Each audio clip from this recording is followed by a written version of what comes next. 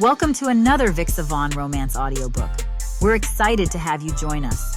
Whether you're into second chance romance, enemies to lovers, fake marriage, or any other trope, Vixa Vaughn offers you the chance to escape into stories that will carry you away into heart-pounding romance and gripping characters.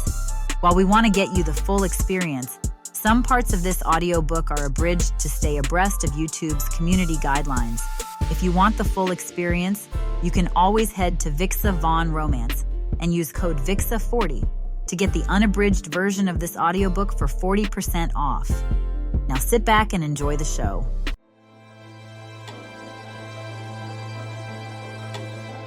Chapter 1. Sienna. The mail lands on the mat with a soft thud, and I don't even have to look. I know what it is. Is that the holy grail you've been stalking the mailman for? Marcus calls from the kitchen. The scent of garlic and roasting chicken wafts into the living room, a cozy, familiar cloud. Could be, I call back, pushing myself off the sofa, where I've been trying, and failing, to sketch the view of the Chicago skyline from our window. I retrieve the single heavy envelope from the floor. It feels like a small, cream-colored brick. Or it could be a very fancy jury summons. Marcus leans against the doorframe, a dish towel slung over his shoulder, and a self-satisfied smirk on his face. My money's on the wedding. Zoe's not exactly the subtle type. An insult to understated women everywhere, I say, sliding my thumb under the heavy wax seal. The paper inside is just as decadent, thick and textured. And you're right, of course. I scan the details, a real unforced smile spreading across my face. The Governor Thomas Bennett House, Charleston, the third weekend of October. She's getting married in the Bennett house, I murmur, tracing the gold foil script. That's ambitious. That's Zoe, Marcus says, coming up behind me. He wraps his arms around my waist, resting his chin on my shoulder to read over the card. I like her style. Go big or go home. Her mother's style, you mean? I correct, leaning back against his solid frame. Zoe would have been happy with a city hall elopement and a taco truck. The warmth of his body is a comfort. The steady beat of his heart against my back, a familiar rhythm. I feel safe here, in this apartment, in this life we've built. My eyes find my name listed under Maid of Honor. A little thrill goes through me. Well, look at that. I have official duties. As if there was ever any doubt, he chuckles, his lips brushing my temple. You're her person. Who's on the other side? The best. He stops. But I'm already there. My eyes have already found it. The one detail I've been subconsciously dreading for months. The name that feels like a glitch in the serene code of my life. Best man. Julian Rothwell. The air doesn't leave my lungs. It freezes. It turns solid, a block of ice lodging itself right under my ribs. The heavy cardstock suddenly feels flimsy, in danger of buckling under the pressure of my grip. Marcus feels the shift instantly. The easy, relaxed way I was leaning against him evaporates. I've gone rigid. Sienna? His voice is soft, questioning. You okay? You look like you've seen a ghost. I force a laugh, but it comes out thin, brittle. Worse. I've seen a seating chart. I pivot in his arms to face him, pasting on a smile I hope looks more convincing than it feels. Bad table? He plays along, but his eyes, a warm, intelligent brown, are searching mine for the truth. Stuck next to some great aunt who only talks about her hip replacement? Something like that. My voice came out as a thin wire, stretched to the breaking point. More of a college relic. His brow furrows in recognition. Rothwell. As in Julian Rothwell? He takes the invitation from my hands, his gaze flicking between my face and the name printed in elegant gold. The infamous Chapter 1 of the Sienna Bell story. He's teasing, trying to lighten the mood, but the words land like small, sharp stones. I snatch the invitation back, smoothing a non-existent crease. Let's call him the prologue, I say, aiming for breezy and probably landing on flustered. The part you skip to get to the good stuff. I give him a quick kiss, a frantic attempt at misdirection. It doesn't work. He catches my face in his hands, his thumb stroking my cheeks. I don't know. I think prologues are important. They set the tone, and the tone just shifted from happy wedding bells to impending doom. Don't be so dramatic. The only impending doom is what these bridesmaid dresses are going to look like. Nice try, he murmurs, his gaze unwavering. You get this little line between your eyebrows whenever you're trying to pretend something doesn't bother you. It's there right now. It's practically screaming. I touch my forehead self-consciously. It's a crease of deep thought. I'm contemplating the logistics of open bars and uncomfortable shoes. And it has nothing to do with the guy you once told me was a beautiful, chaotic mistake.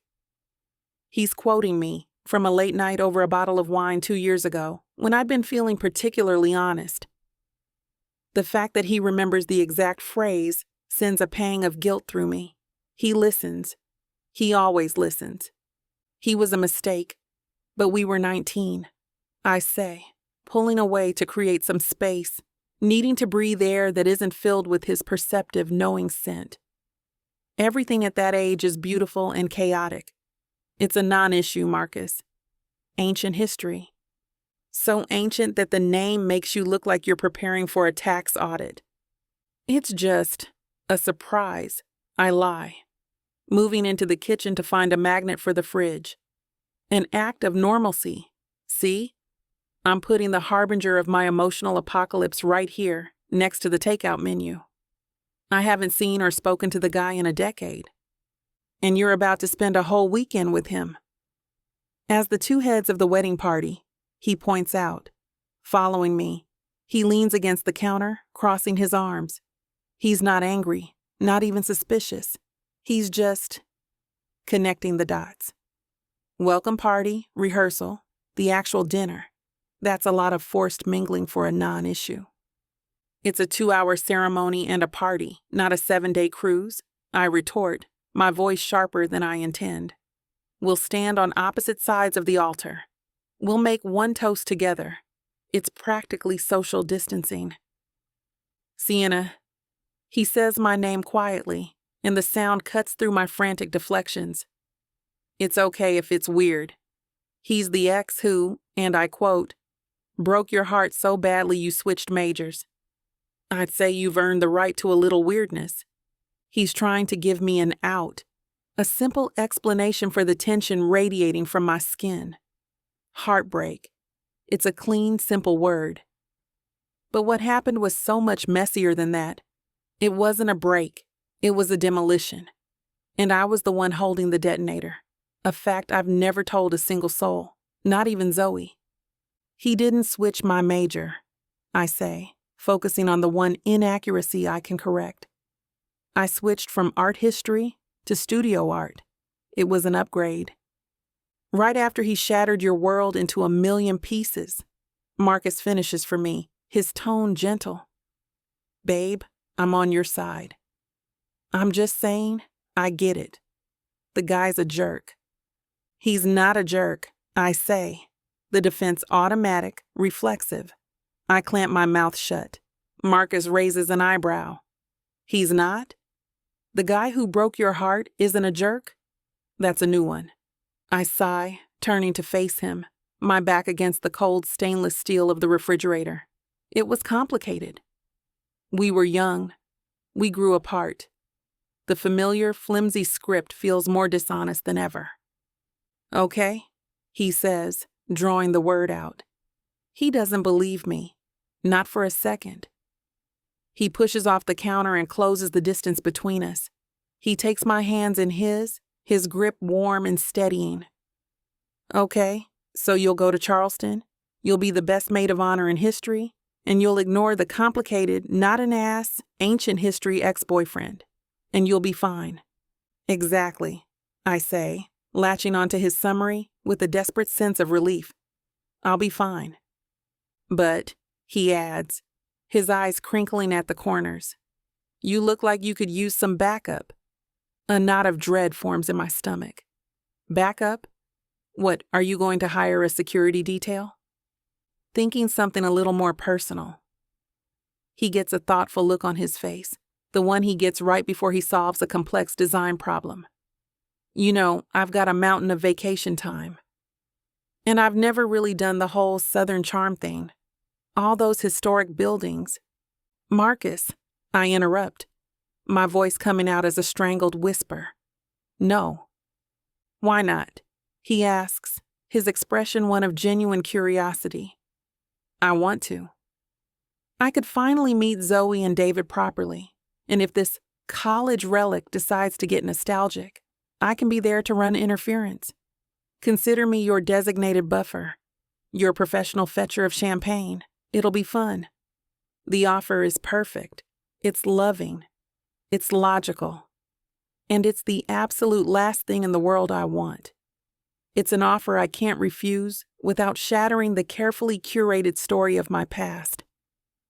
Saying no is an admission of guilt, an admission of fear. It's a confession that Julian Rothwell isn't a prologue. He's a landmine. And Marcus just offered to walk right over it with me. I look into his kind, handsome face, and all I can see is the impending collision of two worlds I have spent a decade keeping apart. My past and my present, my chaos and my calm. All in one jasmine-scented, champagne-fueled weekend. I have to smile. It's the only option. I let the expression stretch my lips, hoping it reaches my eyes. Okay, I say, the word feeling like a surrender. That would be really great, actually. Chapter 2. Julian. The document on my dining room table is a masterpiece of legal jargon that boils down to one simple, glorious fact. I'm no longer engaged. I signed my copy an hour ago. The ink is dry. It's over. A profound sense of quiet settles over my apartment. This place, all chrome, glass, and 50 shades of expensive, soul-crushing gray, is a monument to quiet. I pour 2 fingers of bourbon into a heavy crystal tumbler, the liquid the only spot of warmth in the entire room. I should feel something more than this vast, cavernous relief, but I don't. Breaking up with Camille was like taking off a suit that was 2 sizes too small. I can finally breathe. My phone buzzes on the glass tabletop, the vibration sharp and intrusive. I shoot a look at the monitor. David Henderson. A genuine smile touches my lips. "Best man, duty's calling," I answer, leaning back in my chair. "You have no idea," he groans, his voice a mix of exhaustion and pure bliss. "I'm in the 7th circle of floral arrangement hell. Is it normal to have an existential crisis over the symbolic meaning of peonies versus gardenias?" "Completely normal," I say, taking a sip of bourbon. "It's a rite of passage." The correct response is to nod, say, "Whatever you think is best, darling," and then immediately go to the bar. "A strategy I will be employing in approximately 5 minutes," he says. "But first, business. Tuxedos." "Finally, a subject I understand," I say. "Black peak lapel, classic. Don't let them put you in a navy tux. It's a trend you'll regret in every photo 10 years from now." "Got it." And the bachelor party is confirmed for the Wednesday before. Steak, bourbon, and questionable decisions. "My holy trinity," I affirm. "I'll be there." "Good. I need my moral compass." "You're mistaking me for someone else," I say. "I'm your immoral compass. I'm the one who tells you the questionable decisions are, in fact, excellent ones." He laughs, the sound so full of life it feels like it's from another planet. "Right. Well, I'm glad one of us is sorted. The rest of the bridal party is locked in, by the way. Zoe finally got all her RSVPs. Is the maid of honor still that friend of hers from London with the unpronounceable name? I ask, swirling the ice in my glass. Nah, Aoife couldn't make it. Visa issues. So Zoe went with her first choice. Her ride-or-die David's voice is light, casual, completely unaware of the seismic shift he's about to cause. Sienna Bell. My hand freezes. The glass, halfway to my lips, hangs suspended in space. My world, which had been moving in a straight, predictable line, shatters into a million silent, glittering pieces. The pause stretches. It's a chasm.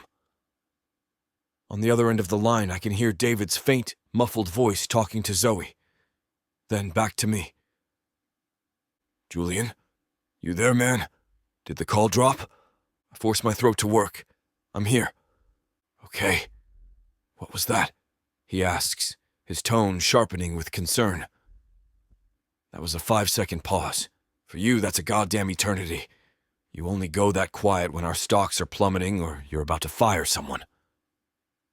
Just a name I haven't heard in a while, I say, the lie feeling thin and useless. I set the glass down, the clink of crystal on glass unnaturally loud in the silent room. A while? Try a decade, David shoots back, not letting me off the hook. Look, I know you two were a thing.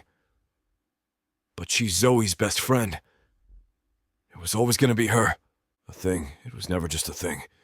It was the only thing. It's not a problem, I say, my voice tight. I stand and walk towards the floor-to-ceiling windows, turning my back on the room as if I can turn my back on the memory. The city lights glitter below, cold and distant. We're adults. It'll be fine. You just used the word fine twice in one sentence. That's the international sign for not fine at all, he points out, because he's known me since we were 6, and he knows all my tells. This isn't just some college girlfriend, Julian. This is Sienna. Are we really going to pretend this is fine? There's nothing to pretend, I insist, my jaw clenching. It was a long time ago. People change. Do they? He challenges, his voice softening. Because I remember the guy who was ready to trade this whole life, the corner office, the trust fund, the whole damn Rothwell empire, for a shared studio apartment and a future full of uncertainty with her. That guy didn't seem like he was going to change his mind. His words hit a nerve, a feeling he had buried years ago. He's right. That guy wouldn't have. But that guy disappeared the day she did. That guy was 21, I say, the words clipped. He was an idiot. He was my best friend, David says quietly, and he was happier than I'd ever seen him. Happier than I've seen you since the unspoken comparison hangs in the air. Happier than you ever were with Camille. Speaking of which, he says, as if reading my mind, how are you really? With the whole Camille thing officially over? Relieved, I say. The honest one-word answer feels more real than anything I've said in years. There's another pause on his end. Relieved. Not heartbroken, not even a little pissed. Your mother must be losing her mind. Her state of mind is no longer my primary concern. The sentence lands with a sense of finality, a statement of intent. It's the truest thing I know right now. This rebellion is new, fragile, and the thought of Sienna being there to witness it is terrifying. And something else, something I refuse to name. Wow, David breathes. Okay, big moves, Rothwell. I like it. He clears his throat. All right, look. The Sienna thing. If it's too weird, just say the word. I can run interference. I'll keep you on opposite ends of every room. It's my wedding, I can do that. The offer is genuine, but accepting it feels like admitting defeat. It feels like admitting that after 10 years, she still has that much power over me. Not necessary, I say, my voice firm. It's your wedding. I'm your best man. I'll be on my best behavior. What's the worst that could happen? Famous last words, he mutters. All right, man. I'll let you go. Go back to whatever it is you do in that sterile box of yours. It's called enjoying the silence, I tell him. But after we hang up, the silence is gone. The room is loud with her name, with the ghost of her laugh. with the memory of a life I almost had. My phone buzzes again. For a heart-stopping second, I think it's David calling back. But the name on the screen makes the air in my lungs turn to ice. Eleanor Rothwell. I let it ring twice, composing myself before answering. Mother. Julian, darling. Her voice is smooth as silk, strong as steel. I was just calling to see how you are. I spoke to Caroline Bradshaw this afternoon. She was, as you can imagine, quite distraught. I'm sure she was, I say, my tone a flat wall she can't scale. This is a blow, Julian. A public embarrassment. The Bradshaws are an influential family. An alliance with them was advantageous. It was a business deal, not a marriage, I say, my grip tightening on my phone. And the deal is off. She sighs, a sound of pure theatrical disappointment. You've been so reckless lately. First this business with Camille, now. Well, let's hope you can maintain some semblance of decorum in the coming weeks. A cold knot forms in my gut. What are you talking about? I was on a charity call with Catherine Lancaster earlier, she says, her tone light and airy, a weapon she wields with deadly precision. She happened to mention the wedding party. A deliberate, calculated pause. I heard that little artist friend of Zoe's will be there. The one from college. Sienna, wasn't it? She's the maid of honor, I state, my voice dangerously quiet. Is she? Eleanor sounds completely unconcerned. Well, I'm sure it will all be very civilized. Just remember who you are, Julian. Charleston is a small town, and people talk her voice drops, the feigned lightness gone, replaced by the familiar steel beneath. Don't let old distractions ruin the family's reputation. Chapter 3. Sienna. So this is the scene of the crime, Marcus says, his voice a low, appreciative murmur as the taxi pulls up to the hotel. What crime? I ask, my gaze fixed on the building rising before us. It's not a skyscraper. It's a grand old dame of a place, all wrought iron balconies and overflowing window boxes dripping with ivy. The crime of you having a ridiculously picturesque childhood you never told me about? He clarifies, squeezing my hand. You made Charleston sound like it was all humidity and mosquitoes. You left out the part where it looks like a movie set. It's both, I say, a small smile playing on my lips as the doorman, resplendent in a crisp white uniform, opens my door. The pretty parts just hide the mosquitoes better. We step out, and the air wraps around me. A familiar heavy blanket of jasmine and salt and history. It's the scent of home. It's the scent of running away. The lobby of the Palmetto House is exactly as I remember it from a society event my parents dragged me to years ago. A cathedral of hushed elegance. A massive crystal chandelier hangs from the coffered ceiling, casting a warm, fractured light over the dark mahogany paneling and worn leather armchairs. The air conditioning is a brisk, welcome relief from the afternoon heat, but it does nothing to cool the sudden prickle of anxiety on my skin. This isn't just a hotel.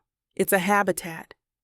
This is the world Julian was born into, the one I'd only ever visited on a temporary visa. Wow, Marcus breathes, his architect's eye taking in the sweeping staircase and the intricate crown molding. They don't build them like this anymore. This place smells like old books and bourbon. And expectations, I murmur, too low for him to hear. I force a brighter tone. It smells like my grandmother's living room. Beautiful, but you're afraid to touch anything? He laughs, slipping his arm around my waist and pulling me toward the check-in desk. Well, I plan on touching everything, starting with the minibar. His easy humor is a lifeline, and I cling to it as we approach the gleaming front desk.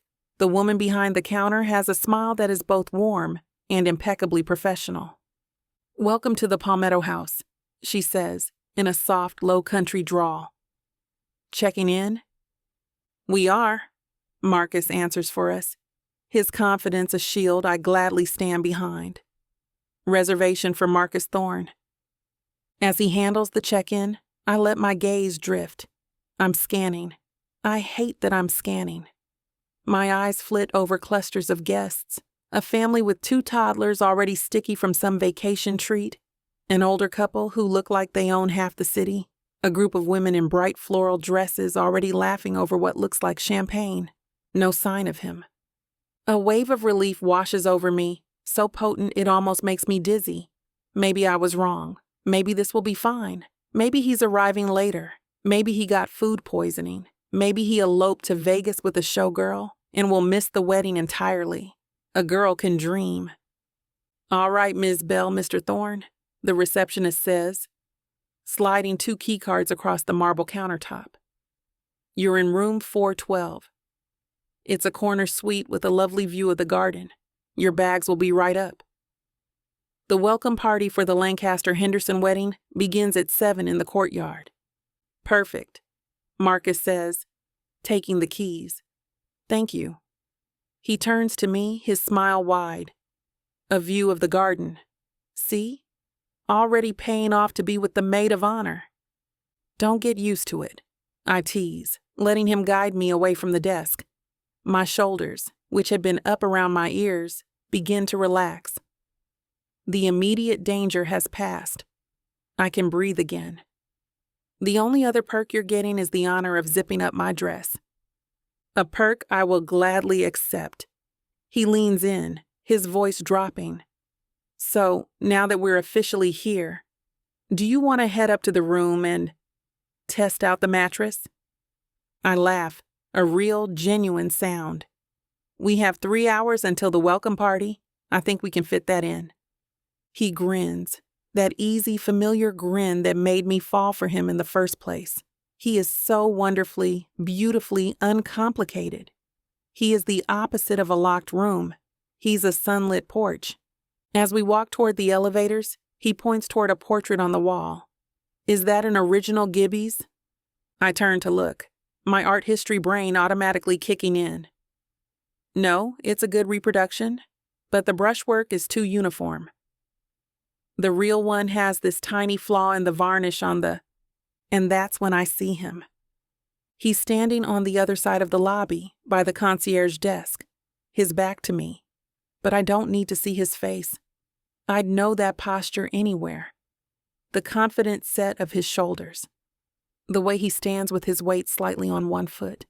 The dark hair that's just a little too long to be corporate perfect. He's wearing a dark, impeccably tailored suit. The stranger's uniform. My breath catches in my throat. It's not a gasp. It's a silent internal seizing. Marcus is still talking about the painting, his voice a distant hum. My hand, which is linked through his arm, tightens without my permission. "Sienna?" Marcus stops. "You with me?" The man at the desk turns, and the world stops. 10 years. 10 years dissolve in a single, heart-stopping second. He's older. The boyish softness of his face has been planned away, leaving behind sharp cheekbones and a jawline that looks like it was carved from granite. He's leaner, sharper. He's a man, a stranger in a ridiculously expensive suit. But then his eyes find mine, and he's not a stranger at all. They're the same, piercing, impossibly blue, and so full of intelligence and intensity, they feel like a physical touch. They're the same eyes that watched me across a crowded lecture hall, the same eyes that crinkled at the corners when he laughed, the same eyes that darkened with a passion that used to undo me. And in a blink, the polite masks we have both perfected over the last decade fall away. I see it all. The flash of shock, the flicker of anger, cold and banked like old embers, the deep familiar ache of hurt, and beneath it all, something else. Something I recognize because it's roaring through my own veins right now. A terrible, undeniable, and utterly devastating current of longing. It's a 10-year conversation in a 2-second glance. You left me, you forced me to. I hate you. I've never stopped thinking about you. My grip on Marcus's arm is probably painful now, but I can't feel my own fingers. The lobby, with its hushed chatter and clinking glasses, fades into a dull, muted roar. There is only the long, charged space between us. 100 feet of plush oriental rug that feels like a battlefield. I can see the second his mask slams back into place. The shock in his eyes is shuttered, replaced by a cool, unreadable calm. He schools his features into an expression of mild, polite recognition. The Julian Rothwell his mother always wanted. Polished, controlled, impenetrable. I try to do the same. I try to conjure the calm, sophisticated woman I am in Chicago. The artist who has her life together. The girlfriend of the handsome, stable architect beside me. But my nerves were a live wire, frayed and sparking, and I'm sure my face is a picture of wide-eyed panic. "Sienna?" Marcus says again, his voice closer now, laced with concern. He follows my gaze. "Oh?" The single word is heavy with understanding. That's him. It's not a question. Julian gives a slight, almost imperceptible nod to the concierge. His business is finished. He's free to go. He could turn and walk to the elevators. He could pretend he didn't see us. That would be the civil thing to do. The easy thing. He doesn't. He pushes off the desk and starts walking directly toward me. Chapter 4. Julian. Every instinct I have screams at me to turn around, to walk to the elevators and pretend I never saw her. It's the logical move, the one prescribed by the Rothwell Guide to Civilized Living, authored exclusively by my mother. Rule 7. When faced with an inconvenient emotional entanglement from the past, one must simply ignore it until it ceases to exist. But for the first time in a decade, I'm not interested in being logical. I push off the concierge desk and walk toward her. Each step is deliberate, measured. My heart is a frantic, wild thing against my ribs, but my stride is even. My face, I hope, is a mask of cool, detached pleasantry. It's a performance, one I've been perfecting for 10 years. Her eyes are wide, a familiar shade of warm, dark brown that I once knew better than my own reflection. They're locked on me, and in them, I see the same hurricane of emotions that's tearing through my own chest. She's standing with a man. He's tall, handsome in a clean-cut, respectable way, and his arm is looped protectively through hers. The sight of it is a sharp, unexpected jab to my ribs. Of course, she isn't alone. Why would she be? The thought is idiotic, but it doesn't lessen the sting. As I close the distance, the man puts his hand on the arch of her back, a gesture of ownership so casual and confident it makes my jaw tighten. "Rothwell," the man says, his voice friendly, but his eyes are sharp, analytical. He's sizing me up. "Long time no see. Except we've never met." He's speaking for her. "I'm sorry, have we met?" I ask, my voice coming out smoother than I expected. I stop a respectable distance away, forcing a polite smile that feels like it might crack my face. "Marcus Thorne," he says, extending a hand. His handshake is firm, solid, dependable, everything I'm not. "Sienna's told me, well, not much, actually. But enough. Has she?" My gaze flicks to Sienna. Her face is pale, her expression carefully blank, but her knuckles are white where she's gripping her handbag. She looks like a beautiful, terrified statue. "Sienna. It's been a while." "Julian," she says, and my name from her lips is a ghost I haven't heard in 10 years. It's quieter than I remember, flatter. "I didn't realize you were getting in today. Wouldn't miss the start of the festivities," I say, the practiced, meaningless words of social nicety feeling absurd on my tongue. "And you must be David's college friend?" I ask Marcus, a petty, deliberate jab. "I'm Sienna's boyfriend," he clarifies smoothly, his arm tightening around her. The message is clear. Mine. "We came in from Chicago this afternoon." Chicago. So that's where she went. Of all the places, she chose a city of wind and right angles, a world away from the soft Spanish moss-draped curves of Charleston. Chicago is a great city, I say. My firm has an office there. We should get a drink sometime when I'm in town. The offer is hollow, a lie we all recognize. We'll have to see if our schedules align, Marcus replies, his tone matching my own brand of polished insincerity. Sienna's in high demand these days. Her gallery show just sold out. He's proud of her. The realization is another sharp jab. He knows about her art. He's seen her work. He's been a part of the life she built after she erased me from hers. The contradictory emotions are dizzying. There's a part of me, the logical, self-protective part, that's intensely relieved he's here. His presence is a shield, a buffer, a reason for me to keep my distance, to stick to the script of polite strangers. But the rest of me, the part I thought was long dead and buried, is suffocating. It's a slow, agonizing burn, watching him stand beside her, touching her, speaking for her. I'm not surprised, I say, finally looking directly at Sienna again. You were always brilliant. The compliment lands in the space between us, heavy and sincere and entirely out of place. A momentary vulnerability crossed her face, gone as quickly as it came. Something in her eyes, surprise, pain, maybe even that old familiar spark. Well, she says, her voice still strained, we should probably get our bags up to the room. Of course, I say, taking a small step back.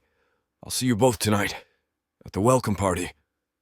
Looking forward to it, Marcus says, his smile not quite reaching his eyes. He gives Sienna's back a gentle rub and guides her toward the elevators, leaving me standing alone in the middle of the lobby. I watch them go, the sight of them together a fresh, bleeding wound. I was a fool to think I was prepared for this. Hours later, the hotel courtyard is a sea of pastel linen, clinking champagne glasses, and cheerful, meaningless chatter. A string quartet is playing something classical in the corner, but in my head, a different song is on a loop, a moody indie track I heard on the radio last week.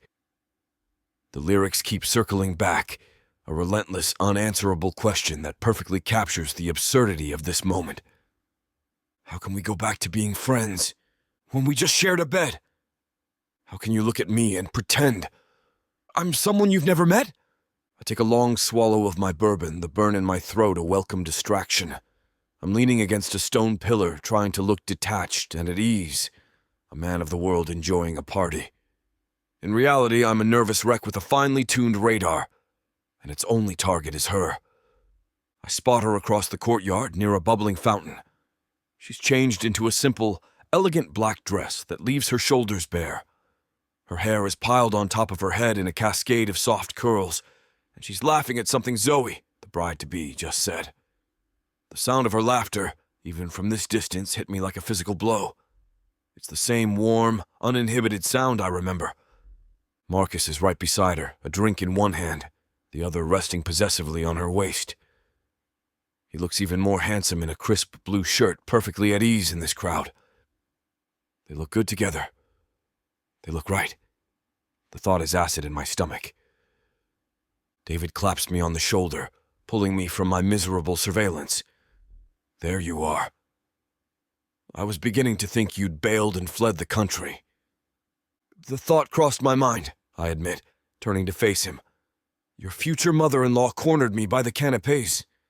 I think she was trying to set me up with one of the bridesmaids. Avoid the one in yellow, he advises, his expression grim. She asked me if I thought cryptocurrency was a viable long-term investment strategy. I've never been more terrified in my life. Noted. His eyes follow my gaze back across the courtyard to where Sienna is standing. So, his voice goes flat. You survived round one. Barely, I say, taking another sip of bourbon. He's her boyfriend. Marcus, David supplies. Yeah, seems like a good guy. Architect, stable, the anti-Julian, basically. Thanks, I say, my voice dry. Hey, I'm just calling it like I see it, he says, shrugging. Look, man, I get that this is weird as hell. But you're both here for me and Zoe. You think you can manage a temporary truce for 48 hours? A truce implies we're at war, I say. We're just strangers with a complicated history. Right, he says, his tone laced with disbelief.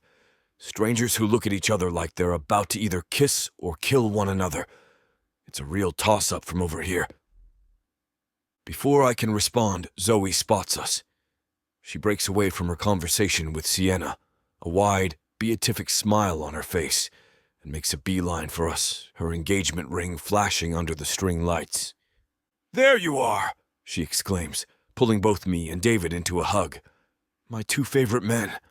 Are you behaving yourselves? Never, David says, kissing her soundly. Julian is, Zoe says, turning her bright, perceptive gaze on me. In fact, he's being entirely too well behaved.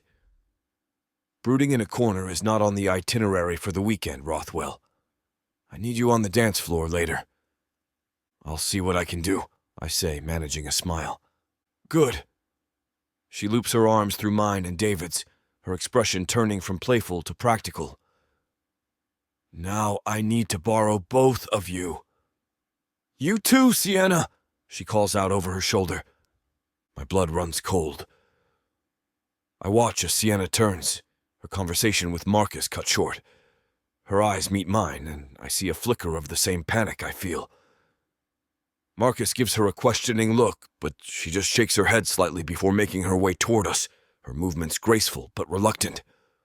Zoe waits until Sienna is standing beside me, so close I can smell the familiar scent of her perfume, something citrusy and warm, before she claps her hands together. Okay, she says, beaming at us, completely oblivious to the five-alarm fire of tension between her maid of honor and best man. Now that I have you all here, let's talk about the speech. Chapter 5. Sienna. The speech, Zoe announces, her voice bright with a terrifying level of cheer. She beams at us, the four people who form the core of her universe, blissfully unaware that she's just engineered a social situation with the explosive potential of a lit match in a fireworks factory. David, however, is not so oblivious. He glances between Julian and me, a flicker of something, pity, maybe, or sheer terror in his eyes. You know, honey, David says, smoothly detaching his arm from Zoe's and taking her hand. I think the best man and maid of honor can probably handle this. You and I have some very important mingling to do. I saw your Aunt Carol cornering one of the catering staff. She looked like she was about to ask him for his 10-year plan. He needs rescuing. Zoe pouts. But I want to help. I have ideas. And they're brilliant ideas. David soothes, already leading her away. But this is their moment to shine. A gift to us. Let's not micromanage the gift. He throws a look over his shoulder at us that is 1 part apology and 3 parts you're on your own. And then they're gone, leaving me standing beside Julian Rothwell, alone, for the first time in 10 years. The cheerful chatter of the party, the soft strains of the string quartet, all of it seems to fade into a low, buzzing hum. The space between us is a vacuum, sucking all the air out of the courtyard. He's so close, I can feel the warmth radiating from his body, see the faint dark stubble along his sharp jawline. He smells of bourbon and expensive soap and something else.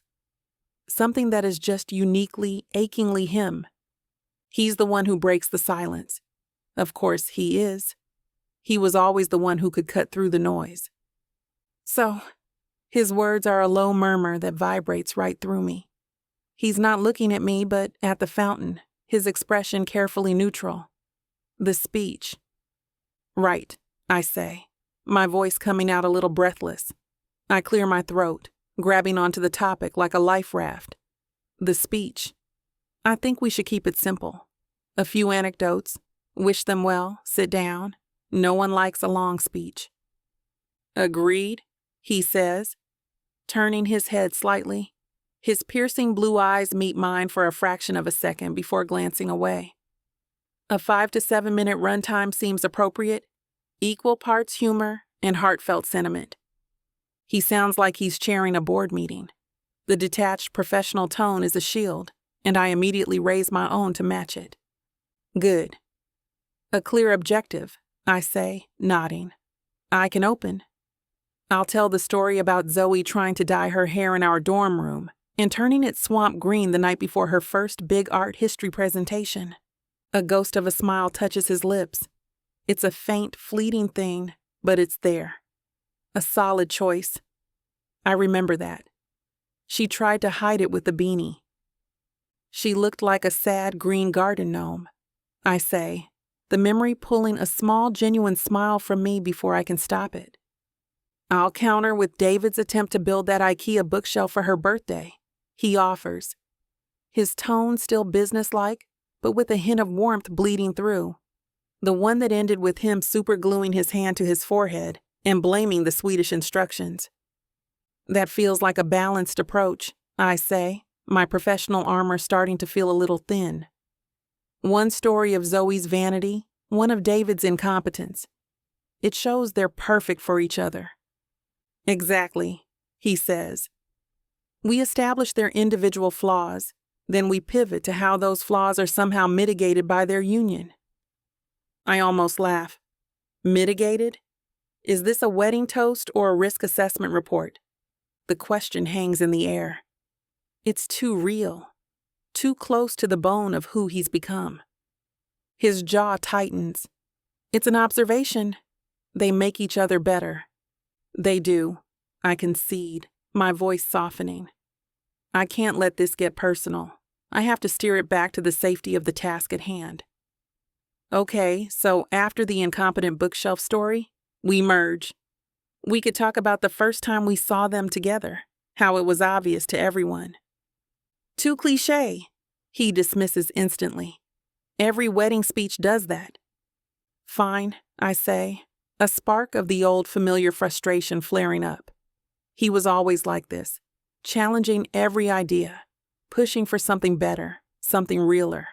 It used to be exhilarating. Now it's just exhausting. What do you suggest then? A PowerPoint presentation with statistical data on marital success rates? He turns to face me fully now, and the force of his gaze is like a physical blow. I'm suggesting we avoid the generic platitudes, Sienna. They deserve better than that. And what do you think they deserve? I shoot back, my voice low. A deep philosophical analysis of their love? We're the comic relief, Julian. We're supposed to tell a few embarrassing stories, make people laugh, and then let them get back to the open bar. Is that all you think this is? He asks. And his voice is so quiet, so full of something I can't name, that it silences my retort. The space between us crackles. This isn't about the speech anymore. It was never about the speech. I look away, my eyes searching for an escape. I find Marcus, standing by the outdoor bar, chatting with one of the other groomsmen. He looks handsome and relaxed, a man completely at home in his own skin. He glances over, catches my eye, and gives me a small, encouraging smile. He trusts me. The thought is a sharp, painful spike of guilt. I turn back to Julian, my resolve hardening. Let's just stick to the plan. 2 stories, a nice sentiment, and we're done. No need to overcomplicate it. He just watches me for a long moment, his expression unreadable. Fine. The silence descends again, thick and awkward. We're at an impasse. We've hit a wall of unspoken things, a decade of history that stands between us like a fortress. It was almost as bad, I hear myself say, the words slipping out before I can stop them, a desperate attempt to fill the silence with anything but the roaring of our past. The bookshelf, I mean. It was almost as bad as the Great Chili Incident of 15. The words are out, and I can't take them back.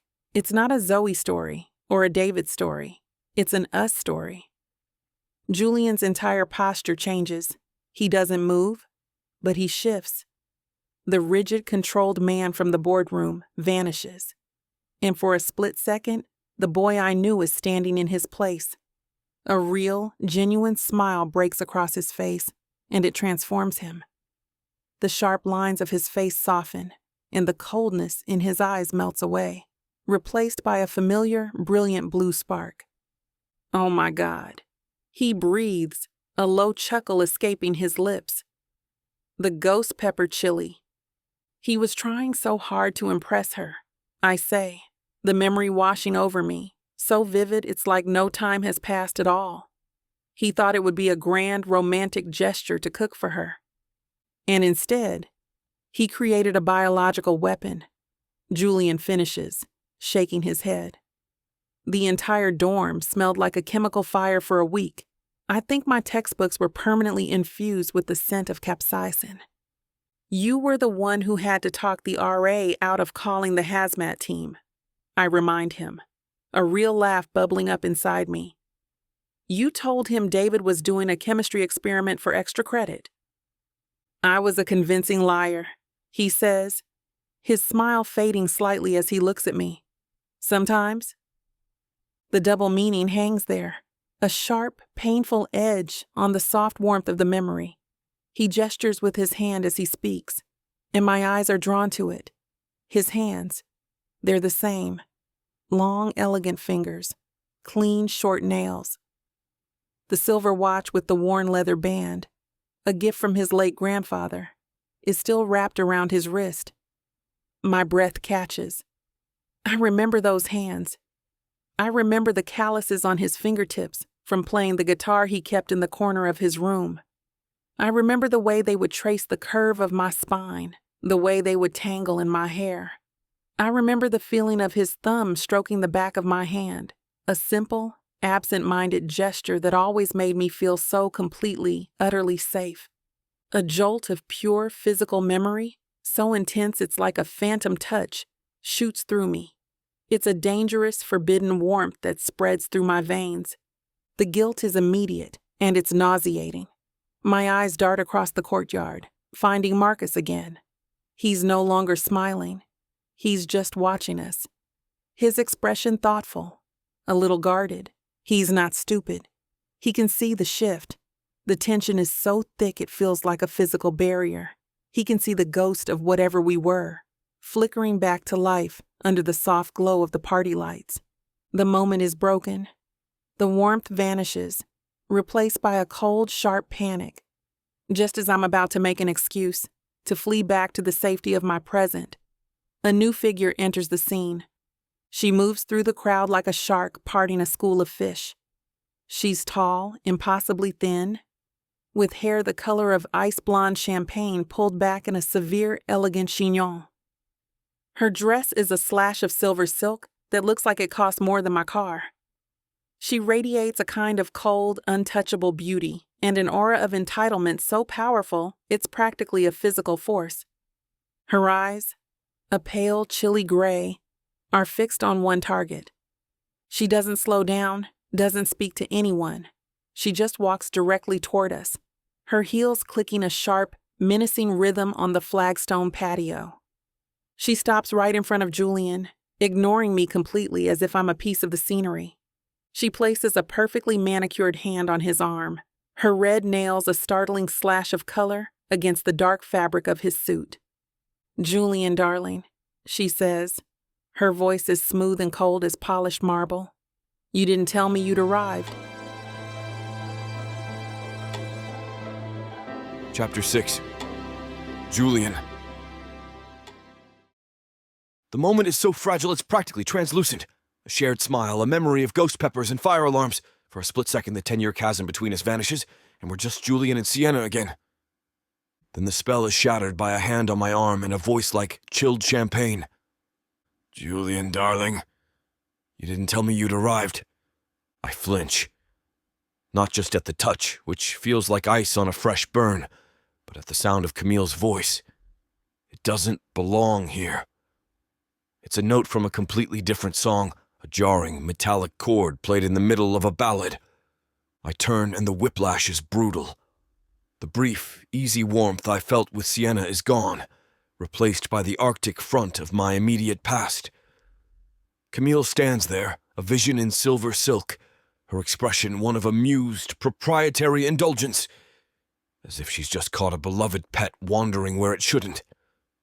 My first instinct is to look at Sienna. It's a desperate gut reaction.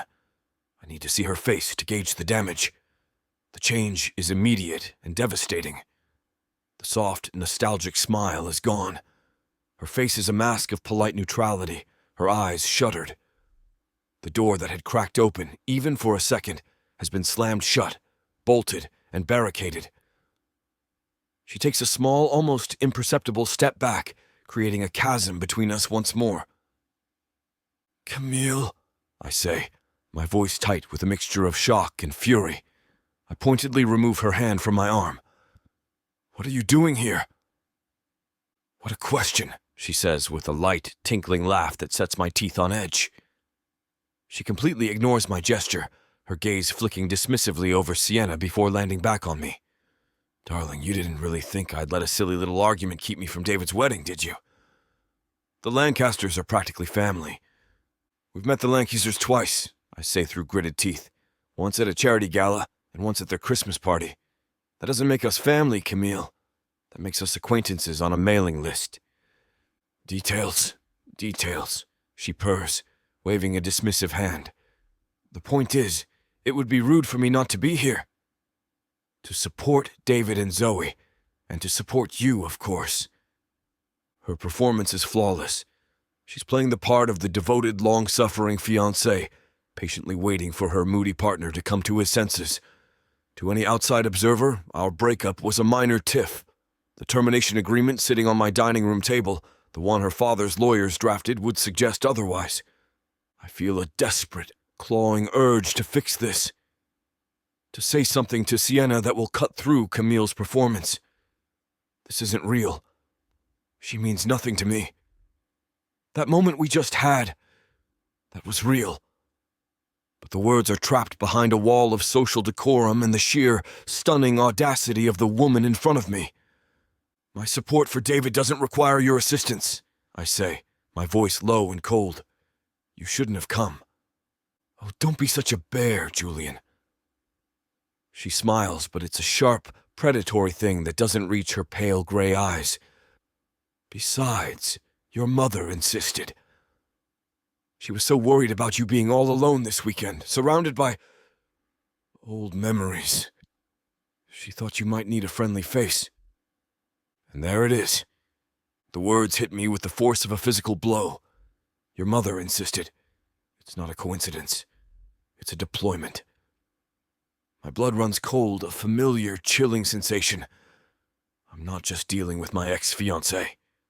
I'm dealing with my mother's lieutenant, sent to the front lines to manage a situation. To manage me. To keep me away from the old distraction she warned me about on the phone. The manipulation is so blatant, so utterly predictable, and yet it still manages to knock the wind out of me. I feel like a pawn on a chessboard I didn't even know I was playing on. "My mother," I say, the words tasting like poison, "is a master of delegation." Camille's smile widens. She knows I understand. This is a message, a power play. She only wants what's best for you, darling. You know that. My gaze finds Sienna's again. I need her to understand. I need to communicate, through sheer force of will, that I am not a part of this. That this woman, this situation, this entire charade is the world I am trying to escape, not the one I choose. Her expression is still unreadable, but I see a flicker of something in her eyes. It's not pity. It's something closer to recognition, as if she's seeing a ghost she knows all too well. The shadow of Eleanor Rothwell's influence. I have to try. I have to bridge the gap. "Sienna and I were just discussing our speech for the wedding," I say, deliberately including her, forcing Camille to acknowledge her existence. "We're the maid of honor and the best man." The title seems to settle in the air, a statement of our forced proximity, our shared importance in this weekend. It's the only weapon I have, Camille's gaze slides slowly, reluctantly, towards Sienna. She performs a lazy, dismissive appraisal, her eyes raking over Sienna from head to toe, as if she's inspecting a piece of furniture she has no intention of buying. The air crackles with unspoken hostility.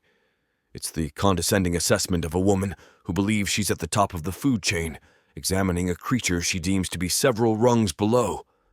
When her eyes finally meet Sienna's, a syrupy, insincere smile spreads across her lips. "Sienna," she says, testing the name as if it's a foreign, slightly unpleasant flavor. "Is that your name?" She doesn't wait for an answer. She turns her head back to me, her perfectly manicured hand finding my arm again, her grip surprisingly strong. "You'll have to forgive me," she says to me, but her voice is pitched for Sienna to hear every word. Then she turns her gaze back to Sienna, her smile widening into something that is almost a baring of teeth. "Julian has told me so little about his college friends," she says, her voice dripping with false sweetness. She pauses, letting the silence stretch, twisting the knife. "You must have been one of the minor ones." Chapter 7. Sienna. The words hang in the air, a piece of poison coated in sugar. You must have been one of the minor ones. The insult is designed to be a public execution, a swift, clean cut to put me in my place. For a wild second, the courtyard tilts, the string lights blurring into dizzying streaks. The 19-year-old girl inside me, the one who was told she wasn't good enough, wants to shrink. She wants to disappear. But I'm not 19 anymore. I let the silence stretch, holding Camille's icy gaze. I don't flinch. I don't even blink. I give her a slow, deliberate smile, the kind that is all politeness and no warmth. It's a smile I learned to perfect in the years after leaving the city. "That's an interesting assumption," I say, my voice even and calm. I let my gaze drift to her hand, still clamped on Julian's arm. "But then, you know what they say about people who assume." Camille's own smile tightens, the corner of her perfectly painted red lip twitching. She wasn't expecting me to talk back. "And what's that?" she asks, her voice losing a fraction of its sugary coating. "That it's a minor league move," I say, my smile never wavering. "Welcome to Charleston. I hope you enjoy the party." With a final cool nod, I turn. I don't wait for a response. I don't look at Julian, though I can feel the heat of his gaze on my back. I walk away, my steps measured, my spine straight. It's a performance, and every ounce of my energy is focused on not letting them see the tremor in my hands. I make it halfway across the courtyard before Marcus intercepts me, his expression a mixture of anger and concern. He takes my elbow, his touch grounding. "Are you okay?" he asks, his voice a low, furious rumble. "Who the hell was that?" "That was a Category 5 hurricane in silver silk," I say, finally letting out the breath I was holding. My voice is shaky. "Her name is Camille. Julian's girlfriend. Ex-fiancée, apparently," I say, though the distinction feels meaningless right now.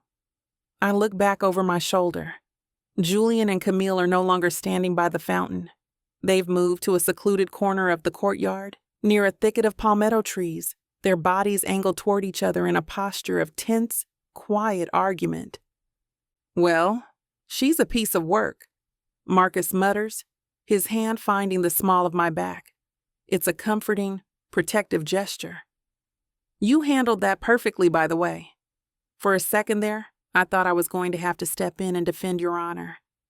"My honor is fine," I lie. The jab landed exactly where it was intended. It wasn't just an insult. It was a reminder of the world I fled, a world where women like Camille are the default and women like me are the exception, the footnote, the minor one. "Still," he says, guiding me toward the dance floor where the string quartet has shifted to a slow, romantic ballad. "I'm here if you need a designated bodyguard for the rest of the night." He pulls me into his arms, and I go willingly, sinking into the familiar comfort of his embrace. I rest my head on his shoulder, closing my eyes, trying to focus on the solid feel of him, the clean scent of his shirt, the steady rhythm of his heart. This is my life now. This is real. This is safe. I'm sorry this is a mess, I murmur into his shoulder. This isn't how I wanted you to experience Charleston. Hey, he says, his hand stroking my hair. I'm not here for Charleston. I'm here for you. And for the record, a little drama is way more interesting than a boring party. Now I'm invested. I want to see how this plays out. I laugh, a weak, watery sound. It's not a movie, Marcus. Feels like one, he says. We sway in silence for a moment, 2 beats of calm in a sea of chaos, but I can't relax. My eyes are open again, and over the top of Marcus's shoulder, I have a clear line of sight to the argument in the corner. Julian looks undone. He's raking a hand through his hair, a gesture of pure frustration I remember all too well. His jaw is clenched so tightly I can see the muscle jumping from across the courtyard. He's speaking to Camille in a low, intense tone, his body coiled like a spring. He's furious. And I know, with a sudden, gut-wrenching certainty, that he's furious on my behalf. Camille, for her part, looks completely unbothered. She's examining her nails, occasionally waving a dismissive hand at whatever he's saying. She is the picture of condescending indifference. And as I watch them, a dark, ugly feeling coils in my gut. It's satisfaction. It's a bitter, petty, and deeply satisfying feeling to see him trapped, to see him miserable with the exact type of woman his mother would have handpicked for him. A woman who is his equal in wealth and status. A woman who looks at me like I'm something she scraped off the bottom of her designer shoe. It's a perfect, miserable little tableau. He got the life he was always destined for. The life he chose when he let me walk away. The feeling is ugly. I hate it. I hate the part of me that is enjoying his pain. It's a poison that has been dormant in my veins for 10 years, and seeing him again has stirred it back to life. You're a million miles away, Marcus murmurs, his lips brushing my ear. Sorry, I say, pulling my gaze away from the drama. I force myself to look at him, to focus on his kind, steady eyes. Just processing. Talk to me, Sienna, he says gently. What's really going on in that head of yours? It's nothing, I lie. Just tired. It was a long flight. He doesn't believe me, but he lets it go. The song comes to an end, and his lips brush my forehead, a feather-light touch. I'm going to get us another drink. Champagne? Please, I say, grateful for the escape. I'll be right here. He gives my hand a final squeeze and heads toward the bar. The moment I'm alone, I feel exposed, vulnerable. I wrap my arms around myself, a feeble attempt at a shield. I should follow him. I should stand right beside him and not let him out of my sight for the rest of the night. But my feet are frozen. My eyes are drawn against my will, back to the corner. But Julian and Camille are gone. A new figure is standing there. My blood turns to ice. It's Eleanor Rothwell. She's standing alone, a glass of white wine in her hand, the picture of regal elegance in a navy blue dress and a string of pearls that probably cost more than my college tuition. She's watching me. Her expression is serene, a slight, pleasant smile on her lips.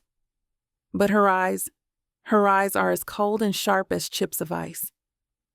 She raises her glass in a small, almost imperceptible toast to me. Then she starts walking in my direction. Not fast, not slow. Just a steady, unhurried glide, as if she has all the time in the world. She navigates the crowd with an effortless grace, people parting for her as if by instinct. My blood buzzed with a static charge. I can't move. I can't breathe. I am 19 years old again, standing in a dorm room that smells of cardboard boxes and broken promises. She stops directly in front of me, So close, I can smell the faint, expensive scent of her perfume. It smells like lilies. Funeral flowers? Sienna, she says, her voice, a clean blade of sound, cut through the noise and cool as the pearls around her neck. Her smile never falters. It's a chilling, perfect mask. It's been a long time. You look... Well, she says the word as if it's a surprise. Eleanor, I manage, my voice a dry whisper. You look the same. The benefits of a life without undue stress, she says, taking a delicate sip of her wine. Her eyes meet mine over the rim of the glass, and they are completely devoid of warmth. I trust you remember our last conversation. It's not a question. It's a statement, a reminder, a threat. Let's not have a repeat performance.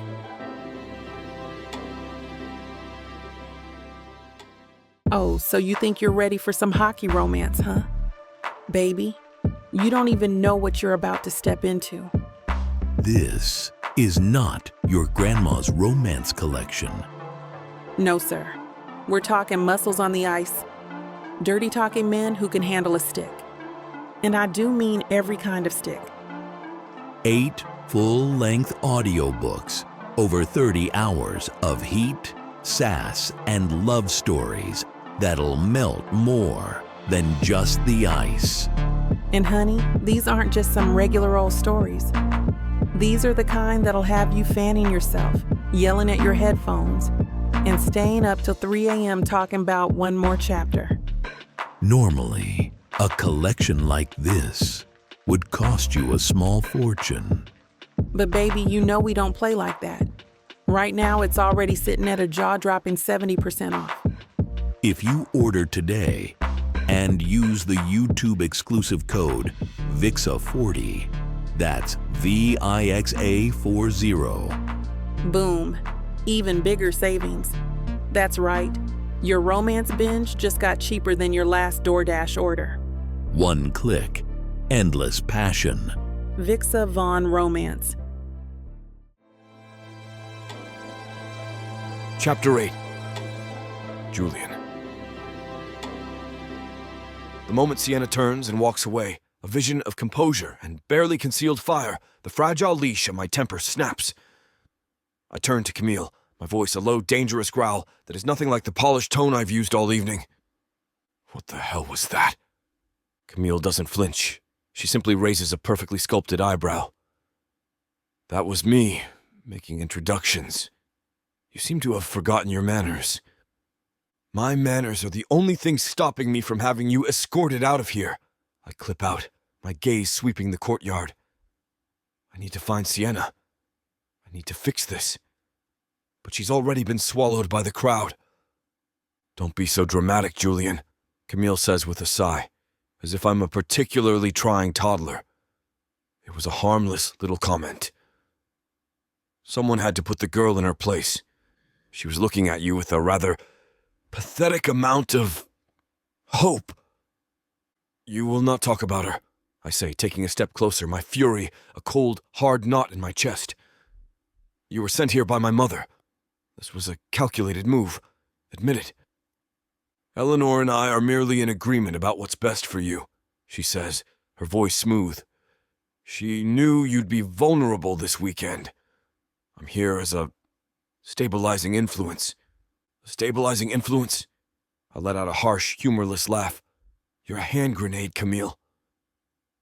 And my mother pulled the pin. This entire engagement, our entire relationship, it was a lie. A business arrangement to keep me in line, to keep me on the path she laid out for me. It was a path to a brilliant future, she counters, her voice turning sharp. A future you're throwing away because of some sentimental collegiate nostalgia. This is over, I say, the words tasting like liberation. Not the pretend argument we had last week. This is the real thing. It's done. We are done. I want you to leave. I'm not going anywhere, she says, her chin jutting out. I have a room here. I was invited. Then enjoy the party, I say, turning my back on her. Just make sure you enjoy it on the opposite side of the courtyard from me. I walk away without a backward glance, leaving her standing there. Every fiber of my being is focused on one thing: finding Sienna. I scan the crowd, my heart pounding a frantic, desperate rhythm against my ribs. I need to explain. I need to apologize for Camille, for my mother, for this entire mess, for the last 10 years. I spot Marcus first, her boyfriend, standing near the bar with 2 glasses of champagne. He's looking around, a slight frown on his face. He's looking for her, too, which means she's alone. A cold dread, sharp and familiar, snakes its way up my spine. And then I see her. She's not far from the bar, standing near a cluster of palm trees, her arms wrapped around herself. And she's not alone. My mother is standing in front of her. The sounds of the party, the music, the laughter, the clinking glasses, fade to a distant, muffled roar. A tunnel of absolute silence opens up between me and them. My mother has that same serene, pleasant smile on her face that she wears when she's about to eviscerate a business rival in a negotiation. Sienna looks small, trapped, her face pale under the soft glow of the party lights. I know this conversation. I wasn't there for the first one, but I've spent a decade imagining it. And my mother's final words to Sienna echo in my mind as if I'm standing right there. Let's not have a repeat performance. Panic, cold and sharp, seizes me. I'm moving before I've even made a conscious decision to, my feet carrying me across the flagstone patio. I shoulder past a man in a seersucker suit, ignore a woman who calls my name. There is only them. My mother sees me approaching, her smile tightening ever so slightly. It's the only sign that my presence is unwelcome. I come to a stop beside them, her eyes flicking to me. Julian, what a surprise. Hardly, I say, my tone deliberately light, a stark contrast to the rage churning in my gut. It's a party. I'm a guest. That's generally how these things work. My mother's eyes narrow. I was just having a conversation with Sienna. I can see that, I say, turning to Sienna. Her eyes are wide, her expression a mixture of fear and something else. Defiance. She looks like she's holding her breath. Sorry to interrupt. I've been looking for you. Were you? My mother asks, her voice laced with suspicion. I was, I say, and the lie comes to me then, fully formed. It's a shield, a weapon, a way to reframe this entire scene, a way to protect her. Sienna and I were in the middle of planning our speech. We had a breakthrough on the theme, but we still need to nail down the closing. Weren't we, Sienna? I looked directly at her, trying to will her to understand, to play along. This is me, choosing. This is me, standing between you and her. This is the choice I failed to make 10 years ago.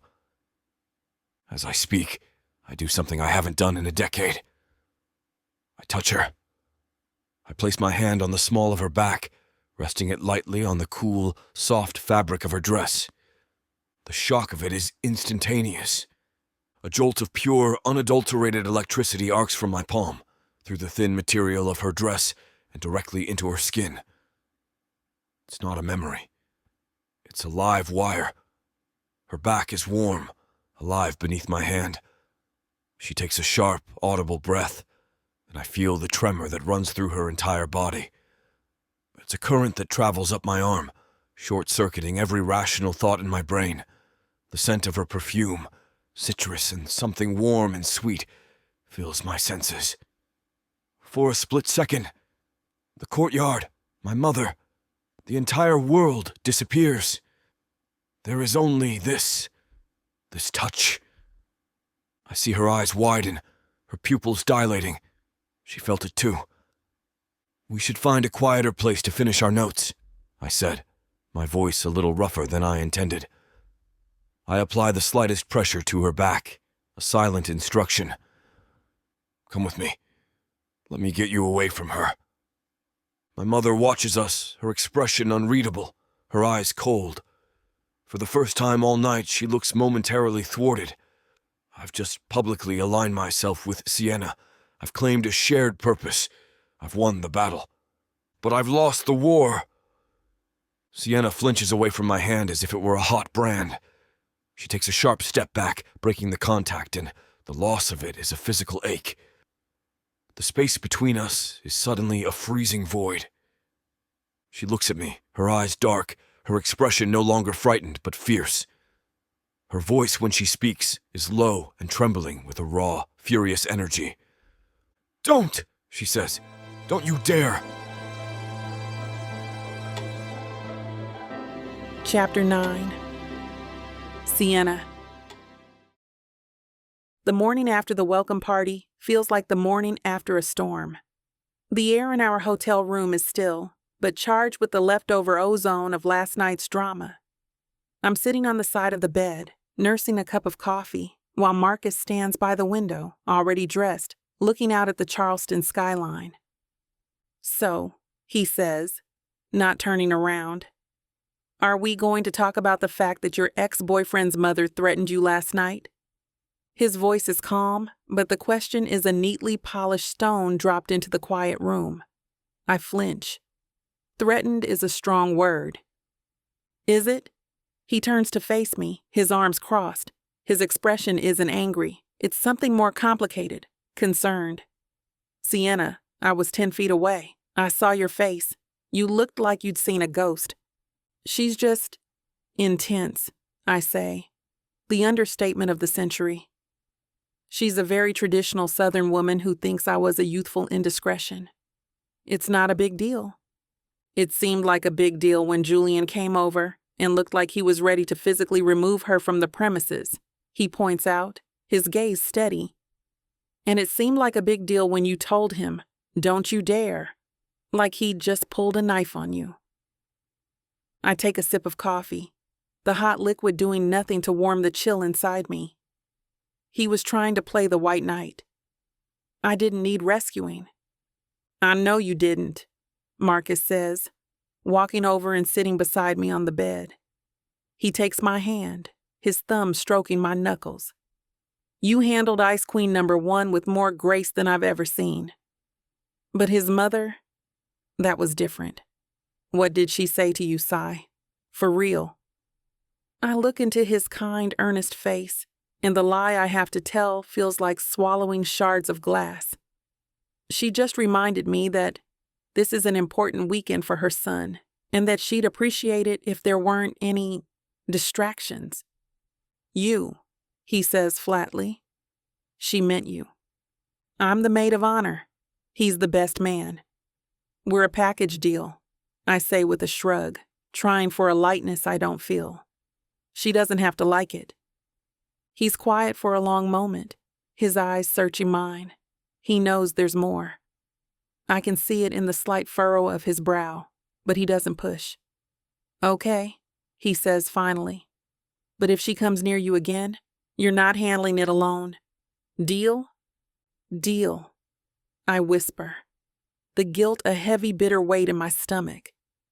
A few hours later, we're standing in the immaculate gardens of the Governor Thomas Bennett house. The sun is warm, the air smells of magnolias and boxwood, and a gentle breeze rustles the Spanish moss hanging from the ancient oak trees. It's breathtakingly beautiful. It feels like a trap. Zoe is a blur of happy, nervous energy, while the wedding planner, a brisk, no-nonsense woman named Brenda with a clipboard and a headset, is wrangling the wedding party like a flock of unruly sheep. "Okay, people, listen up," Brenda barks, her voice cutting through the cheerful chatter. "Let's walk this through.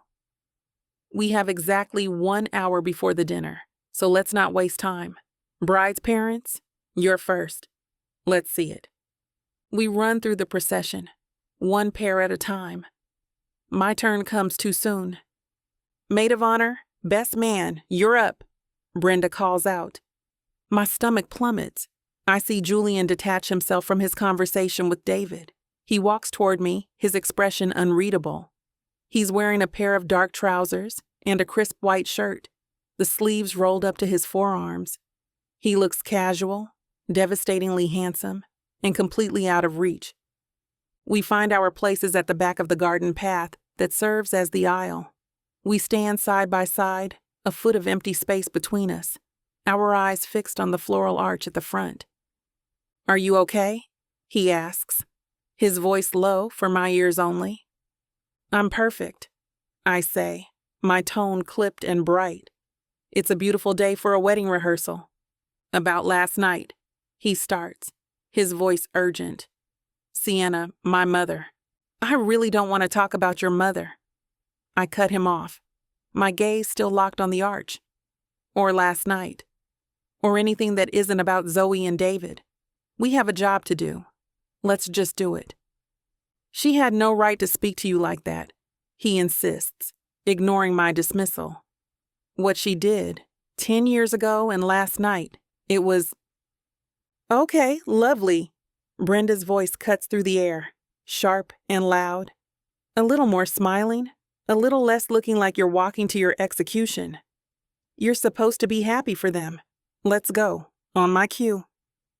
We walk, we move in sync down the aisle, our steps falling into a familiar rhythm we haven't shared in a decade. It's excruciating. I am hyper-aware of everything. The way the fabric of his trousers brushes against my leg, the faint, clean scent of his cologne, the sheer, solid presence of him beside me. It's a tangible pressure, a force field of shared history that I can feel on my skin. We reach the front, turn, and face the imaginary guests. Brenda runs through the next few steps, her voice a distant buzz in my ears. My own mind is screaming. It's replaying the last conversation I had with his mother, on the day of our graduation, the day I left. "He has a future, Sienna. A legacy to uphold. You are a lovely girl with your little art projects, but you are not a part of that." "Okay, recessional," Brenda calls out, pulling me from the memory. "You'll be the first to walk back down the aisle after the happy couple. Now, on the way back, you'll link arms. Let's practice that."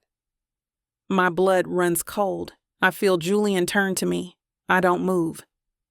"Maid of honor," Brenda says, her tone impatient. "Link arms." Slowly, reluctantly, I turn. Julian is holding his arm out, his expression carefully blank. My hand feels impossibly heavy as I lift it. I slide my fingers into the crook of his elbow. The fabric of his shirt is warm from the sun. Underneath it, his bicep is hard, solid. My skin prickles where it brushes against him. 1,000 tiny nerve endings screaming to life. It's too much. The touch, the proximity, the memory. It all converges. "It's not a threat, my dear." Eleanor's voice, smooth as poison, echoes in my head. "It's a fact. He can build the empire his father left for him, or he can have you. He cannot have both, and I will not allow him to make the wrong choice." We start walking back down the aisle, our arms linked in a parody of intimacy. I feel like a fraud. I feel like I'm suffocating. "There is already a young woman," Eleanor had continued, delivering the final fatal blow. "From a good family. Someone who understands his world. It's all been arranged for when he returns from his summer internship. Camille." She was talking about Camille. It was always going to be someone like her. The rehearsal dinner is held on a wide, sweeping veranda overlooking the Ashley River. The sun is setting, painting the sky in fiery strokes of orange and pink. It's beautiful, and I feel nothing. I'm sitting at a table with Marcus, my hand firmly in his, a glass of champagne sweating in my other. I'm laughing at the right moments, making conversation with David's cousins, but it's all an act. My internal radar is locked on the head table, where Julian is sitting. Eleanor is 2 seats down from him, holding court, the picture of Southern grace and quiet power. After the main course, David's father gives a lovely rambling toast. Then, to my complete surprise, Marcus stands up, tapping his glass with a spoon. "I know I'm not officially part of the wedding party," he begins, his voice warm and confident. "But I wanted to say a few words.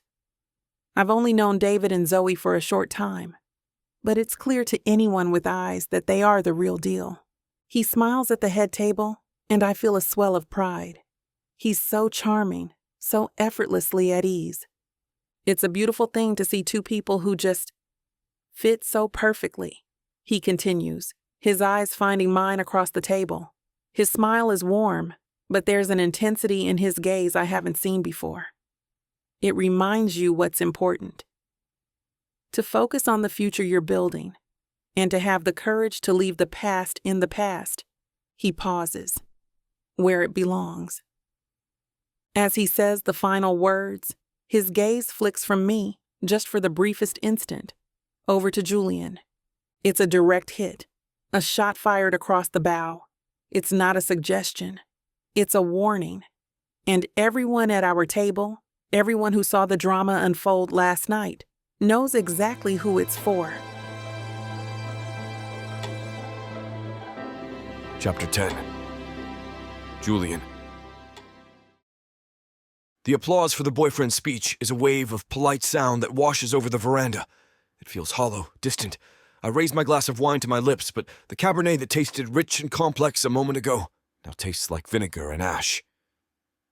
Well, David says, leaning toward me under the cover of the chatter. That wasn't subtle. I have no idea what you're talking about.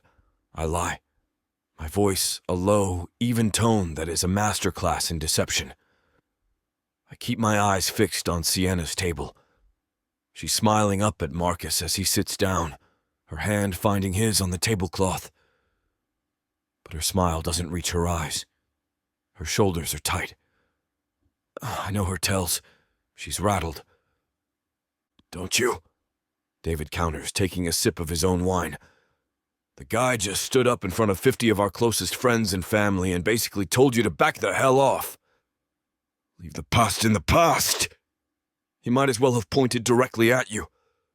He was giving a heartfelt toast to the happy couple, I said, and it felt like a lie.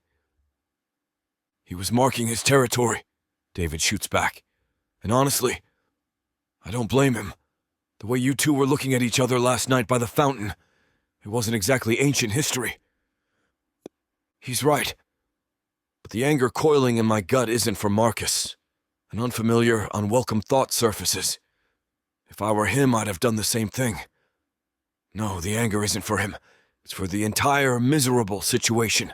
It's for the fact that Sienna is sitting there, forced to perform a role, her face a mask of polite appreciation, while a man publicly stakes his claim on her as a warning to me. It's anger for her, for the position she's in. And that feeling is so much sharper, so much more potent than the dull, selfish ache of my own heartbreak I've been nursing for a decade. My mother, sitting 2 seats down, leans toward me. Her voice is a silken murmur, a counterpoint to David's bluntness. A rather passionate speech, she says, her lips curving into a small, satisfied smile. She takes a delicate bite of her creme brulee. The boyfriend seems very protective. The word protective is loaded, a carefully chosen weapon. It implies Sienna is fragile, that she needs protection, specifically from me.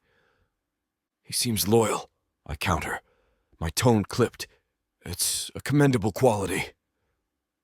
It's a direct shot at her, at the world of loveless alliances she navigates, and I know she feels the impact. Her smile doesn't waver. Indeed, it's a good thing she has him. She sets her spoon down, and the tiny clink of porcelain on porcelain the only sound of aggression. It seems drama follows that girl wherever she goes. It's a good thing you have Camille to insulate you from all that messiness. Her casual, dismissive cruelty is the final straw. The air on the veranda suddenly feels thick, suffocating. I push my chair back, the legs scraping against the stone floor. Excuse me, I say to no one in particular. I need some air. I don't wait for a response. I walk away from the head table, away from my mother's quiet poison and David's concerned gaze. I need to move. I need to think. I bypass the main exit and head down a quieter, dimly lit hallway that leads toward the back gardens. The manicured perfection of the party feels like a cage, and I need to escape it. As I walk, the events of the last 24 hours play back in my mind, a series of disjointed, confusing scenes. But I'm not just replaying them. I'm re-examining them. I'm looking at the evidence from a new angle. The narrative I've clung to for 10 years is simple. Sienna left me. She fell out of love with me, saw a future that didn't include me, and walked away without a word because she was too cowardly to face me. It was a clean, brutal amputation. It made her cruel and it made me the victim. But the woman I've seen this weekend, she doesn't fit that narrative. The woman who coolly dismantled Camille with a few well-chosen words is not a coward. The woman who stood her ground in the face of my mother's thinly veiled threats is not weak. So why did she flinch from my touch like I was fire? Why did she look at my mother with a terror that was bone deep? A terror that went far beyond a simple dislike for a disapproving potential mother-in-law.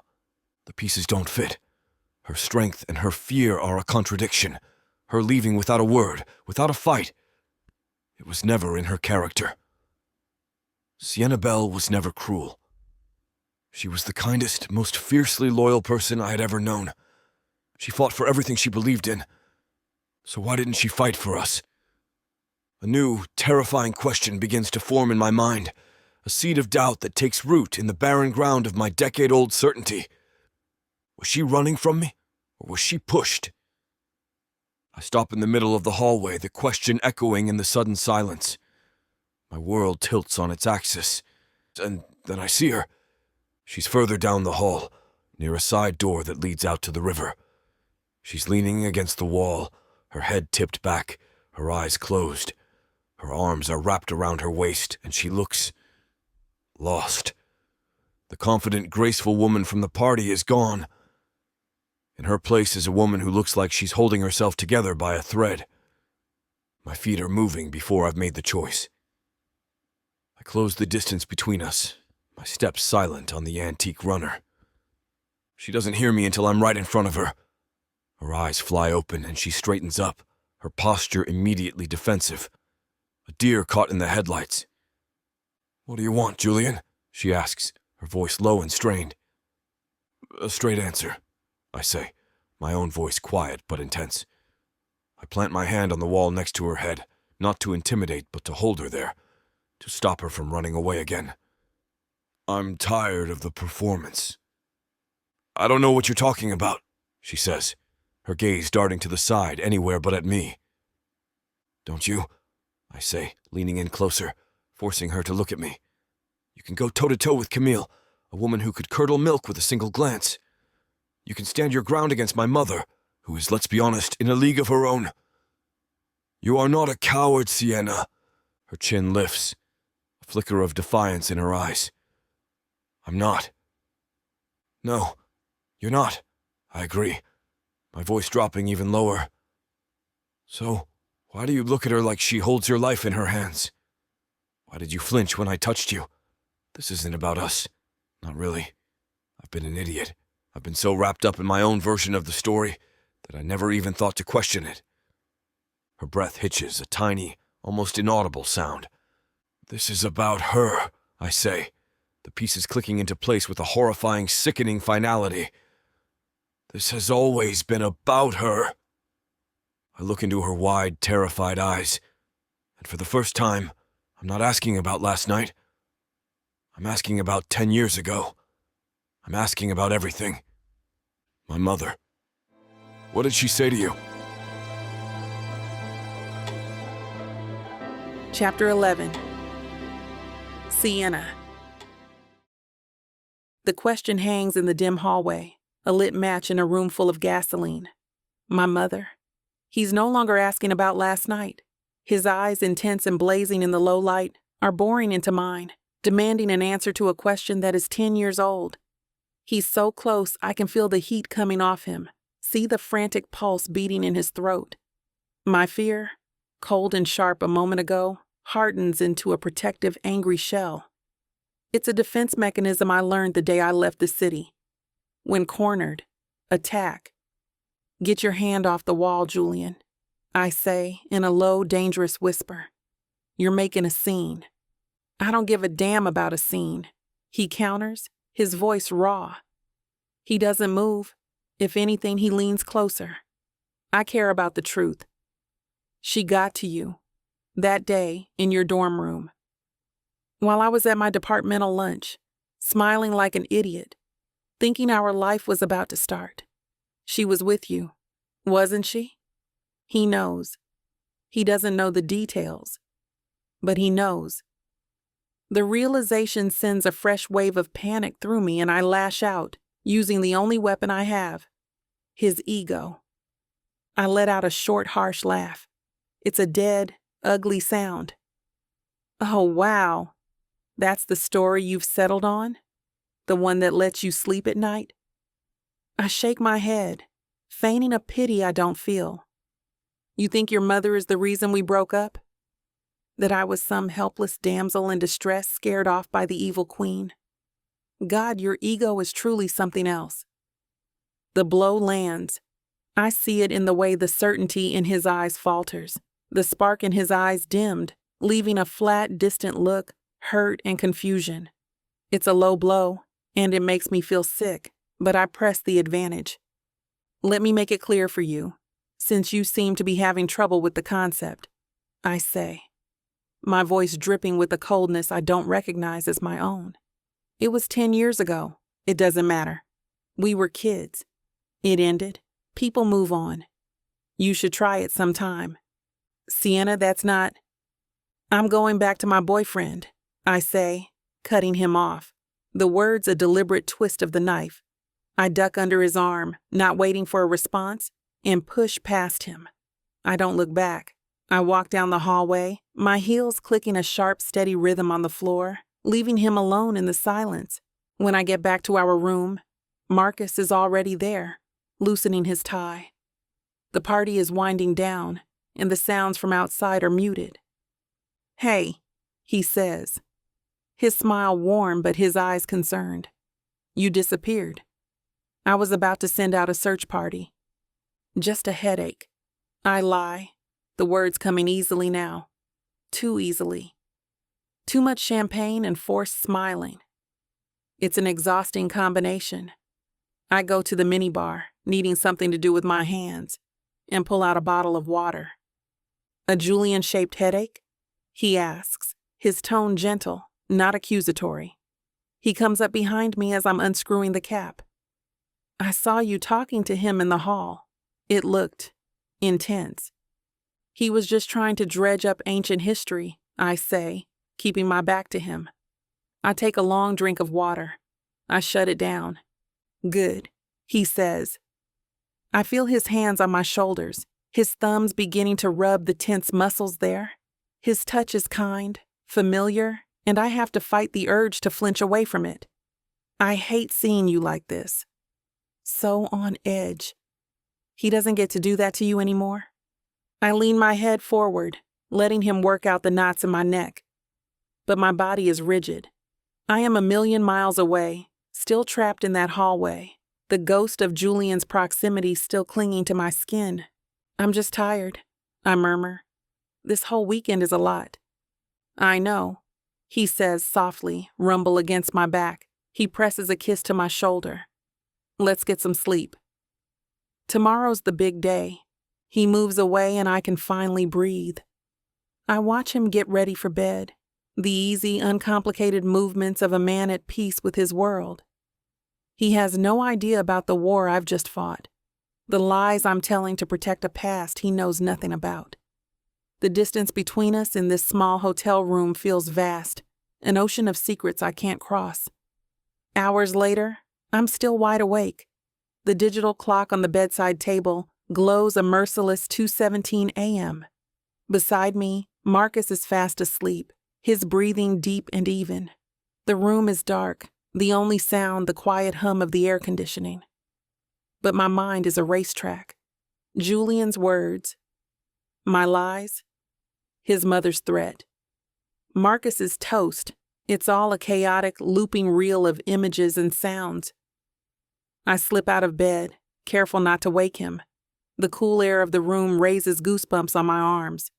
I grab the small leather-bound sketchbook and charcoal pencil from my handbag, my constant companions, my therapy, and pad silently to the balcony. The sliding glass door opens with a soft whoosh, and I step out into the humid Charleston night. The air is thick, smelling of damp earth and the distant briny scent of the ocean. Below, the courtyard is empty, the string lights casting a soft, lonely glow on the deserted tables and chairs. I lean against the railing, the cool wrought iron a comfort against my bare arms. I open the sketchbook to a fresh page. I don't know what I'm going to draw. I just need the familiar, grounding feeling of charcoal on paper. My hand starts to move. I don't guide it. I just let it go, my fingers finding their own rhythm, my mind blessedly, blissfully blank for the first time all day. The lines are sure, familiar, a strong jawline, the curve of an ear, the way his hair falls across his forehead when he's not slicking it back into a corporate-approved style, the slight upturn of his lips, not the tight, controlled line he wears now, but the easy, confident smile that used to make my stomach do a slow, lazy flip. I'm so lost in the motion, in the memory, that I don't realize who I'm drawing until he's already there on the page, looking back at me. It's not Julian from the party. Not the man in the sharp suit with a decade's worth of accumulated silence in his eyes. It's the boy I loved, the one in the worn-out university sweatshirt, his eyes bright with laughter and too much cheap coffee. The one who would argue about art and politics with a passion that was both infuriating and intoxicating. The one whose hands I remember so vividly, so painfully, so perfectly. The one I left behind. A hollow ache opens up beneath my ribs, a familiar gut-wrenching grief for a past I chose to destroy. My fingers trace the lines of his face on the paper, a ghost of a touch. A soft sound from my right makes me freeze. I look up, my gaze drifting to the balcony of the room next to ours. And my heart stops. He's there, Julian. He's leaning against his own railing, a half-empty tumbler of amber liquid in his hand. He's not looking out at the silent city. He's not looking down at the empty courtyard. He's looking directly at me. His face is cast in shadow, his expression unreadable. But I can feel the weight of his gaze, a physical, tangible thing. And a single terrifying question screams through my mind. How long has he been watching me? Chapter 12. Julian. Her sketchbook snaps shut. The sound is a sharp, definitive crack in the humid night air, a door slamming closed. Her entire body is a fortress, her shoulders squared, her chin lifted in defiance. She's caught, and her first instinct is to fight. It always was. I don't move. I just hold her gaze from across the 10 feet of empty space that separates our balconies, the tumbler of bourbon cool in my hand. The moonlight catches the silver of my watch, the one she used to trace with her finger while she was thinking. I wonder if she notices it's the same one. Couldn't sleep either? I ask.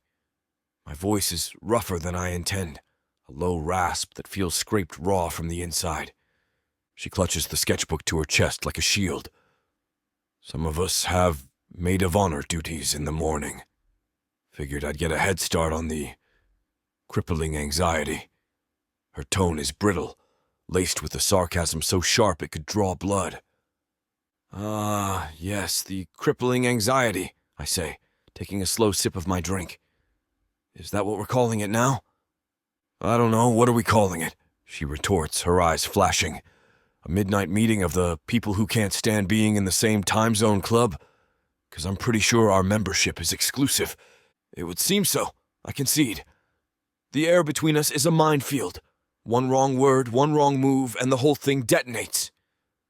I lean forward, resting my forearms on the cool iron of the railing. Your boyfriend sleeps soundly. It's a statement, not a question. A deliberate, calculated placement of a pawn on the board. Her jaw tightens. Marcus is a good sleeper. He has a clear conscience. The jab lands, clean and precise. It's meant to remind me of my own complicity, my own guilt.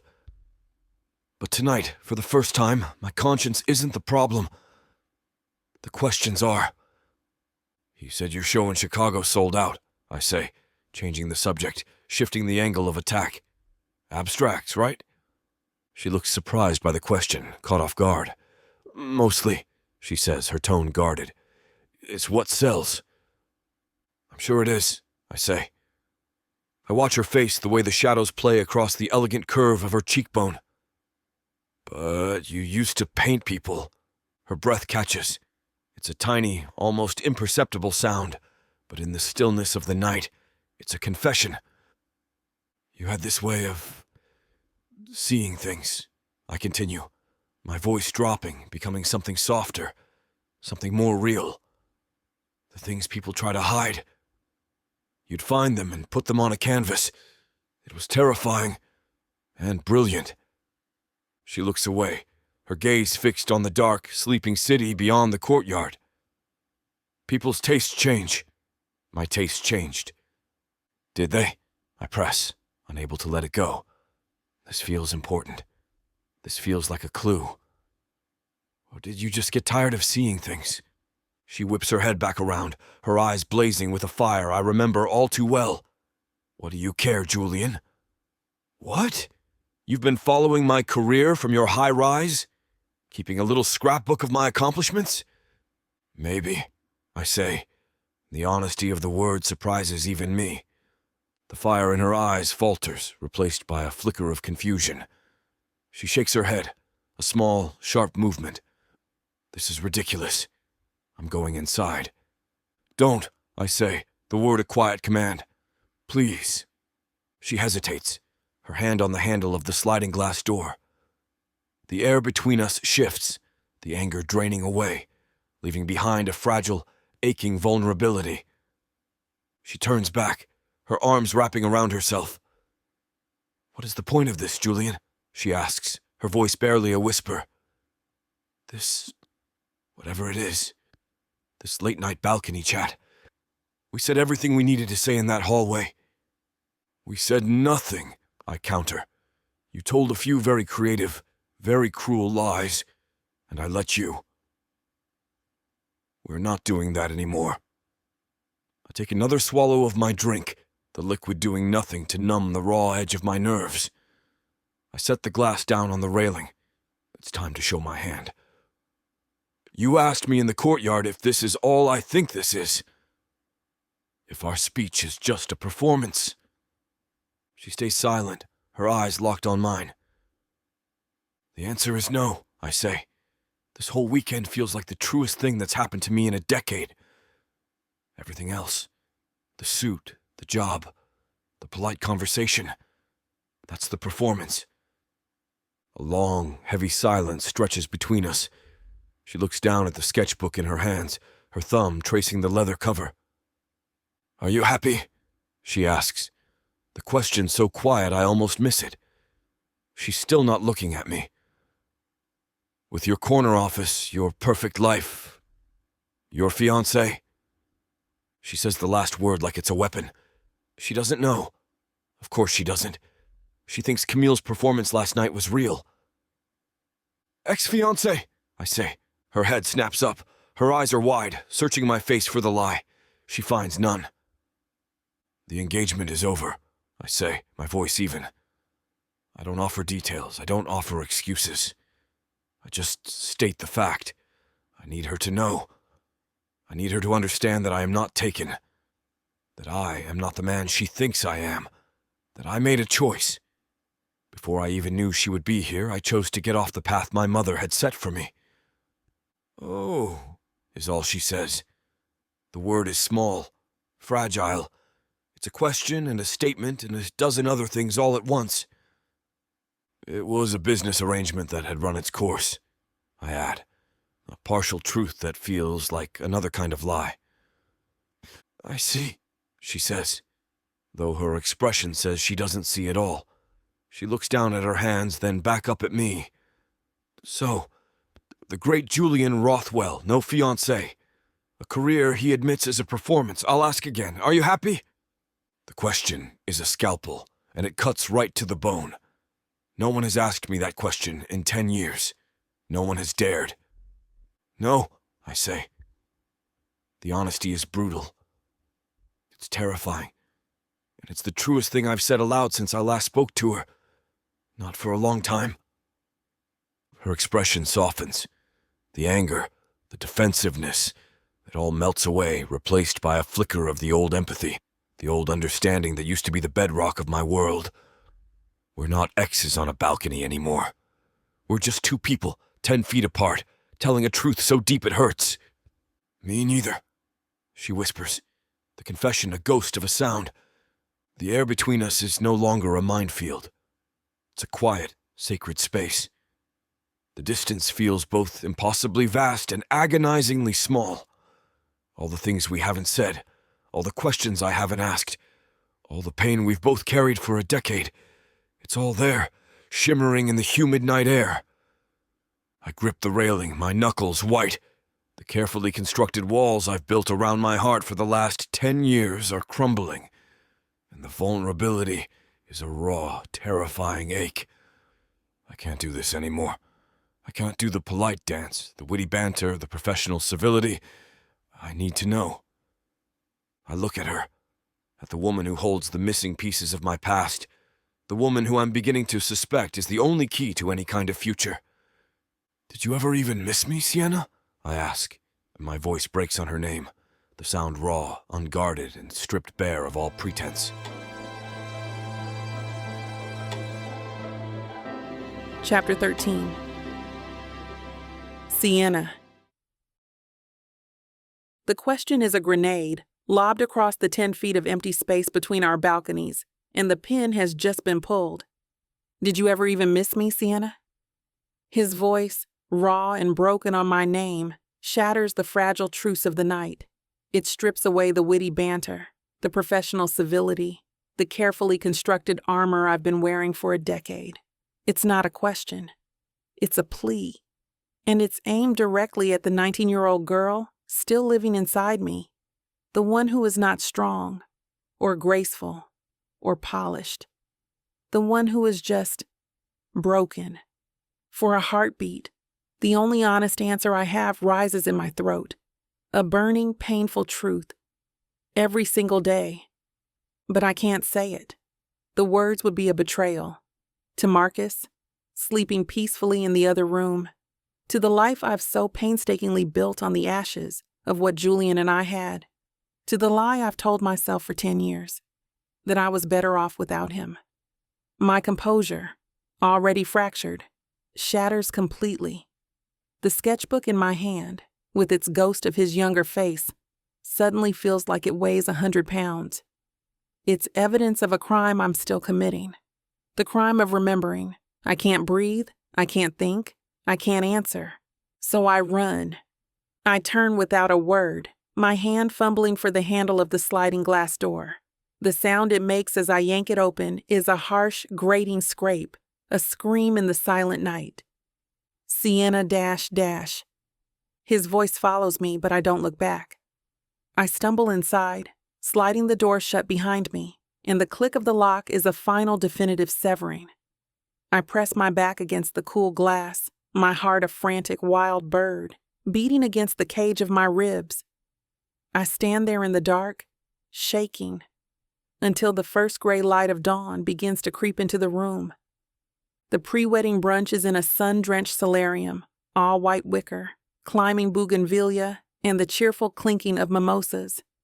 It's a beautiful, happy place, which makes the tense, Arctic silence between Marcus and me feel all the more pronounced.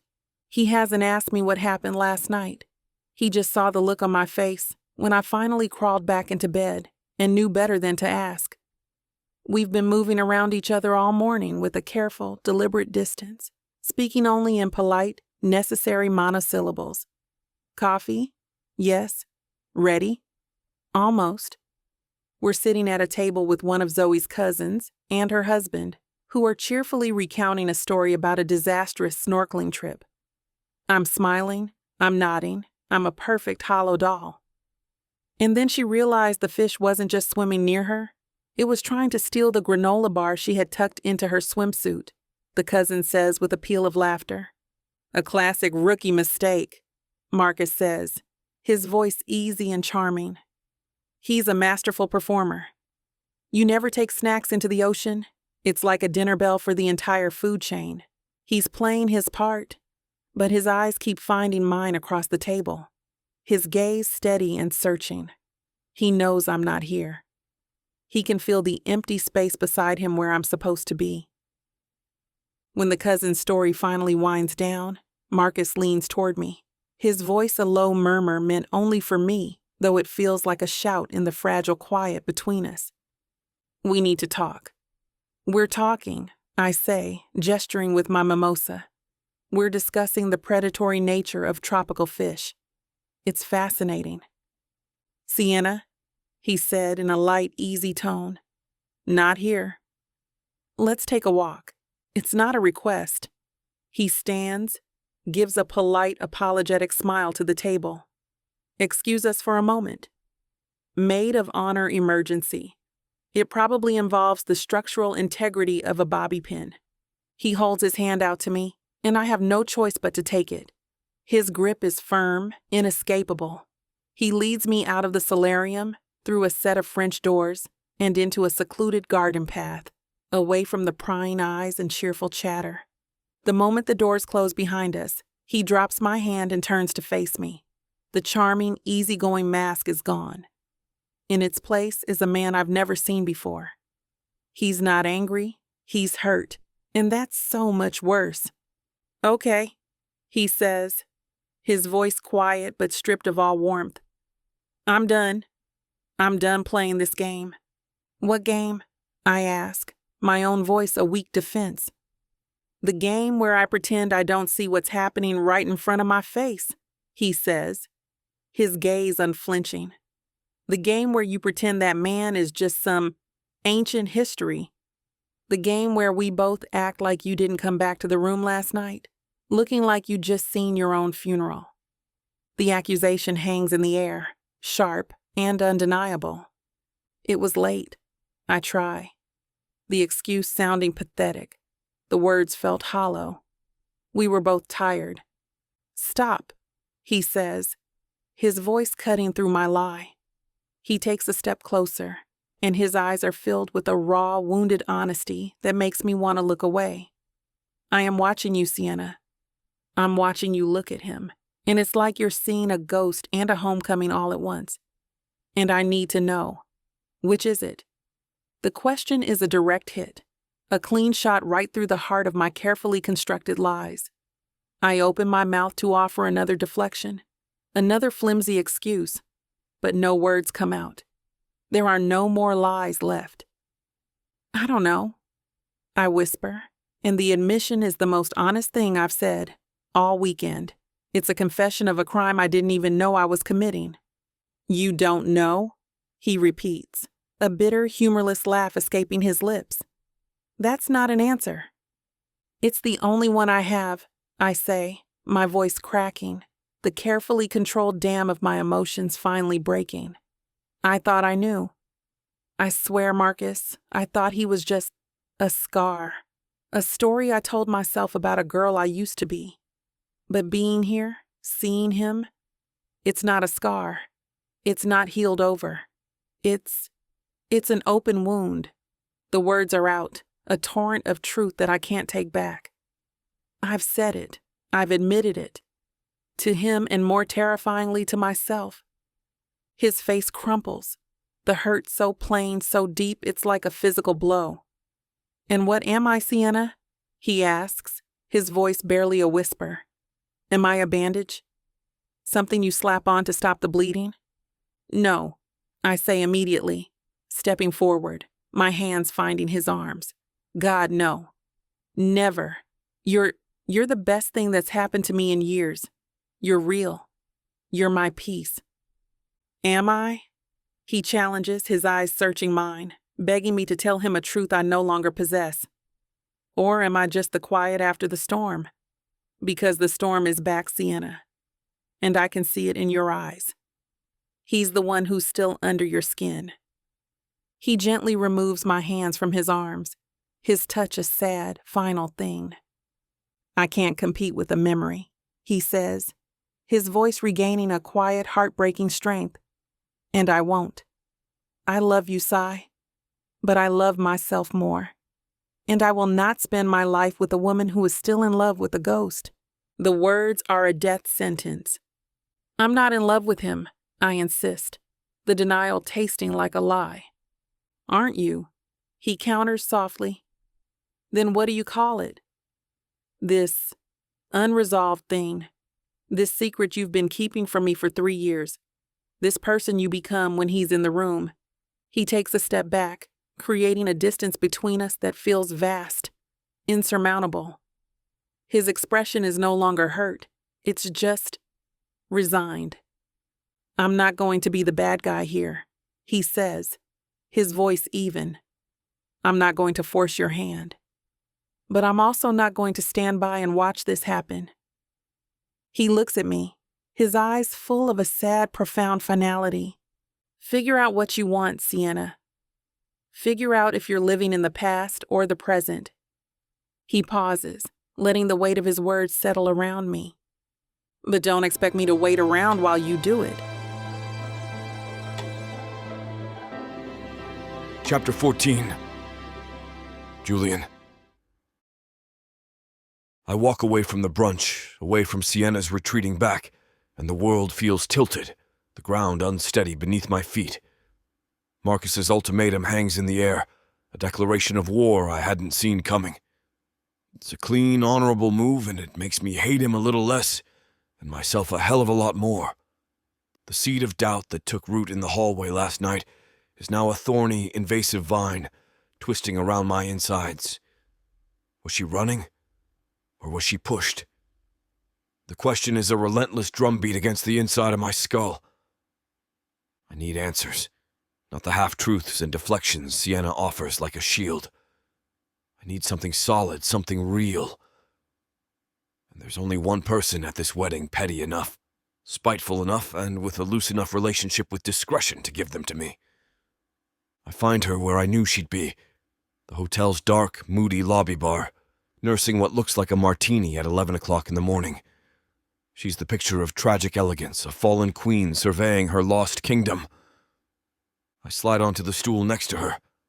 She doesn't look at me, just stares at her own reflection in the polished mahogany of the bar. "To what do I owe the honor?" she asks, her voice a low, bored drawl. "Come to finish the job?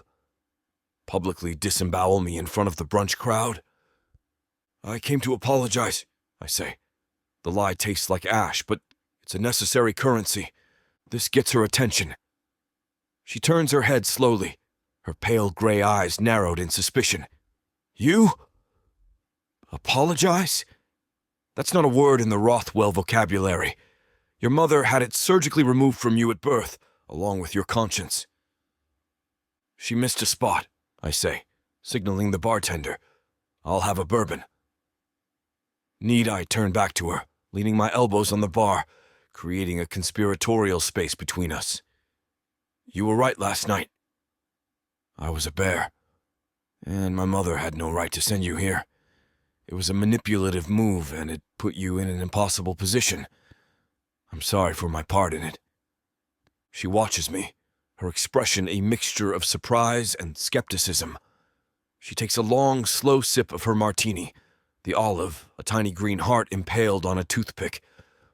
"Well," she says, setting her glass down with a delicate clink, "that's the most authentic-sounding lie you've ever told me. What do you want?"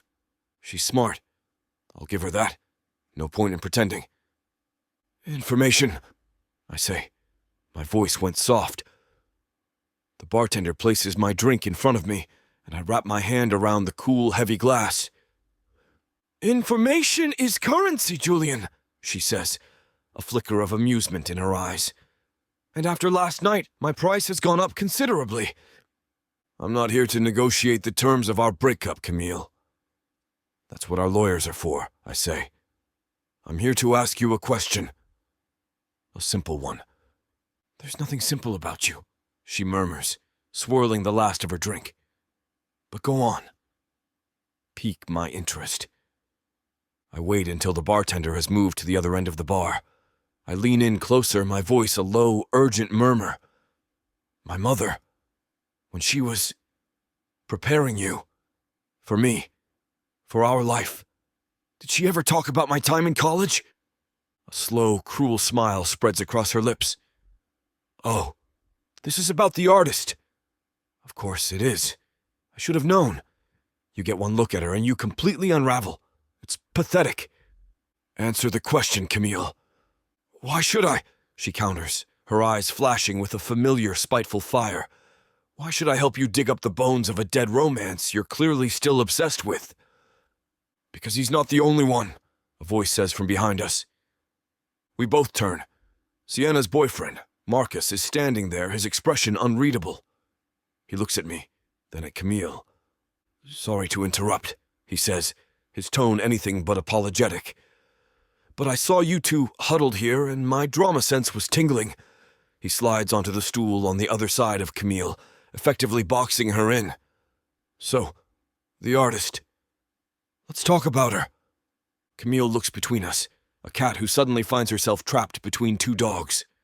A flicker of something, excitement maybe, dances in her eyes. She thrives on this. Well, well, she says, signaling the bartender for another martini. An unlikely alliance. The ex and the new model. How delightfully modern. Cut the crap, Camille, I say, my patience gone. My mother. What did she tell you about Sienna? Marcus is silent, his gaze fixed on Camille, waiting. His presence is an unexpected and strangely welcome pressure. Camille takes a long, dramatic sip of her fresh drink. She's enjoying this, drawing it out. Eleanor is a very thorough woman, she begins, her voice a purr. She believes in due diligence. Before our engagement was announced, she gave me a file, a sort of Julian Rothwell primer, his likes, his dislikes, his business interests, his past indiscretions. And Sienna was in that file? I press, my gut twisting. Oh, darling, she had her own chapter, Camille says with a laugh. The cautionary tale. The one who almost derailed the entire train.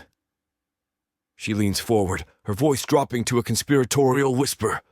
Your mother told me she handled your little college girlfriend years ago, right before graduation. The word hangs in the air between us. Handled. It's a cold, sterile, corporate word. The kind of word my mother uses when she's talking about an inconvenient lawsuit or a hostile takeover. What does handled mean? My voice is a low growl, barely audible. Camille shrugs, a delicate, dismissive gesture. Paid her off. Scared her off. What's the difference? She says, her tone bored, as if we're discussing the weather. The point is, the girl knew she wasn't good enough for you. Eleanor made sure of it. The bottom drops out of my world. The polished mahogany of the bar seems to ripple, the low lights of the room blurring at the edges. Paid her off. The idea is so vulgar, so utterly profane. It's like a physical blow. The thought of my mother, with her checkbook and her quiet, venomous threats, reducing what Sienna and I had to a simple, dirty transaction. It's sickening. It's a violation on a level I can't even begin to comprehend. It reframes everything.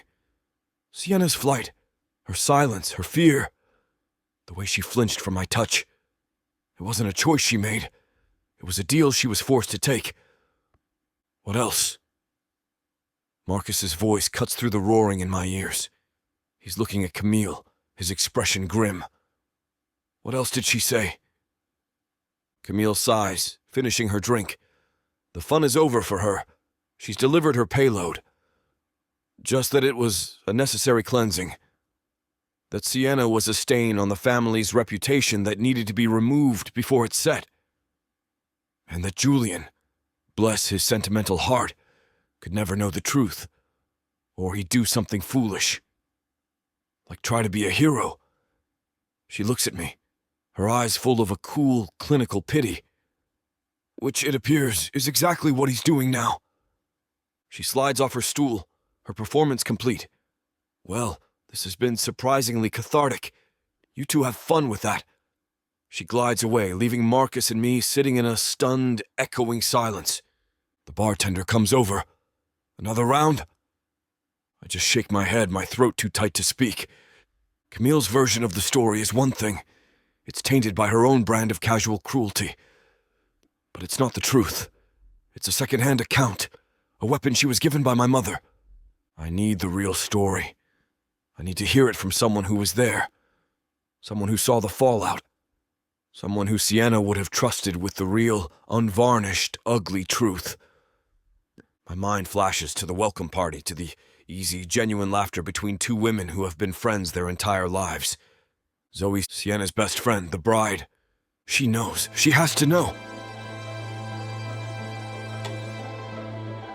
Chapter 15. Sienna. The bridal suite is a beautiful, chaotic symphony of organized panic. The air is thick with the scent of hairspray and mimosas. Bridesmaids in silky floral robes are a flurry of motion.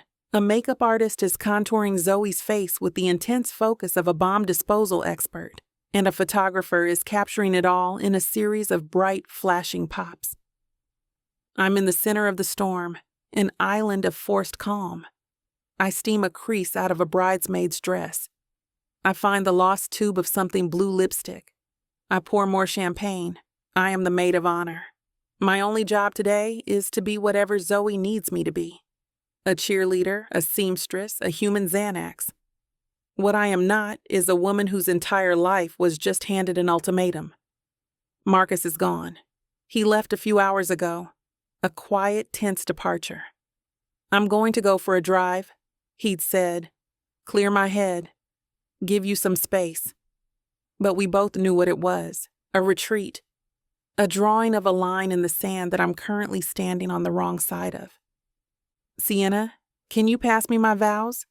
Zoe asks, her voice slightly muffled as the makeup artist dusts powder across her nose. I want to read through them one more time.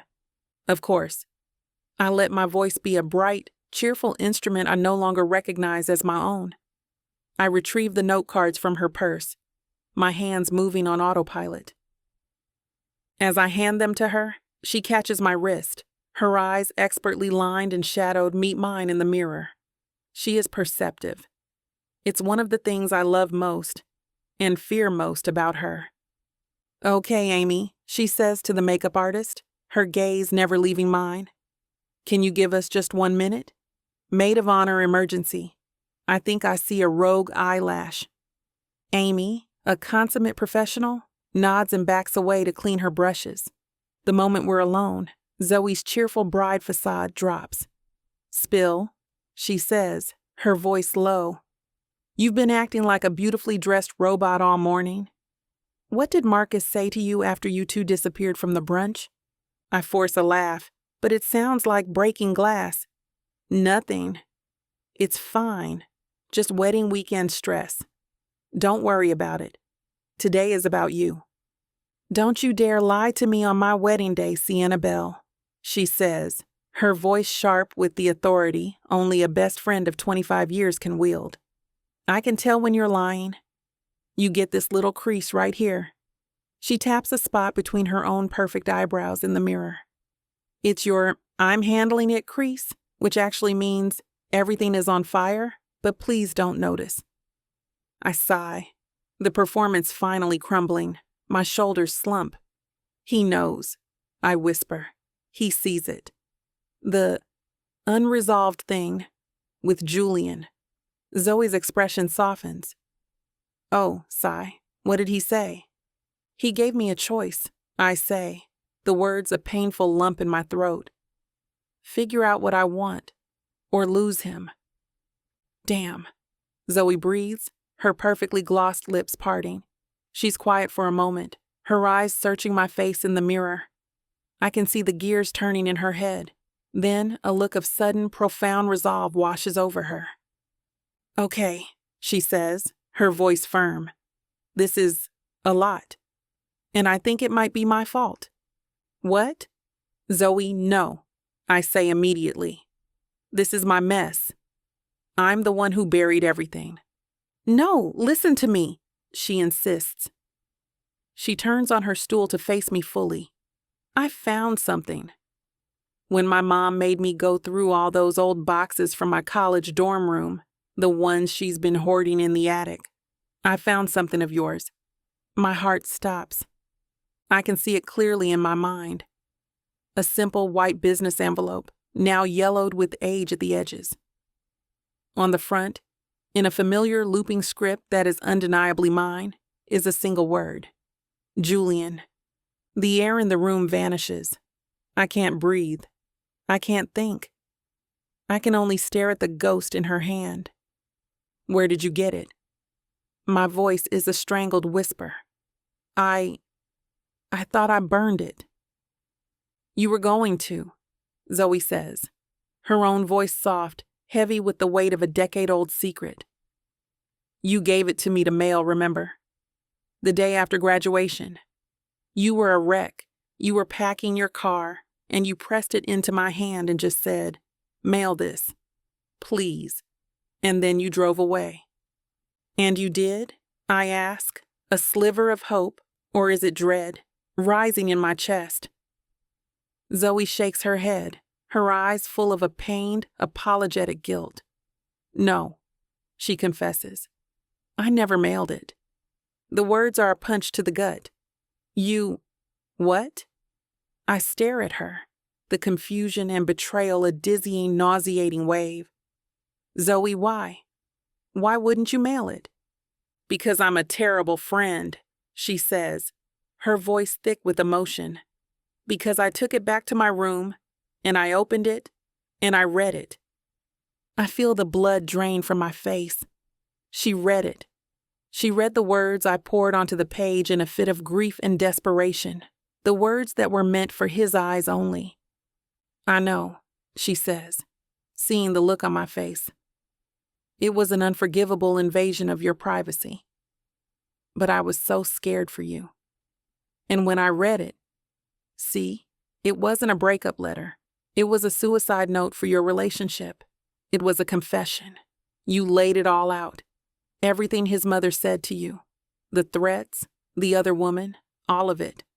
She takes my hand, her fingers cold around mine. And I made a choice, she continues, her voice trembling. I thought he didn't deserve to read it. I thought if he was going to let you walk away without a fight, then he didn't deserve your explanation. He didn't deserve your pain, so I kept it. I told myself I was protecting you. But now, her gaze is intense, unwavering. Now I think I was wrong. I think I was just a scared kid trying to protect her best friend. And maybe I made a huge, colossal mistake. Because he's here. And he's asking questions. And you're about to lose a good man because you can't get past the ghost of what was done to you. A long pause. He needs to know the truth, Sai, she says. Her voice a fierce, loving whisper. And you deserve for him to know. You deserve to be seen. To have your story told. Her eyes are shining with unshed tears. Maybe this is it, she says, her voice thick with conviction. Maybe this is the right moment I was holding on to it for. The makeup artist clears her throat from the doorway. Zoe, honey, we need to do your final touches. Zoe nods, giving my hand a final, reassuring squeeze before turning back to the mirror. But I'm no longer in the room. I'm standing on the precipice of a choice I never thought I'd have to make. The letter is a bomb. It's a key. It's a confession. It's the truth of the last 10 years, written in my own hand. Giving it to him could destroy everything.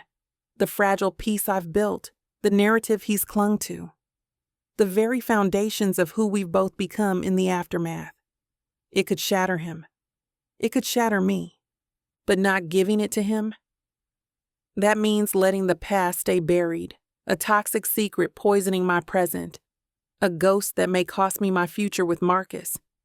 Do I hand him the truth, even if it breaks us both? Or do I let the past stay buried forever? Chapter 16, Julian. The world is a low, persistent hum in my ears. The cheerful brunch, the polite conversation, the smiling faces. It's all a movie playing on a screen in another room. My reality has collapsed to a single, burning point of focus. My mother's words filtered through Camille's casual cruelty. Paid her off. Scared her off. What's the difference? The difference is everything. I'm not walking. I'm hunting. I move through the manicured grounds of the estate, my feet carrying me with a purpose that feels foreign and absolute. Every instinct is screaming, a chorus of accusations aimed at myself. How could I have been so blind? So arrogant? So willing to believe the worst of the only person who had ever shown me the best of myself? I find her in a small, secluded rose garden, tucked away behind a high boxwood hedge. It's a quiet, forgotten corner of the estate, designed for stolen moments. She's standing in front of a trellis heavy with climbing white roses, her back to me. She's wearing the dress from brunch, a simple sheath of pale yellow that makes her dark skin glow. Her hands are clasped behind her back, and her posture is rigid. She's staring at the flowers, but I know she isn't seeing them. I stop at the entrance to the garden, the gravel crunching under my shoes. She doesn't turn. They're called iceberg roses, she says, her voice quiet, devoid of all emotion. They're bred to be beautiful and resilient, and to have no scent at all. A perfect flower for a world that values appearance over substance. Sienna, I say, and my own voice is a wreck, a jagged edge of sound. If you're here to apologize for Camille, don't, she says, still not looking at me. She's just a symptom. We both know what the disease is. I'm not here to apologize for Camille, I say, taking a step into the garden. Then another. I close the distance between us until I'm standing just behind her, so close I can see the delicate line of her neck, the faint tremor in her shoulders. I'm here to apologize for me. She finally turns, her eyes wide and guarded. They're full of pain so deep it's a physical presence. A quiet storm brewed between them. For being a blind, arrogant fool, I continue, the words a torrent, a confession I didn't know I was capable of. For spending 10 years wrapped up in my own self-pity, my own wounded pride, that I never once stopped to consider the truth, that I never once considered you, what you went through, what was done to you. You don't know anything about what was done to me, she whispers, her voice a fragile, trembling thing. Then tell me, I plead, my voice breaking. The carefully constructed walls of my composure are gone. There's only this raw, desperate need. Please, tell me the truth, Sienna. The real truth. Not the lies you think you need to tell to protect me, or him, or yourself. Just the truth. I see the conflict warring in her eyes, the instinct to run, to shield, to deny. But my desperation, my complete and utter surrender to not knowing, seems to break through her defenses. Her face crumples, the careful mask of strength dissolving into a decade of unshed grief. She told me I was a distraction, something that didn't belong in the life waiting for you. Sienna begins, her voice thick, her gaze fixed on something far beyond the garden walls. The words land like blows, sharp and unseen, and I feel the ground shift under me. What else did she say to you? My voice comes out raw, edged with the desperation I can't hide. Sienna shakes her head, the corner of her mouth tightening as if even remembering is painful. It doesn't matter. She made it clear enough. It matters to me. I take a step toward her, willing her to look at me, to give me something I can hold on to. Sienna, tell me what she did. Her laugh is brittle, empty of humor. You already know, don't you? You've always known what she's capable of. That's not enough, I snap, more harshly than I intend. My chest aches with the weight of all the years I never asked, never pushed. Don't let her silence win. Please tell me. Her eyes meet mine then, shimmering with a fury that feels older than both of us. If I tell you, it won't change anything. It won't bring back what we lost, and it sure as hell won't stop her from trying again. I can't accept that. I need the truth. You think you do? She shakes her head again, this time softer, her voice breaking in places she tries to hold steady. But some truths don't heal. They ruin. Silence stretches between us, thick and suffocating. I search her face for cracks, for any sign she'll relent. But she only exhales, long and trembling, and says, "All you need to know is this. She made sure I couldn't stay. And I..." Her throat works as she swallows back the words, her gaze flicking down to my hands before darting away. I never stopped wanting to. The final sentence is barely more than a whisper, fragile as glass, but it lodges in me deeper than any confession could. My world narrows to the space between us. The carefully manicured garden, the distant sounds of the wedding preparations, it all fades away. There is only her face, her pain, and the gaping, cavernous wound of our stolen past. I don't think. I just act. I close the final foot of distance between us, my hands coming up to cup her face, my thumbs stroking the tears from her cheeks. The raw emotion is a tidal wave, and it sweeps away a decade of restraint. I crash my mouth down on hers. It's not a gentle kiss. It's a collision. It's desperate and angry, and full of a sorrow so deep it feels like drowning. It's 10 years of unspoken words, of a longing so profound I had forgotten its name. For a heart-stopping second, she's rigid in my arms, a statue of shock and resistance. And then, with a choked sob, she melts against me. Her mouth opens under mine, and she kisses me back with a matching, desperate ferocity. Her hands tangle in my hair, pulling me closer, her nails scraping against my scalp. It's a storm, a hurricane of grief and rage and a desperate, undeniable need. This isn't a reunion. It's an exorcism. My hands slide from her face down her arms to her waist, pulling her flush against me. I can feel the frantic beat of her heart against my chest, a wild rhythm that matches my own. I stumble back, pulling her with me, until my back hits the rough brick of a garden wall, hidden from view in a small alcove behind the rose trellis. The kiss breaks, and we're both gasping for air, our foreheads pressed together, our breath mingling in ragged, desperate pants.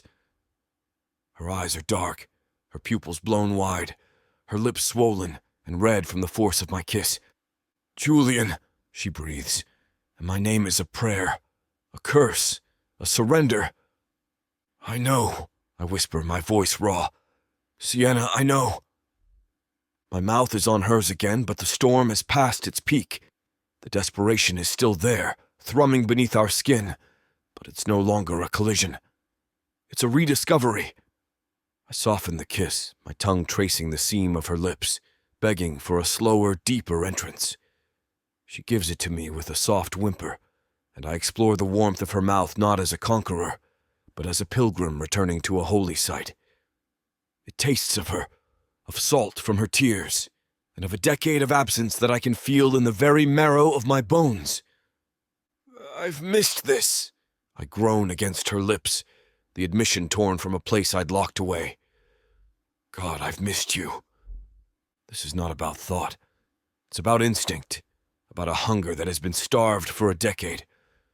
My hands are frantic, but with a different kind of urgency now.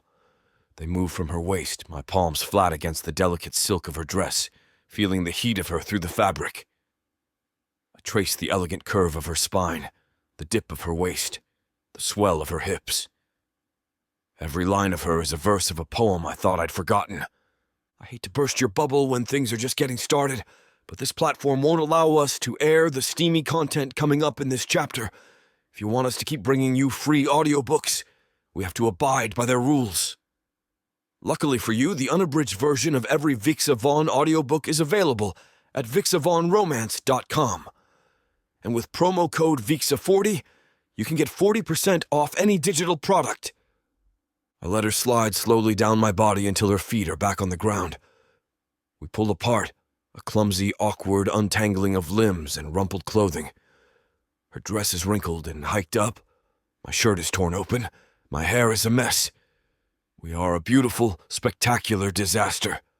The ceremony is supposed to start in less than an hour. Her eyes, wide and full of a dawning, horrified realization, meet mine. What have we done? She whispers, and the mood is charged, electric, or heavy, as fragile and as devastating as a shattered piece of glass.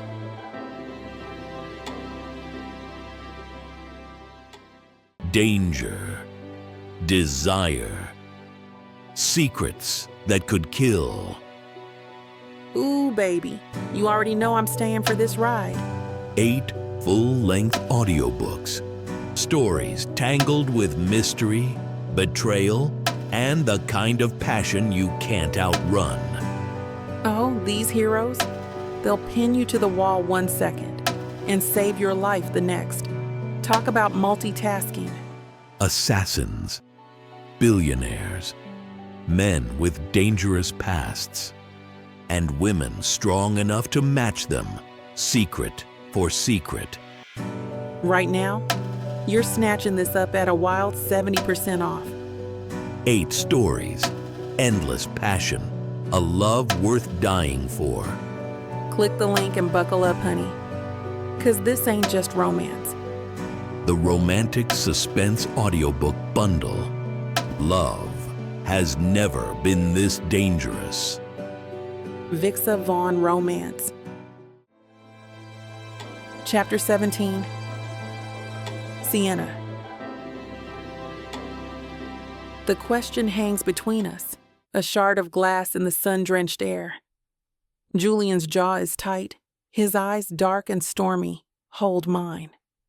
The aftermath of his release still shudders through him, a current I feel where our bodies are still flush. He doesn't have an answer. Or maybe he does, and it's one I can't bear to hear. Fix yourself, he casually said in a voice, a low gravel that scrapes against my raw nerves. It's not a command, but a statement of grim necessity. We break apart, a clumsy, frantic shuffle of limbs and rustling fabric. My hands shake as I try to smooth the deep wrinkles in my silk dress. It's hopeless. The evidence of our frantic collision is woven into the fibers. I reach down, fumbling for my discarded panties on the flagstones, my cheeks burning with a shame so hot it's dizzying. The scent of us, of sex and crushed rose petals, is an inescapable cloud. Your shirt, I whisper, my voice hoarse. I point to the gaping space where a button used to be. He glances down, a muscle feathering in his cheek. He doesn't try to fix it. He just pulls the lapels of his suit jacket together, a temporary concealment that feels as fragile as my composure. No one will notice. They will, I insist, my voice rising with a note of hysteria I barely recognize. Julian, everyone will notice. Marcus will... I can't finish the sentence. The thought of Marcus's kind, trusting face makes my stomach clench with a guilt so profound it threatens to bring me to my knees. Then we make sure he has nothing to see, Julian says, his tone leaving no room for argument. He steps toward me, his movements shockingly deliberate. He reaches out, not to touch me but to gently tuck a stray curl behind my ear. His knuckles graze my cheek, and a jolt, potent and unwelcome, shoots through me. Walk with me, Sienna. We're the maid of honor and the best man. We're late. Every step out of that hidden alcove is an act of sheer will. The cheerful notes of the string quartet grow louder, a mocking soundtrack to my internal chaos. The world outside our bubble of desperation is bright and celebratory, utterly oblivious. We walk side by side, a careful foot of distance between us, a chasm of unspoken words. We can't do this again, I whisper, my eyes fixed on the manicured lawn ahead. Can't we? His question is soft, but it carries the strain of 10 years' distance and longing. I'm with Marcus. The words taste like a lie, even though they are the absolute truth of my life. We're building a life together. He's a good man. I'm not questioning his character, Julian murmurs, his voice so low I have to strain to hear it. I'm questioning if he's your man. Did he ever make you come apart just by tasting you? I flinch, a sharp intake of breath. Don't. Did he ever look at you like you were the only thing he'd waited his entire life for?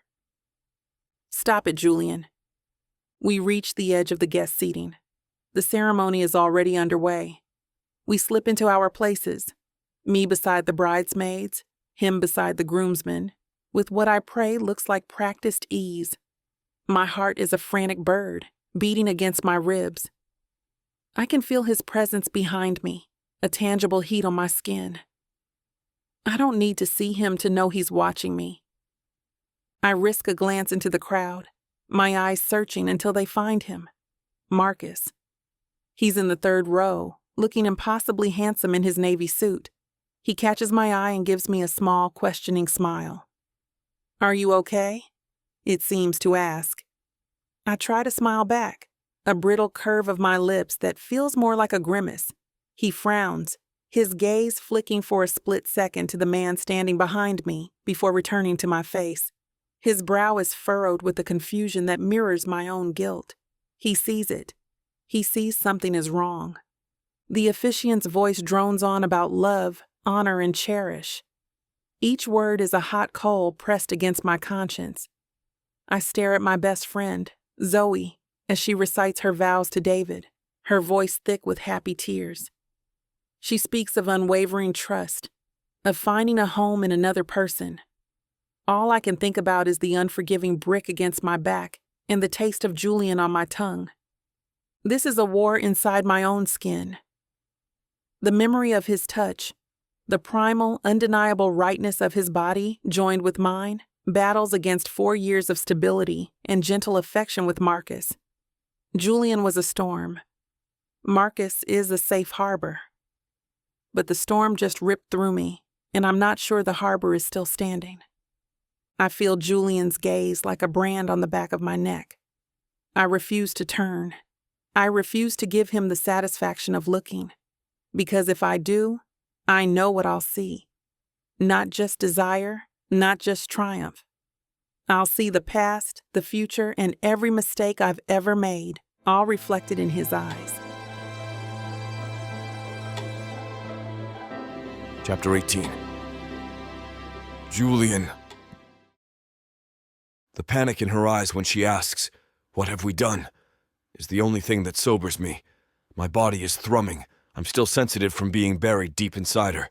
Every instinct screams at me to pull her back, to finish what we started, to erase the name Marcus from existence. Instead, I force myself into a semblance of calm. "Fix yourself," I say, the words feeling like swallowing sand. Watching her scramble to put herself back together is a unique form of torture. She looks beautiful and broken, a masterpiece of our shared disaster. When she shoves her panties into her clutch, I feel a surge of raw possession so fierce it almost knocks me off my feet. That is mine. She is mine. The walk back to the ceremony is a study in restraint. She's trying to build walls, and I'm letting her, for now. When she brings up Marcus, calling him a good man, I have to physically stop myself from scoffing. Good men are for women who want quiet lives. That has never been Sienna. She's fire and brilliance and a challenge that makes you a better man just by trying to keep up. This Marcus fellow sounds like a comfortable sweater. Sienna needs a lightning storm.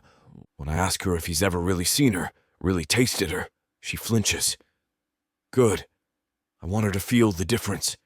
I want her to stand there next to her safe choice and remember what it feels like to be truly, utterly consumed. We take our places. I'm standing directly behind her. The scent of her arousal, mingled with the garden roses, is a potent drug. I can see the faint flush on the back of her neck, the slight tremor in her hands as she holds her bouquet. She is fighting a battle, and I have every intention of winning the war. My eyes scan the crowd and find him easily. Marcus. He's exactly what I pictured. Handsome in a generic way. A polite smile, a look of placid contentment. He looks at Sienna, and his smile falters. He sees it.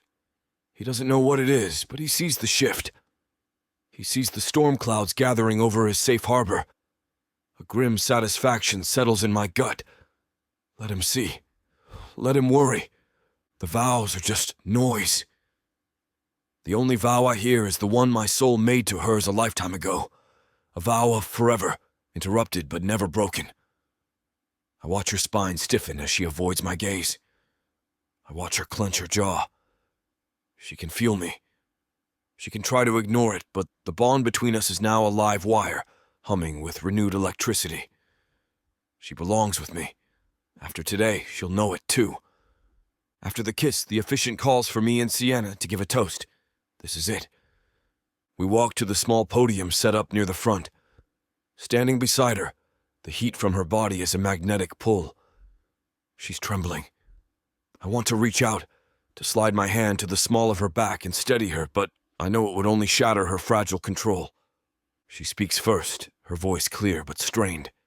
She delivers the same polished, generic speech we practiced last night over the phone.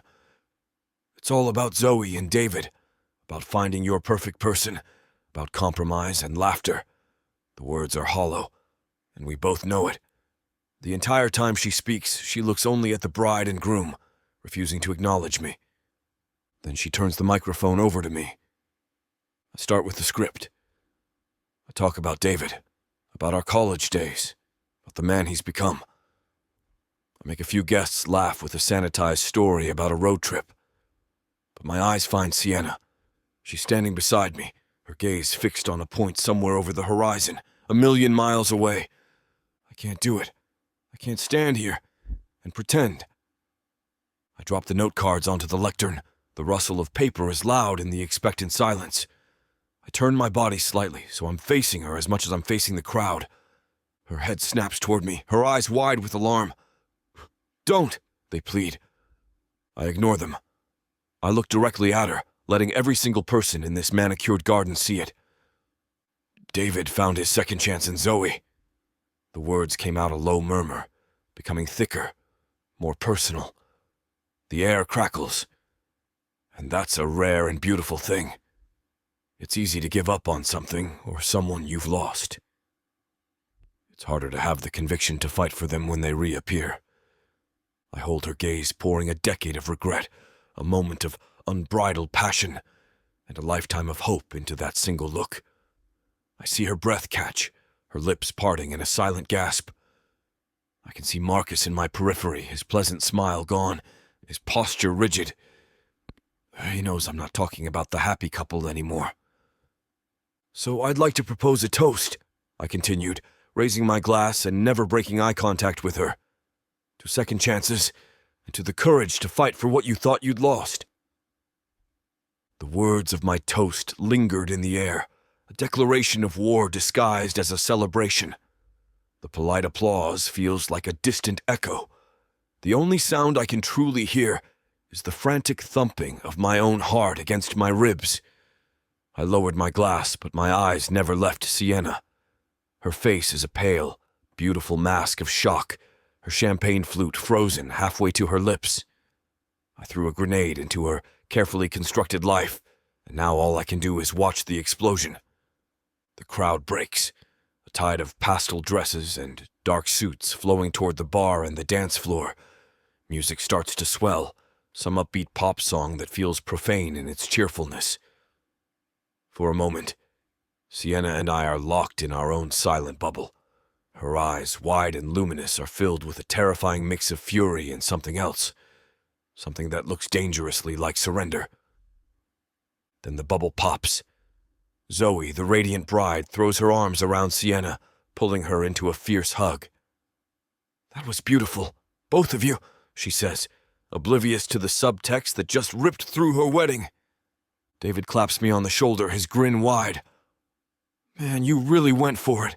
For a second there, I thought you were talking about someone else." "Just inspired by the occasion," I say, the lie feeling slick and ugly in my mouth. My gaze is still on Sienna. She's extricating herself from Chloe's embrace, her movements stiff. She won't look at me. The reception is a blur of meaningless conversations and forced smiles. I shake hands with people I don't know, accept congratulations on a speech I barely remember giving, and nurse a glass of bourbon that does nothing to dull the sharp edges of my anxiety. Every nerve ending is attuned to her. I track her across the room, a predator stalking its prey. She's a masterpiece of social grace, laughing at a cousin's joke, complimenting the floral arrangements. But I see the tension in her shoulders. The way her smile never quite reaches her eyes. She's performing, and the effort is costing her everything. And then I see him. Marcus. He approaches her near the edge of the dance floor, where fairy lights twinkle in the twilight. He touches her elbow, and she flinches. It's a small, almost imperceptible movement, but from across the room it hits me like a physical blow. He says something, his expression a mixture of concern and confusion. I can't hear their words, but I don't need to. I can read the entire conversation in their bodies. He's asking what my toast was about. He's asking why she looks like she's seen a ghost. She shakes her head, her gaze fixed on the floor. She's shutting him out, building a fortress while he stands on the outside, completely unarmed. His hand drops from her arm. His posture, once relaxed and confident, is now rigid. He's connecting the dots, the way she looked at me during the ceremony, the raw, targeted meaning in my words.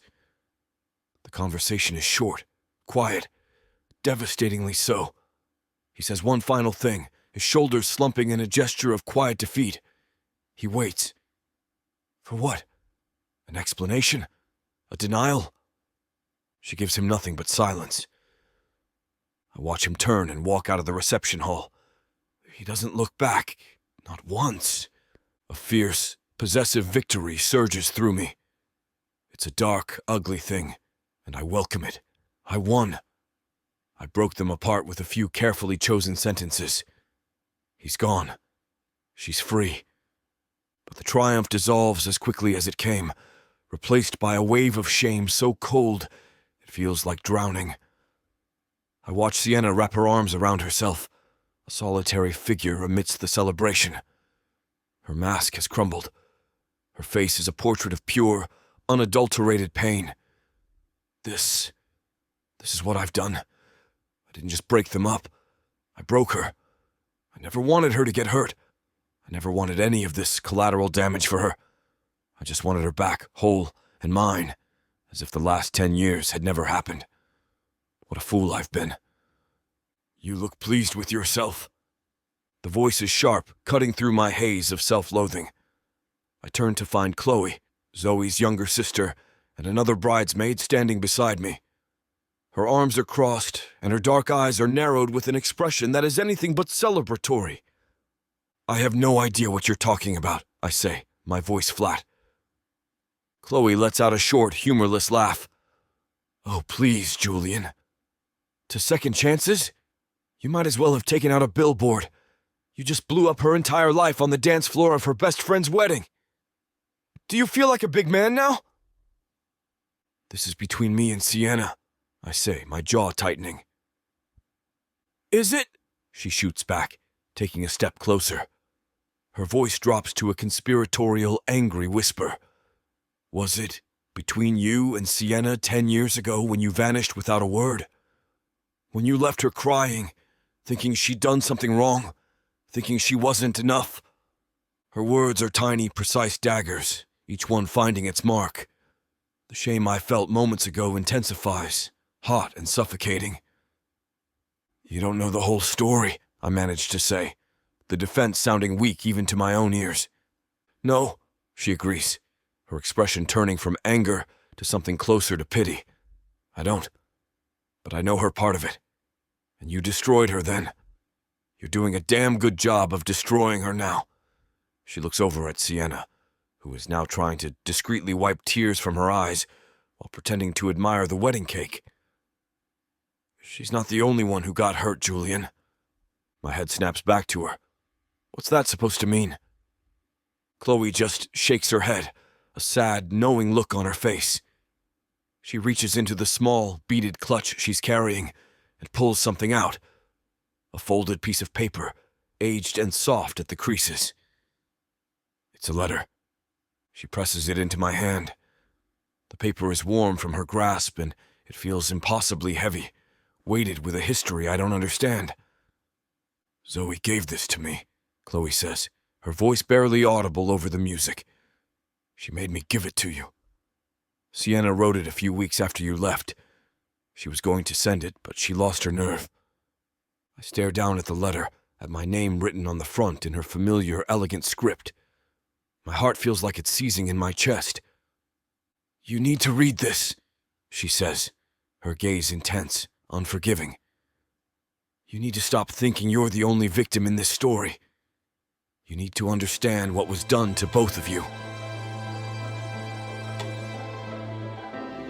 Chapter 19. Julian. The letter feels like a live coal in my palm. I don't remember saying goodbye to anyone. I don't remember the drive back to the hotel. The entire world outside the pounding in my own skull has dissolved into a muted gray blur.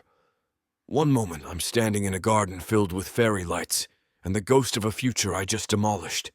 And the next, I'm standing in the sterile silence of my hotel room, the keycard still clutched in my fist. Chloe's words echo in the quiet. "You need to understand what was done to both of you." My suit jacket lands in a heap on the floor. My tie follows, ripped from my neck like a noose. I pace the length of the room, from the king-sized bed to the floor-to-ceiling window overlooking the city lights. 10 years. For 10 years I've been fueled by a narrative of my own making. Sienna left. She gave up. She didn't love me enough to stay and fight. It was a simple, clean-edged story that cauterized the wound, allowing me to build a fortress of bitterness around the empty space she left behind. It was a lie. I feel the truth of that in the impossible weight of this single, folded piece of paper. My hands are shaking.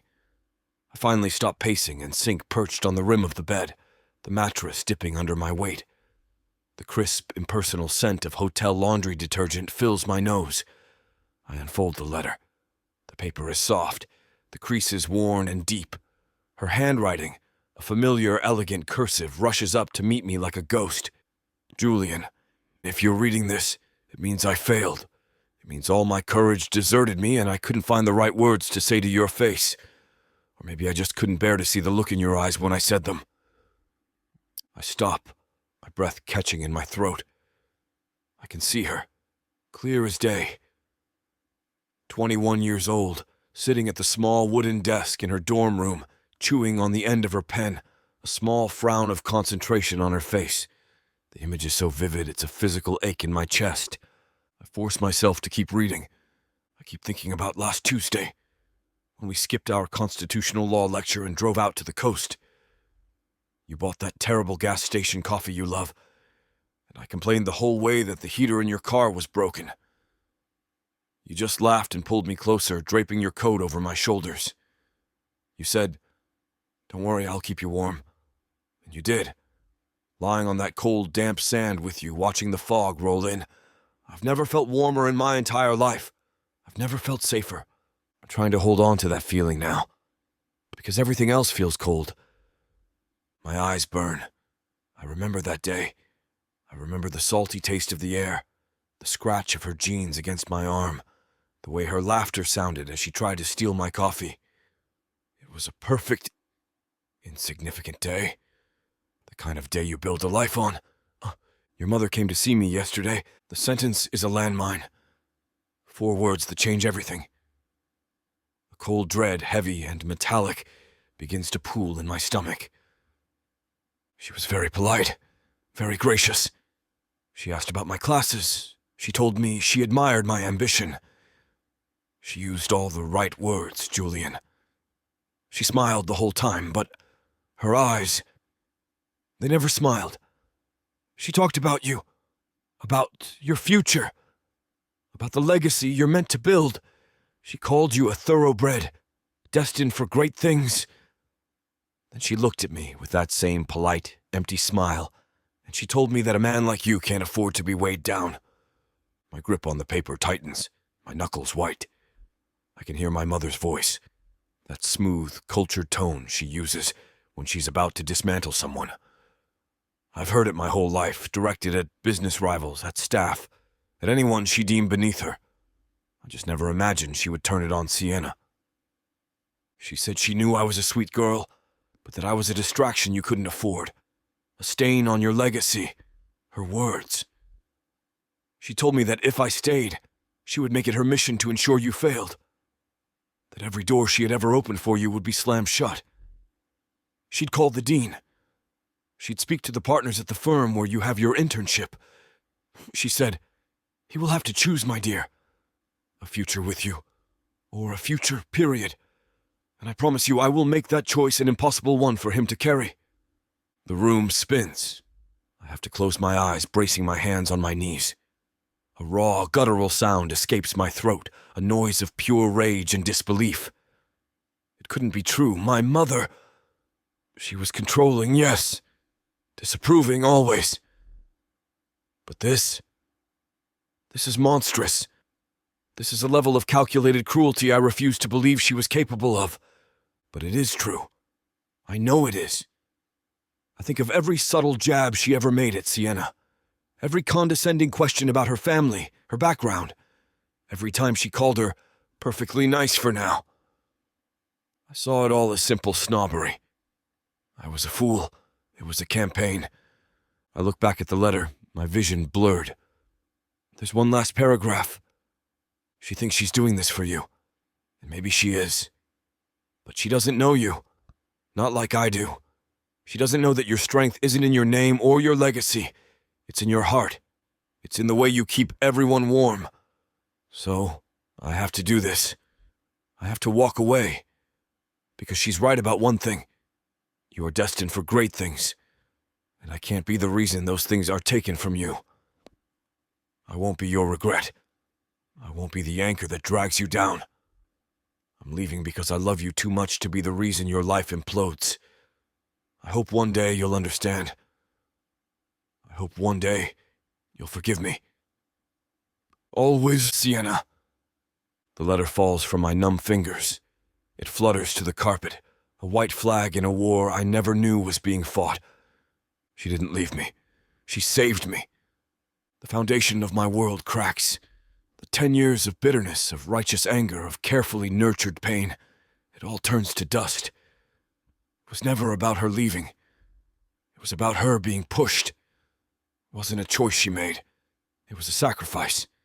She fell on a sword to protect me from my own mother, and I hated her for it. For a decade, I built my entire life on the pyre of that hatred. The shame is a physical force, pressing down on my chest, stealing the air from my lungs. The things I said to her today. The way I cornered her, kissed her, took her against that wall. It wasn't a reunion. It was an assault, fueled by a lie I let myself believe. I thought I was claiming what was mine, but all I was doing was punishing an innocent woman for a crime she never committed. A cold, clear rage settles over me, displacing the shame. It's a quiet, focused fury unlike anything I have ever felt. There is only one person responsible for this, one architect of a decade of pain. I stand up, my movements steady and precise. I walk over to my discarded jacket, pull my phone from the pocket, and scroll through my contacts. My thumb hovers over her name for only a second. I press the call button. It rings twice before she answers, her voice as smooth and unruffled as ever. "Julian, darling, I was just thinking about you. How was the wedding?" I don't answer her question. I let the silence stretch, a weapon in its own right. I can hear the faint sound of a television in the background of her pristine, quiet home. "Julian? Is everything all right?" A flicker of concern, expertly feigned. I take a breath, the air burning in my lungs. My voice, when I finally speak, is dangerously calm. "We need to talk," I say. "Now." Chapter 20. Julian. The line connects, and for a few seconds the only sound is the sterile hum of the hotel room and the faint, tinny sound of a television drama leaking through the phone. It's the sound of her life, manicured, orderly, and a million miles away from the wreckage of mine. "Julian, darling," she says, her voice a smooth, familiar river of aristocratic calm. "I was just thinking about you. How was the wedding?" The question is so mundane, so utterly disconnected from the seismic shift that just tore through my reality, that a laugh threatens to bubble up from my chest. It's a hysterical, broken sound I have to swallow back down. I'm not calling about the wedding, I say. My voice is preternaturally steady, a thin sheet of ice over a raging sea. A beat of silence. Her tone sharpens, the feigned maternal warmth evaporating. Well, you sound dreadful. What is it? I have something here, I say, my eyes fixed on the letter lying on the floor. A piece of paper. It's aged. The ink is a little faded, but the words are crystal clear. If you're calling to recite poetry, Julian, I'm rather busy. The dismissal is automatic, a practiced flick of her wrist to wave away anything that might inconvenience her. It's a letter, I continue, ignoring her. From Sienna. Written 10 years ago. The silence that follows is different, heavier. I can picture her perfectly, standing in her cavernous, art-filled living room, her posture stiffening, her perfectly manicured hand tightening on her phone. I can't imagine what ancient history could possibly be so urgent, she says, but the ice in her voice is now brittle. She writes about a visit you paid her, I say, picking up the letter, the paper crinkling in my tight grip. A polite visit. She mentions you admired her ambition, that you smiled the entire time I pause. But she also mentions what you called her. A stain on my legacy. Does that sound familiar? She was a dramatic girl, Eleanor says, her voice clipped, prone to exaggeration. You were always a sucker for her theatrics. Was it an exaggeration when you told her you would ensure I failed if she stayed with me? My voice drops, the question a low, dangerous thing. When you threatened to call the dean. To speak to the partners at my firm, was that just theatrics, Mother? She doesn't deny it. The lack of denial is a punch to the gut, stealing the breath from my lungs even though I knew, logically, what was coming. I see she gave you the full performance, she says, a sigh of exasperation in her voice. I did what was necessary. You were a boy, barely 21, with the entire world laid at your feet. A world I built for you. She was a dalliance, a distraction. She wasn't right for you, for our family. She never would have been. The clinical detachment in her tone makes my blood run cold. She speaks of destroying a person's life, 2 lives, as if she's discussing a minor business transaction that didn't pan out.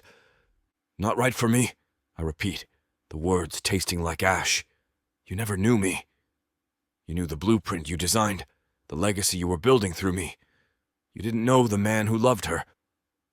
Oh, Julian, don't be so naive, she scoffs, and the condescension is a razor blade. You didn't love her. You were infatuated.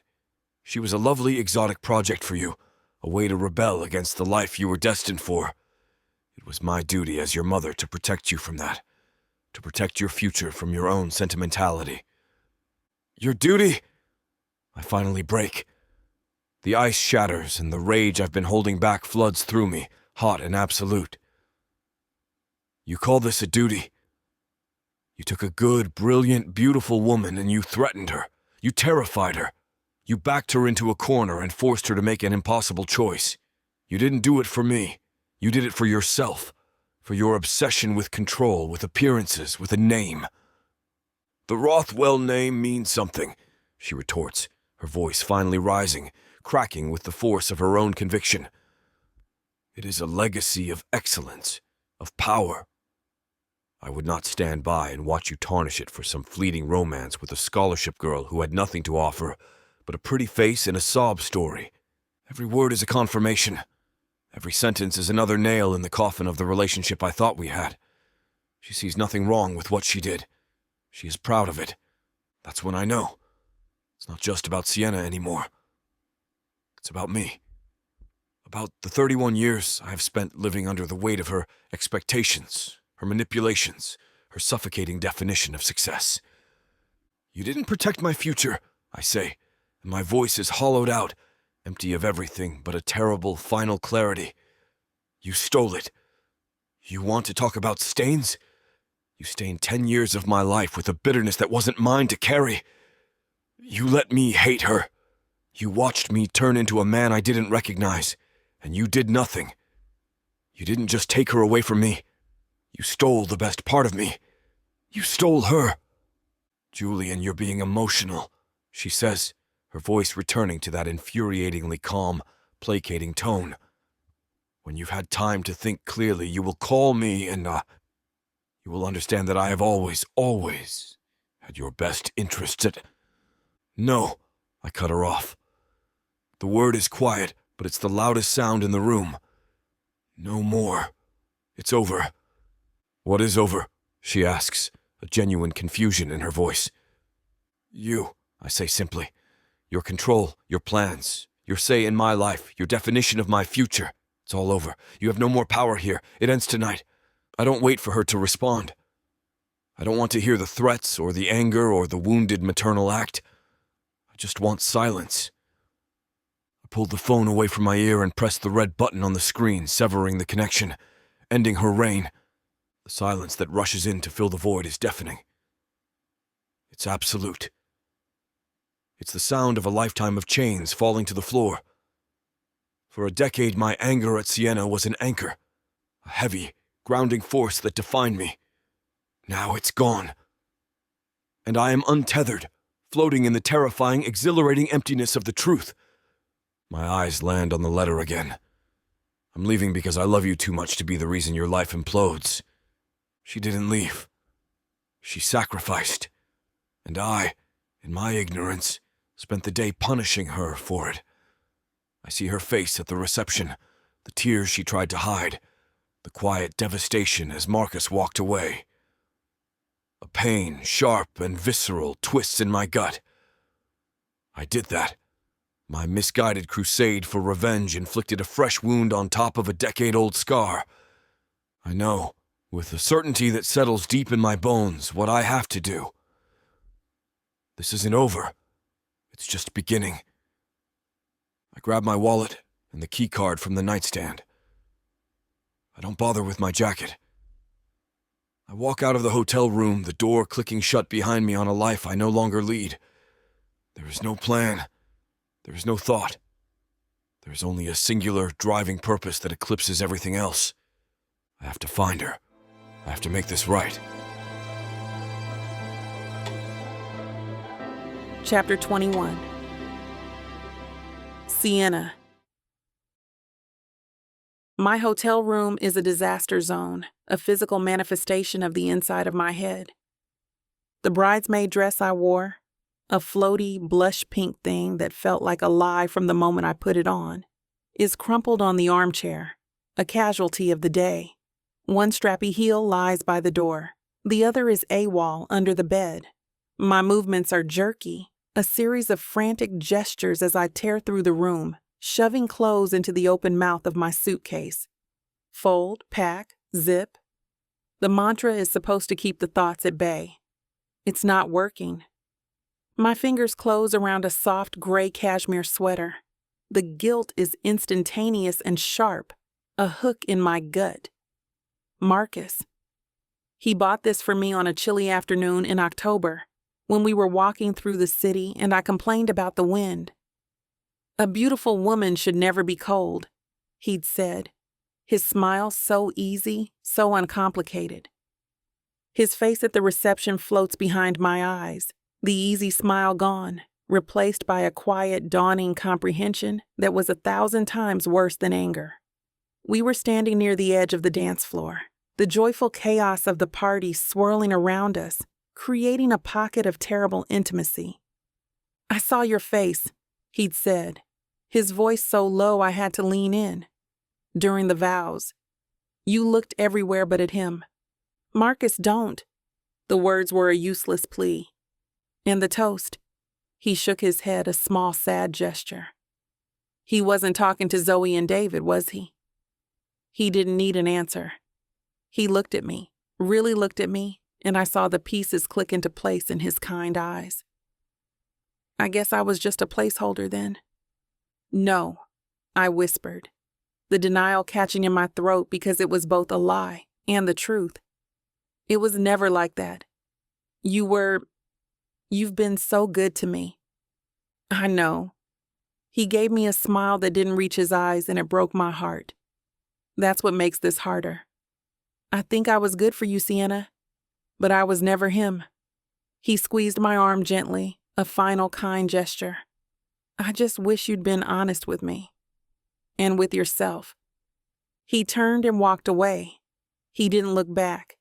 I just stood there, a coward in a pink dress, and let another good man go because I'm haunted. I crammed the cashmere sweater into the suitcase, the soft wool a testament to my failure. Running is what I do best. It's a skill I've honed for a decade. I've become an expert at the art of the clean getaway. To second chances. Julian's voice, low and resonant, cuts through my memory. And the courage to fight for what you thought you'd lost. Courage. A bitter laugh escapes me. I wouldn't know courage if it walked up and introduced itself. All I know is this frantic, desperate need to put distance between myself and this feeling, between myself and him. I slam the lid of the suitcase shut and try to zip it. It snags on a stray piece of fabric. I yank it, my breath catching in a frustrated sob. It doesn't move. The zipper, the suitcase, my entire life, it's all stuck. I'm stuck right here, in the wreckage of a day that blew everything apart. With a cry of frustration, I give up and collapse onto the bed, dropping my head into my hands. The silence of the room is a physical weight, pressing down, suffocating me. And in the quiet, the real fear, the one lurking beneath the guilt and the longing, finally comes out. What if the truth isn't enough? What if we open that letter, lay 10 years of secrets bare, and it doesn't fix anything? The fantasy is so much safer.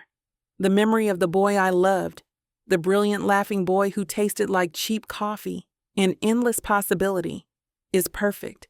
It's a flawless, tragic story I can keep tucked away. A beautiful, painful what if that I've learned to live with. But reality is messy. Reality is the hard, cold man who backed me against a brick wall and took what he wanted. His touch a mixture of punishment and desperation.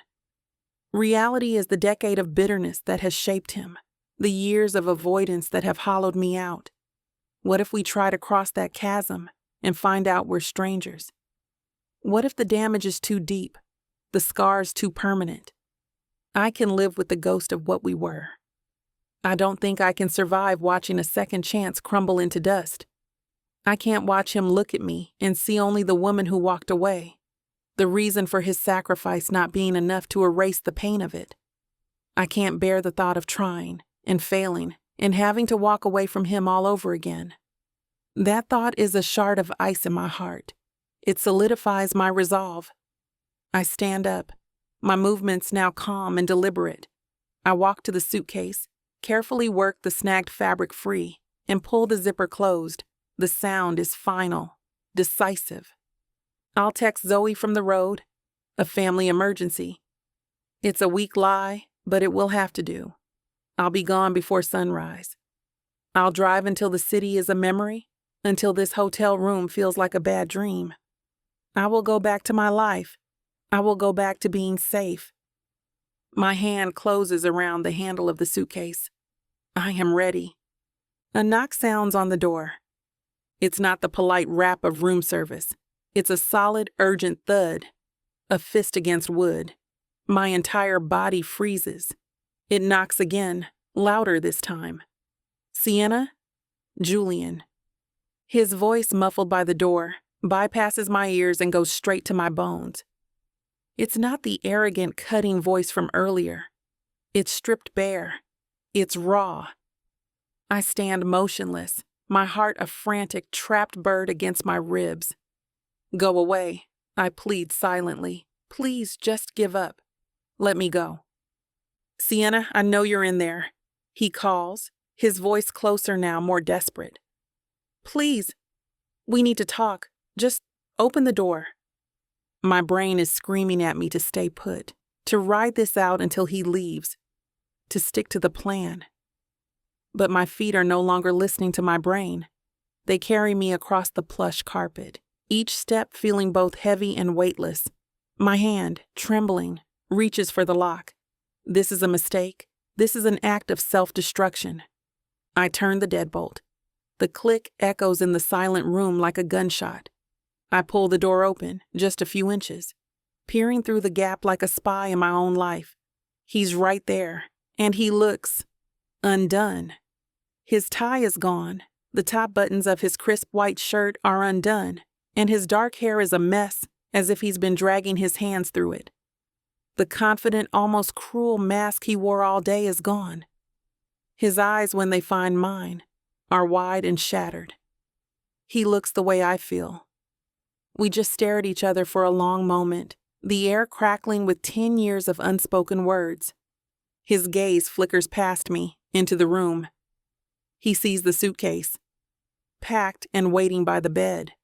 A flash of something, panic, pain, crosses his face. His eyes snap back to mine, and the shattered look is replaced by a desperate, pleading intensity that holds me captive. "Don't go," he says. The words are a ragged whisper, not a command. It's a plea that feels like a dismantling, and it breaks the last thread of my resolve. My hand falls from the door. "Julian, you can't be here." My voice is a ghost, thin and reedy. "And you can't leave." He pushes the door open gently, stepping inside and closing it behind him with a soft click. The sound seals us in. The space, which felt cavernous and empty moments ago, is suddenly too small, charged with his presence. Not again.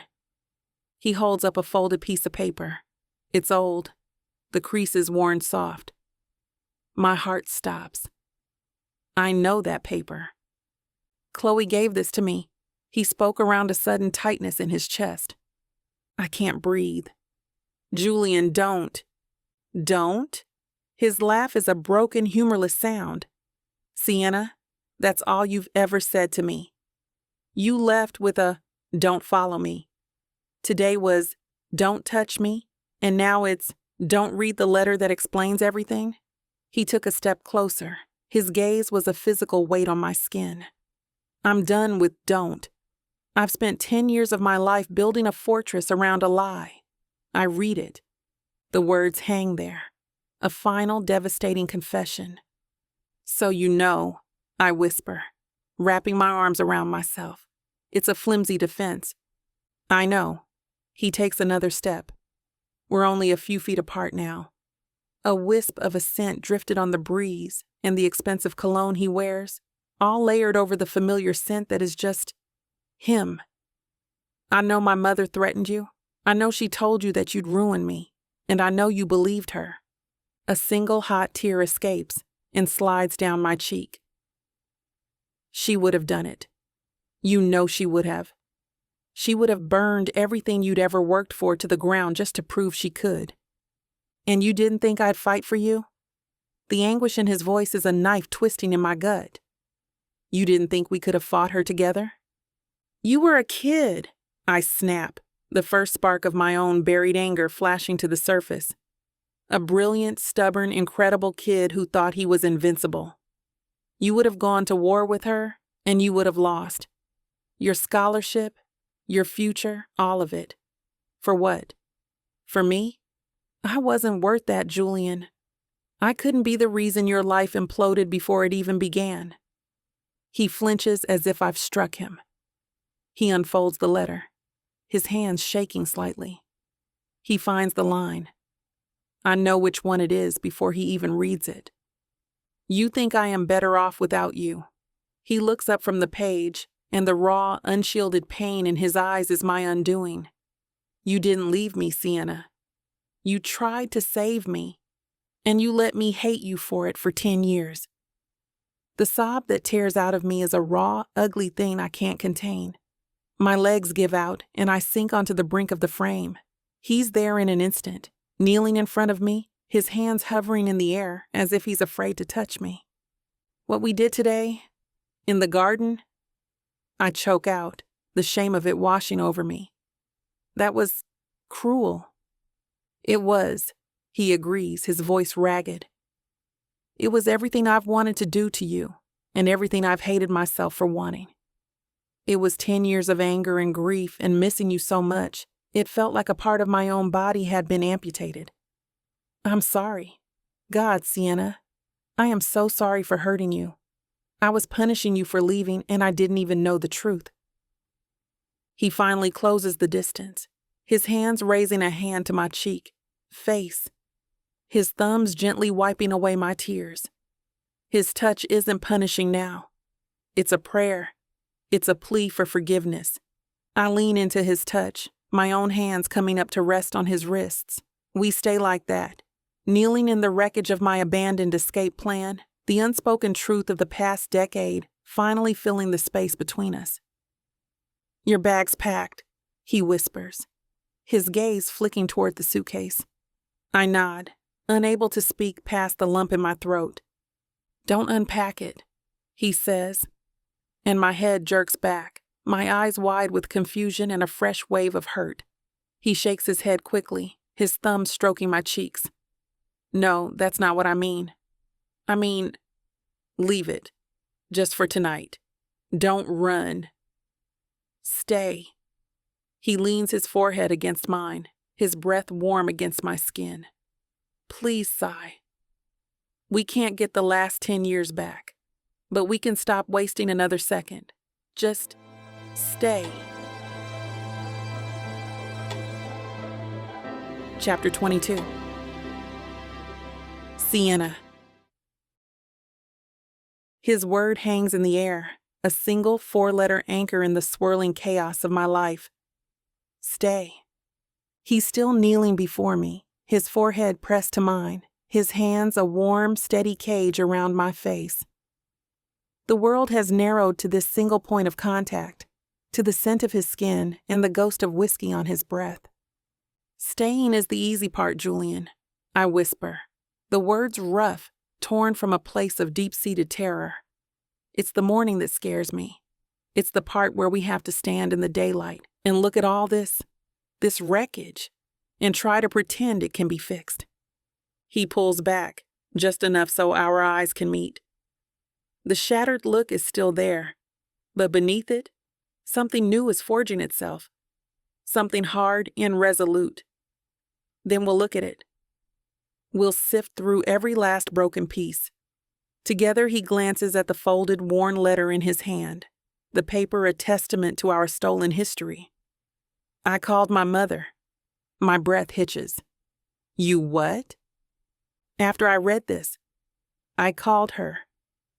He says it with a chilling calm, but a muscle jumps in his jaw, betraying the war he's just waged. I told her I knew. About her telling you you'd be a stain on my legacy. About threatening to destroy my future. I told her everything. Julian, you didn't have to do that for me. I didn't do it for you. He cuts in, his voice firm, leaving no room for argument. I did it for us. For the 19-year-old kids who deserved a goddamn chance. He takes a ragged breath, the memory fresh and raw. She didn't deny it, Sai. She was proud. Called it protecting the family. Called you a mistake I needed to be corrected from. A look of such profound disgust twists his features. It makes me ache for him. I told her she didn't protect my future. She stole it. She stole the best part of me. And then I hung up. It's over. Her hold on me, it's broken. He's not just telling me a story.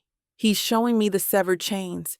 He's validating every fear I had while simultaneously rendering them powerless. He's giving me the one thing I never knew I needed. Proof that I was right to be afraid and a promise that I never have to be again. I am so sorry, he whispers. And that's when his voice finally breaks, the pristine control shattering into a million pieces. He's not the formidable lawyer or the angry ex-lover anymore. He's just the boy I loved. His heart finally, irrevocably broken open. God, Sienna, I'm sorry I was such a blind, arrogant fool. I'm sorry I wasn't strong enough to see it then. I'm sorry I didn't fight for you. I let you carry this alone, and for that I will never, ever forgive myself. That's it. That's the key that unlocks a decade of grief. It's not an apology. It's a confession. It's an acknowledgement of my sacrifice, a validation of my pain. It's everything. A sob tears from my throat, a raw, wounded sound, and I collapse into him, my arms wrapping around his neck, my face burying itself in the warmth of his shoulder. I weep. I weep for the girl who had to choose the lesser of two evils, for the boy who was left behind with a lie, for the years of silence and bitterness that festered between us. His arms crush me to him, one hand cradling the back of my head, holding me together as I fall apart. He rocks me gently, his own body trembling with the force of his emotions. He just holds me and lets me grieve. When the storm finally passes, I'm boneless, exhausted, my face wet against his shirt. He shifts, his hands moving to cup my face, tilting my chin up, his eyes swimming with his own unshed tears, search mine. The anger is gone. The pain is gone. All that's left is a love so deep, so absolute, it feels like coming home. He leans in and kisses me. There is no punishment in it, no desperation. It's a kiss of pure reverence. His lips are soft, questioning, moving over mine as if he's memorizing the shape of me all over again. I taste the salt of my own tears on his mouth, and I kiss him back, pouring every ounce of my stored-up love, my aching longing, into the gentle pressure. If you want to know where this naughty scene is headed, you'll have to get it from BWWM. This platform has rules and guidelines that we have to follow in order to keep these free stories coming. Find any Vixa audiobook on her website and use code VIXA40 for a 40% discount to make up for these interruptions. Let's return to the story. I'm nestled in his arms, my head on his chest, listening to the steady thrum of his heart. His fingers trace idle, soothing patterns on my bare arm. He feels real. This feels real. I tilt my head back to look at him in the soft, forgiving light of the room. His eyes are closed, but a small, peaceful smile touches his lips. He looks like my Julian again. The words leave my lips in a whisper, a fragile question holding the weight of our entire world. What happens now?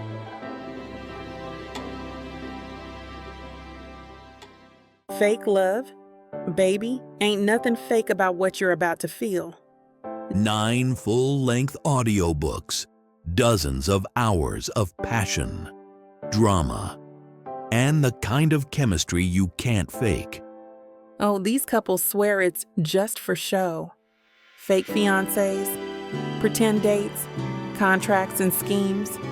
But baby, when the sparks start flying, somebody's catching feelings. Enemies turned lovers, friends turned more. And listen here, this ain't no skimpy sample pack. You're getting the whole buffet. And right now, it's already sitting pretty at 70% off. Take a look at VixaVonRomance.com. Hot fomance. I fake do. This diva don't do I do easily. Only serve it up if you deserve me. Playeress. A fake southern fiancé. Fake lover. Faux love. Wife for hire. The Fake Love Romance Audiobook Bundle. It's time to play pretend and never look back. Vixa Vaughn Romance.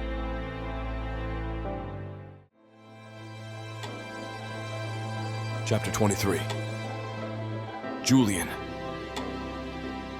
The morning light is a soft, forgiving filter spilling across the rumpled white sheets of my hotel bed.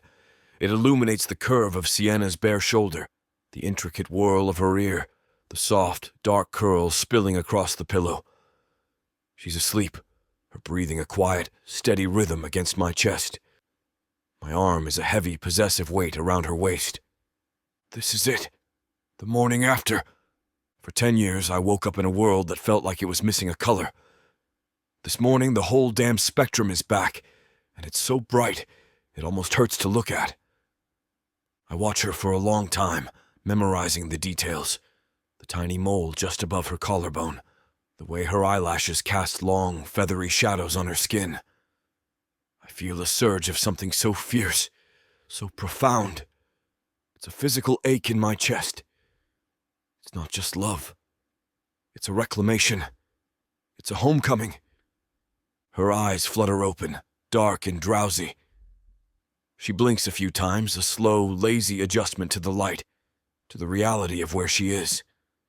A slow, beautiful smile spreads across her face. "Hi," she whispers, her voice a husky, sleep-roughened sound that does incredible things to my insides. "Hi, yourself," I murmur, my thumb tracing the line of her hip. "Did I dream you?" "If you did, you have a spectacular imagination," she says, stretching like a cat. The sheet slips lower and my breath catches. "Although, in your dream, did I snore?" Like a delicate, perfectly tuned chainsaw, I deadpan. She swats my chest, a playful, easy gesture that feels like a miracle. Liar. "I'm not lying," I say, leaning down to kiss her. The kiss is soft, lazy, full of the quiet joy of a morning that feels stolen from another lifetime. But it's my new favorite sound. She laughs, the sound rich and warm in the quiet room. She props herself up on an elbow, her expression turning serious, though her eyes are still shining. "Last night was a long time coming," I finish for her. "It was a lot," she says, her gaze searching mine. "The letter. You confronting your mother. Marcus." She trails off, a shadow passing over her face. "Hey," I say, my hand finding her cheek. "We're not going to solve a decade of chaos in one weekend. Let's just be here. For a minute." She leans into my touch, her eyes closing. "Okay, 1 minute. We order room service, a ridiculous amount of food, and eat it in bed.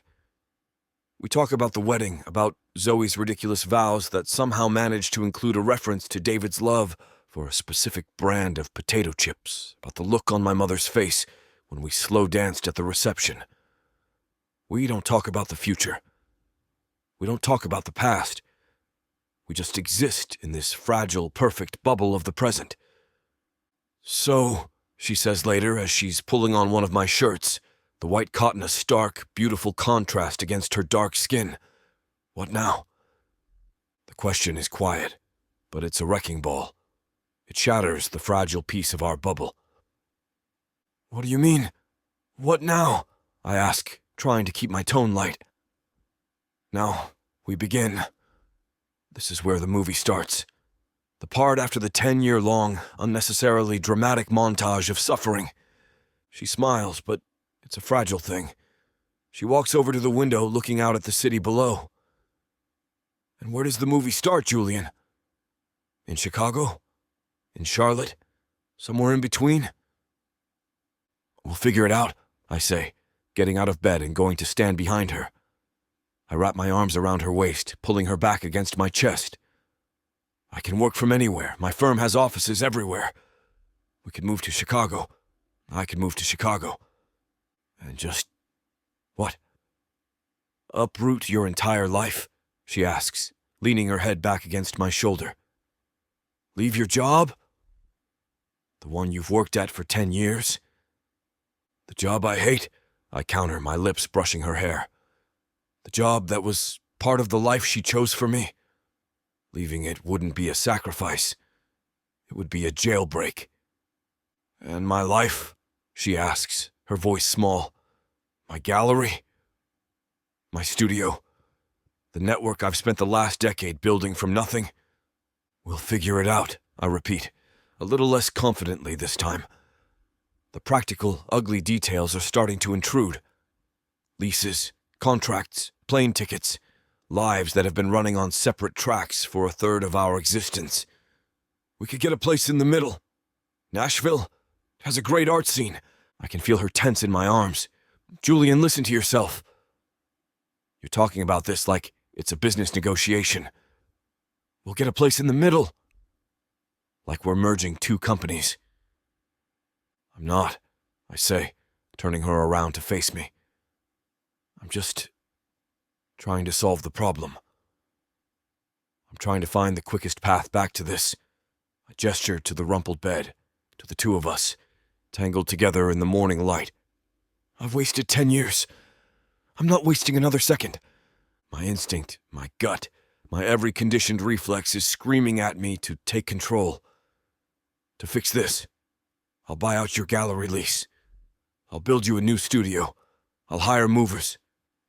Just say the word and I will erase every obstacle. The words are on the tip of my tongue. It's the Rothwell way. Problems are not obstacles. They are simply logistical challenges that can be solved with enough money and influence. Then I look at her. I really look at her. Not the ghost I've been chasing. Not the girl I lost. But the woman standing in front of me. The woman who built a life, a career, a name for herself, from the ashes of what my mother did to her. She did it alone. She didn't have a trust fund or a legacy or a powerful family name to open doors for her.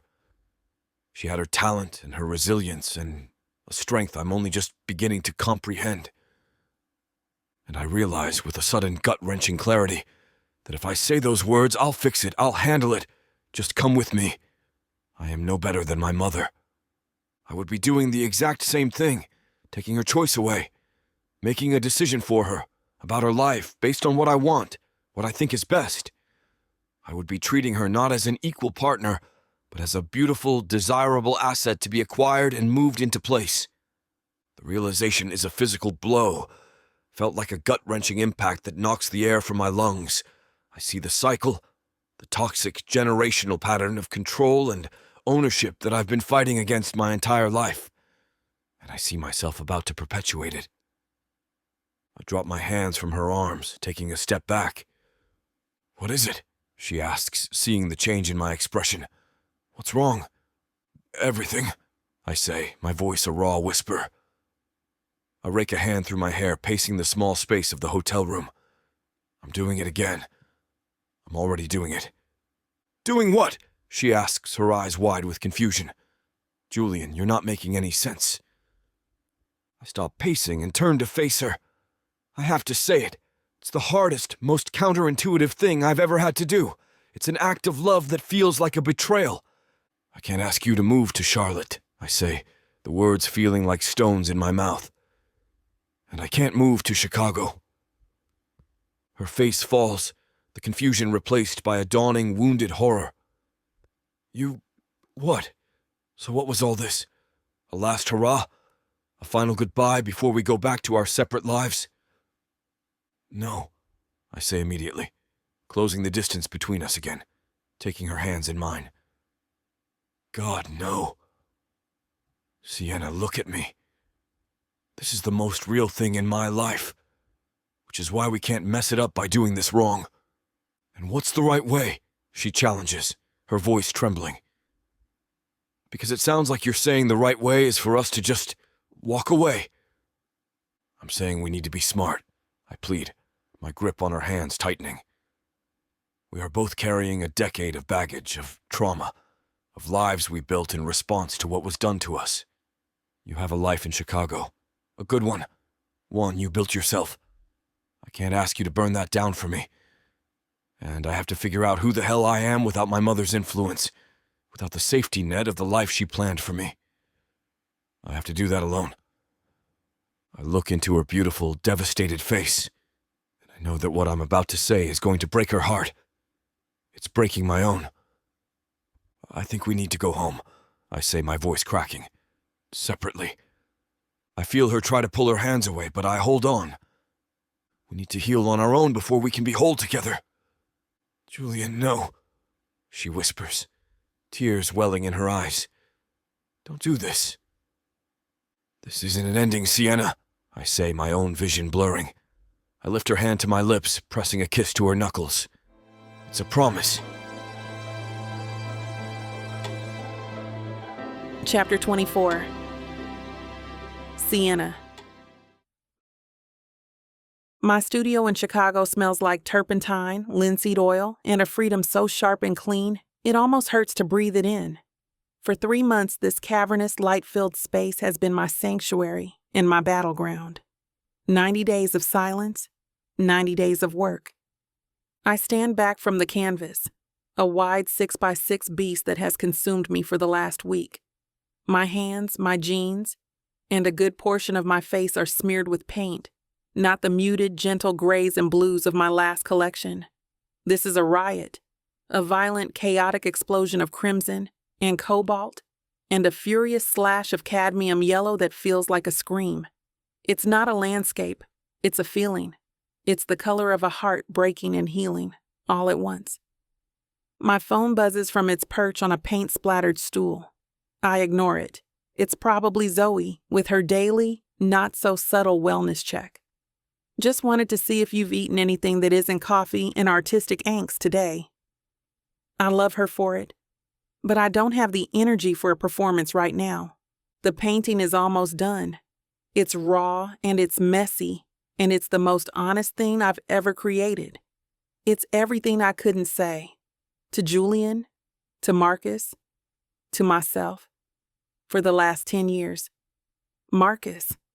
The memory of our last conversation is a clean wound, not ragged, not angry, just a deep, profound ache. "I'm not angry, Cy," he'd said, standing in the doorway of my apartment the day after I got back from Charleston. He wasn't holding a suitcase, but he might as well have been. The space around him was already empty. "You should be," I'd whispered, my voice raw from a night of not sleeping. "I lied to you. For 3 years. "No," he'd countered, his voice impossibly kind. "You lied to yourself. I was just collateral damage." He'd given me a sad, weary smile. "I want you to be happy, Sienna. Truly. I just finally realized that I can't be the one to give it to you. Your peace isn't mine to provide." I dipped my brush in a pool of stark titanium white, my hand hesitating over the canvas. He was a good man. The best.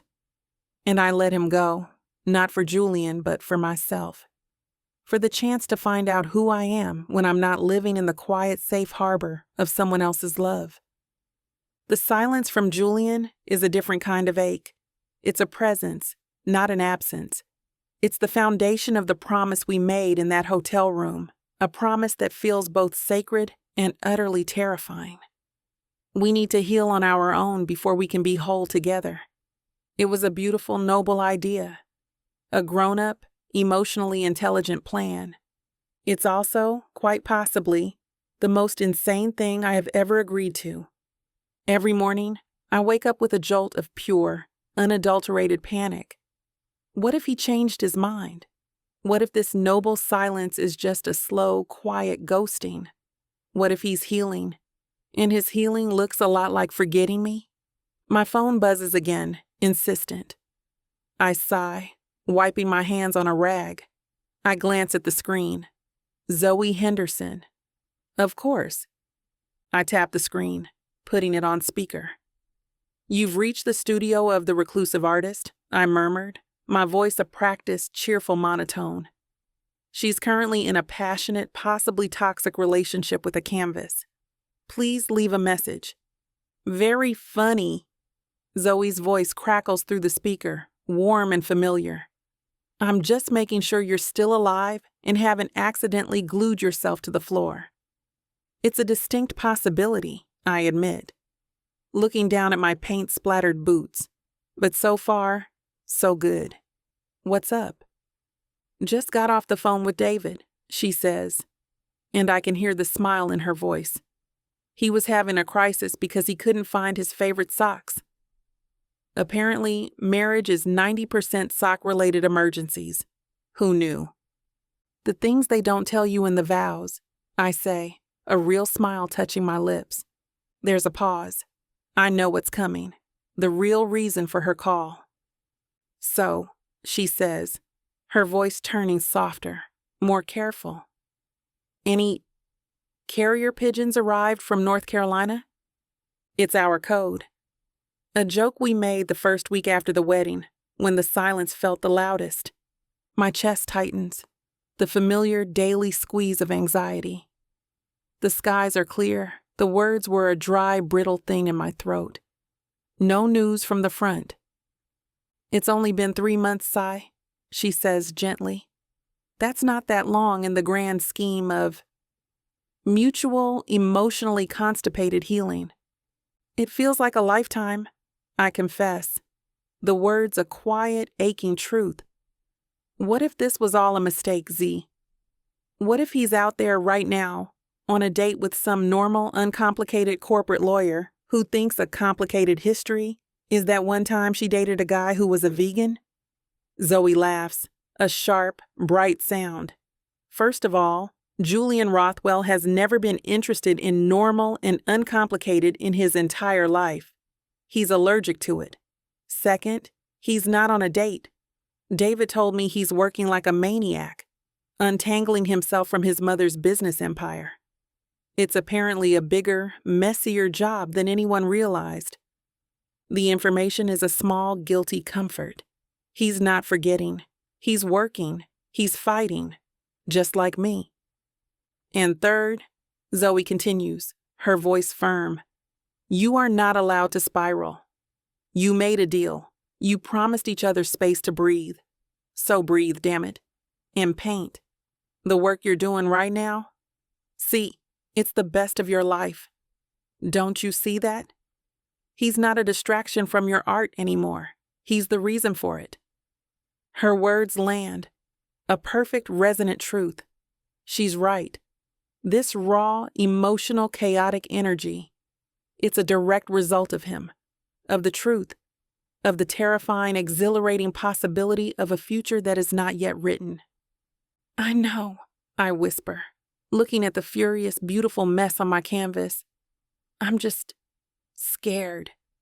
I know you are, she says softly, but you're also brave. Just keep breathing and call me if you run out of coffee. That's a real emergency. We hang up and the silence of the studio settles around me again. But it feels different now.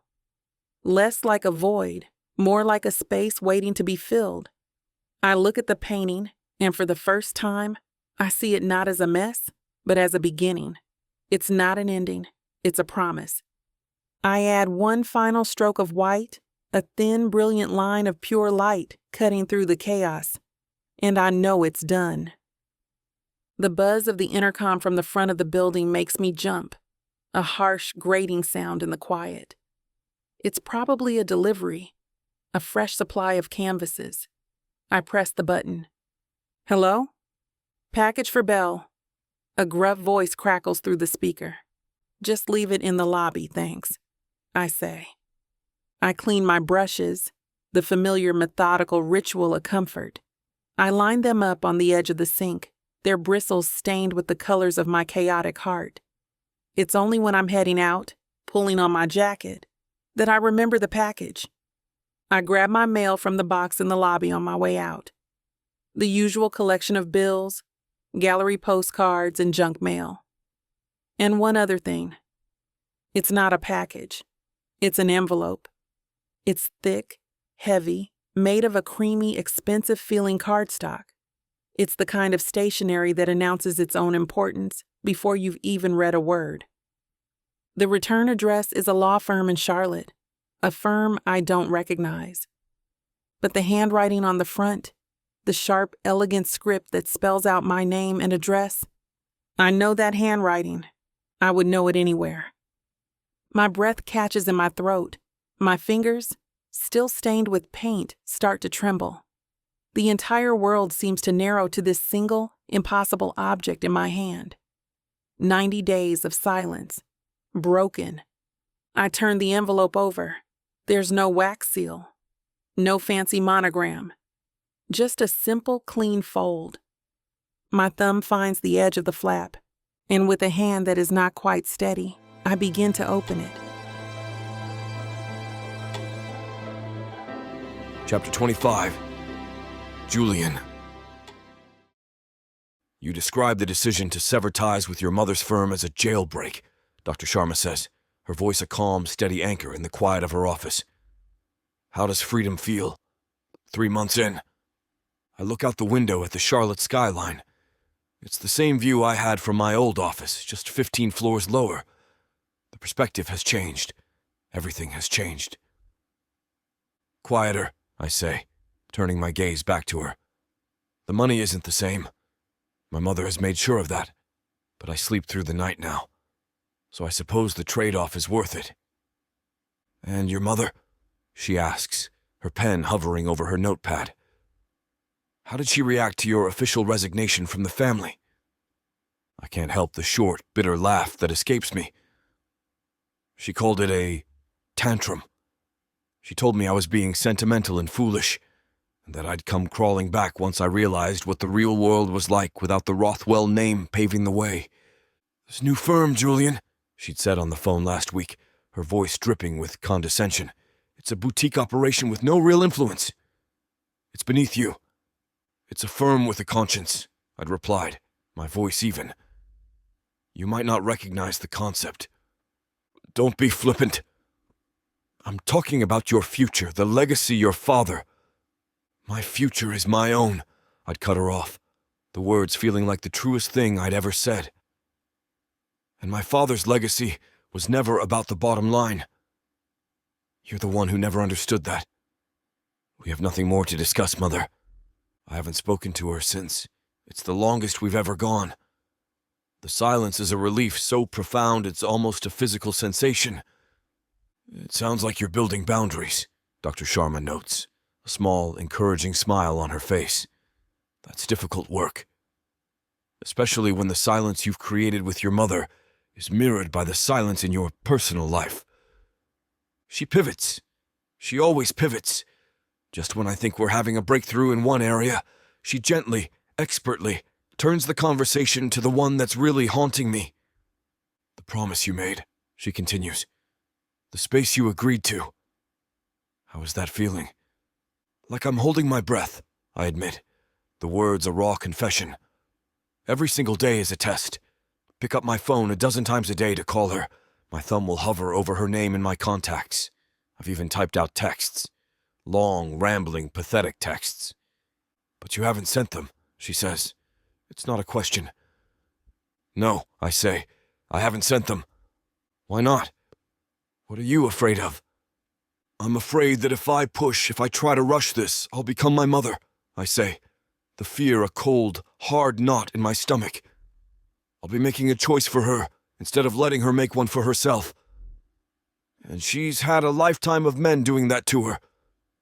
So you're honoring her agency, Dr. Sharma says, nodding. That's an act of love, Julian. But you're also afraid. I'm terrified, I whisper, the admission a crack in my carefully constructed armor. I'm terrified that she's in Chicago right now, building this incredible life, and that the more she heals, the more she'll realize she doesn't need the man who is at the center of her deepest wound. I'm giving her the space to heal, and I'm terrified she's going to heal right out of my life. The words echo in my chest long after I've said them, leaving me hollow. By the time evening comes, I find myself at a noisy downtown bar across from David, the kind of place where distraction is supposed to come cheap and easy.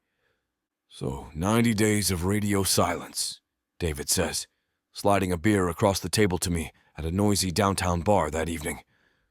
Are you a Zen master yet? Or have you thrown your phone against the wall? Both, I say, taking a long drink. On an hourly basis. He grins. I get it. Zoe gives me the silent treatment for 10 minutes when I forget to take out the recycling, and I'm ready to call in a hostage negotiator. I can't imagine 3 months.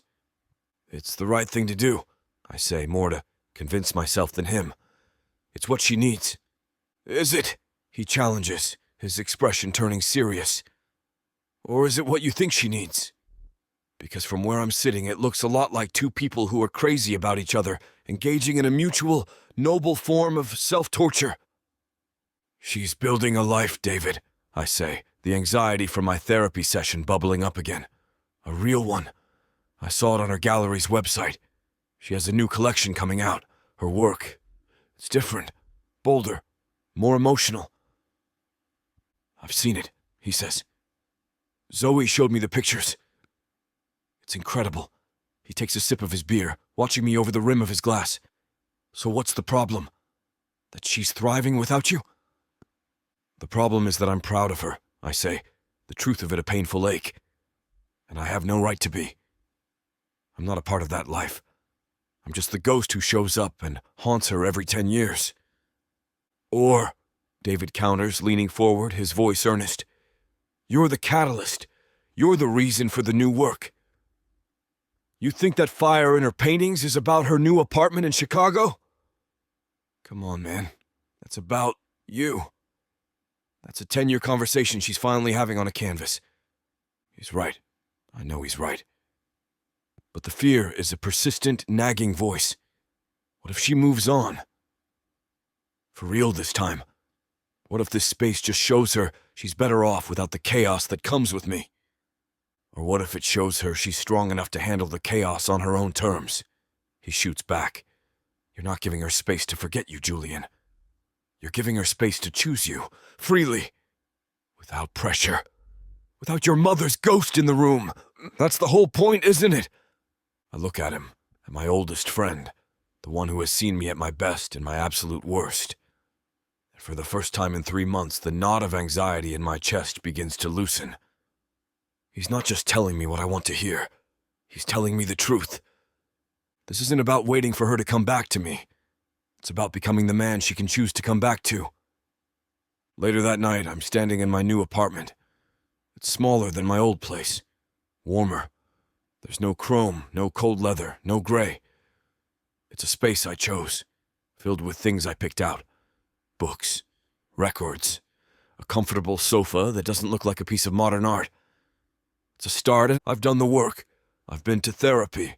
I've cut the financial and emotional cords to my mother. I've started a new job, one that doesn't require me to compromise my soul on a daily basis. I've spent 90 days holding my breath, honoring my promise, fighting my worst instincts. And David's words are echoing in my head. You're giving her space to choose you. But a choice requires an offer, an invitation. I walk over to the small, antique writing desk I bought last month. I open the drawer and pull out a piece of stationery. It's not the heavy, embossed Rothwell stock that my mother favors. It's a simple, plain, cream-colored card. It's mine. I pick up a pen. This isn't a plea. It's not a demand. It's not a long, rambling confession of my undying love. That can come later. This is something else. This is a signal. A flare sent up in the dark, across the 900 miles that separate us. My hand is steady as I write the words. A single sentence. The culmination of 3 months of silence, of healing, of rediscovering a part of myself I thought was long dead. It's the truest thing I know. I fold the card, slide it into a matching envelope, and seal it. I write her name, her address, my hand sure and steady. I look at the single vulnerable sentence one last time before sealing it away. You still make me want to believe in love.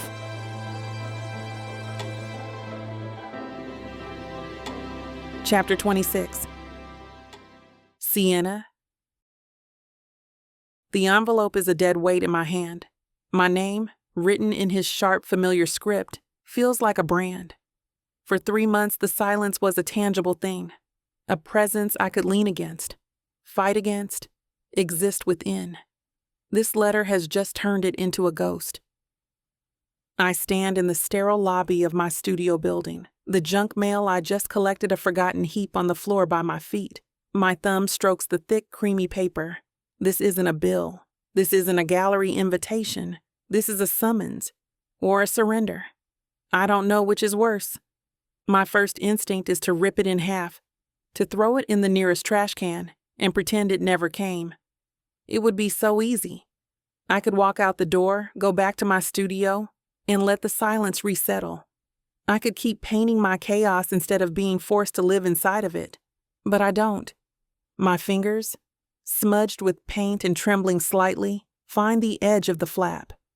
I slide my thumb underneath, breaking the seal with a sound that is impossibly, deafeningly loud in the quiet lobby. I pull out the card inside. It's as heavy and simple as the envelope. No letterhead, no monogram, Just a single plain piece of cream-colored cardstock, folded in half. A hummingbird trapped in my ribs. I'm bracing for the impact, for a long, rambling explanation, for a desperate, overwrought apology, for a cold, corporate-sounding proposal for how we can logistically make this work, for a final, devastating goodbye. I open it. There are only 10 words, a single sentence, written in the center of the card, in that same sharp, elegant script. I read it once, twice, a third time. The words don't change. They don't rearrange themselves into something more complicated. They just sit there, a quiet, unadorned, and utterly devastating truth.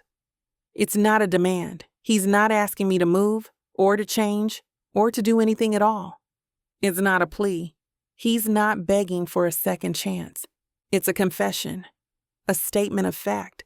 He's not telling me what to do. He's telling me what I do to him. He's laid his heart bare on this small, simple card and asked for absolutely nothing in return. He has handed me all the power. A sound escapes my throat, a choked, watery sob that is equal parts grief and a relief so profound it makes my knees weak. I slide down the cool, tiled wall of the lobby until I'm sitting on the floor, the letter clutched in my hand, my other hand covering my mouth. The wall I've spent the last 10 years building around my heart. The one Marcus saw as a fortress. The one I thought was protecting me from Julian. It wasn't for him at all. It was for me. My biggest fear wasn't him breaking my heart again. My biggest fear was that I wouldn't be brave enough to choose my own happiness. I chose safety. I chose a quiet, muted, predictable life because the alternative, a life of vibrant, chaotic, spectacular color with him, was too terrifying a risk. I wasn't afraid of the fall. I was afraid of the leap. The tears that fall are not for what I lost. They're for the decade I've spent hiding from myself. After a long time, I pull out my phone. My hands are steady now. The frantic energy is gone, replaced by a strange, quiet calm. I scroll through my contacts and press Zoe's name. She answers on the second ring. Did you run out of coffee? I can be there in 20. I'll bring bagels. He wrote to me, I say, my voice clear and even. The line goes silent. I can hear the unspoken shock, the 100 questions she wants to ask. Oh, she says finally. Okay, wow. Is it a novel? A sonnet? Please tell me it wasn't a spreadsheet outlining a 5-year plan for emotional reconciliation. A real, genuine laugh escapes me. It feels like breathing for the first time. It was one sentence. I read it to her, the words feeling sacred on my tongue. You still make me want to believe in love. Zoe is quiet for a long moment. When she speaks again, her voice is thick with a hushed, reverent awe. Damn, she breathes. That's a hell of a sentence. He's not playing. No, I say, looking at the words again. He's not. He's not asking for anything, Z. He's not telling me what to do. He's just showing me his cards. And he's trusting me not to burn them. He's giving you the choice, she says softly. The one his mother stole from you. Yeah, I whisper. The truth of it settles over me, a profound, liberating weight. He is. So, Zoe says, and I can hear the cautious hope in her voice, the gentle, probing question of a friend who has waited 10 years for this moment. What are you going to do with it, Sai? With the choice? I look around the empty lobby, at the forgotten junk mail, at the smudges of paint on my hands. I think of the furious, beautiful painting waiting for me upstairs. A canvas full of a story I was finally brave enough to tell. I'm going to stop being a coward, I say. The words are a vow. To her, to myself. I spent 10 years building a life that was safe because I was terrified of a life that was mine. Marcus. He wasn't a bandage. He was a fortress. And I hid inside him. So you're tearing down the fortress? Zoe asks, her voice thick with emotion. I'm walking out the front gate, I say, and I'm not looking back. We hang up a few minutes later, my heart full of a terrifying, exhilarating certainty. I stand up, my legs steady beneath me. I walk out of the lobby and into the bright, cold Chicago afternoon. I don't go back to my studio. I go home. I sit down at my laptop, the letter resting beside it, a silent, steady reminder. I open a web browser. My fingers, sure and steady, fly across the keyboard. I pull up an airline website. The cursor blinks, waiting. From ORD, Chicago, Illinois, to I pause. My first instinct is to type CLT, Charlotte, his city, his new life. But that's not right. That would be me, walking into his world. It would be a surrender. And this isn't a surrender. It's a new beginning. My fingers move again, typing 3 different letters. A city from our past. A place that belongs to both of us and to neither of us. A neutral ground. The place where it all began. The place where we were just 2 kids with a shared, certain belief that we were invincible. I hit search. A list of flights appears on the screen. And without a moment's hesitation, I book a one-way ticket. Chapter 27. Julian... The text message arrived 2 days ago. Not a word, not an emoji, just a picture. It was grainy, taken on a phone, but I knew it instantly. The curve of the worn stone, the backdrop of ivy climbing the brick of the old library, the oak tree whose branches shaded it like an ancient, patient hand. Our bench. It wasn't a question, it was a location, a destination, a summons. So I came. The air here on campus is different. It's thinner than city air, cleaner, filled with the scent of old books and cut grass and the kind of limitless, arrogant potential you can only have when you're 20. I feel like a ghost haunting the grounds of a life I used to live. The clothes I'm wearing, a simple pair of dark jeans, a soft gray Henley, feel like a costume. My expensive watch feels like a relic from another world. Its weight on my wrist, a constant, useless reminder of a currency that has no value here. I'm sitting on the stone bench. Our bench, the same one where I once told her, with the unshakable certainty of a boy who had never known failure, that we would take over the world. She had just laughed, the sound warm and rich, and told me she'd settle for a small corner of it, as long as it was ours. My phone buzzes in my pocket, a harsh, modern sound in this place of memory. I already know who it is. You've reached the voicemail of a man who is currently having a full-blown existential crisis, I answer, my voice a low murmur. Please leave your name and a brief, non-judgmental message. Very funny, David's voice crackles through the phone. You're actually there? I thought you were bluffing. I don't bluff, I say, watching a group of students walk past, their backpacks slung over their shoulders, their faces bright with the easy camaraderie of youth. They don't even glance at me. I'm just a man on a bench. Invisible. You're sitting on a park bench in another state based on a single cryptic photograph, he says, his tone a mixture of awe and profound concern. That's not a bluff. That's a symptom of a condition that is probably diagnosable. What if she doesn't show, man? What's the plan then? There is no plan then, I say. And the honesty of it is both terrifying and liberating. This is it! There is no backup. There is no safety net. That's insane. Is it?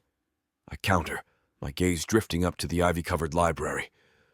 What's insane is spending 10 years living a life that someone else designed for you. What's insane is almost marrying a woman you can't stand because it was advantageous. What's insane is believing for a decade that the best thing that ever happened to you was also the cruelest. I pause, the words catching in my throat. This is the sanest thing I've done in a very long time. David is quiet for a long moment. I can hear the faint sounds of his office in the background.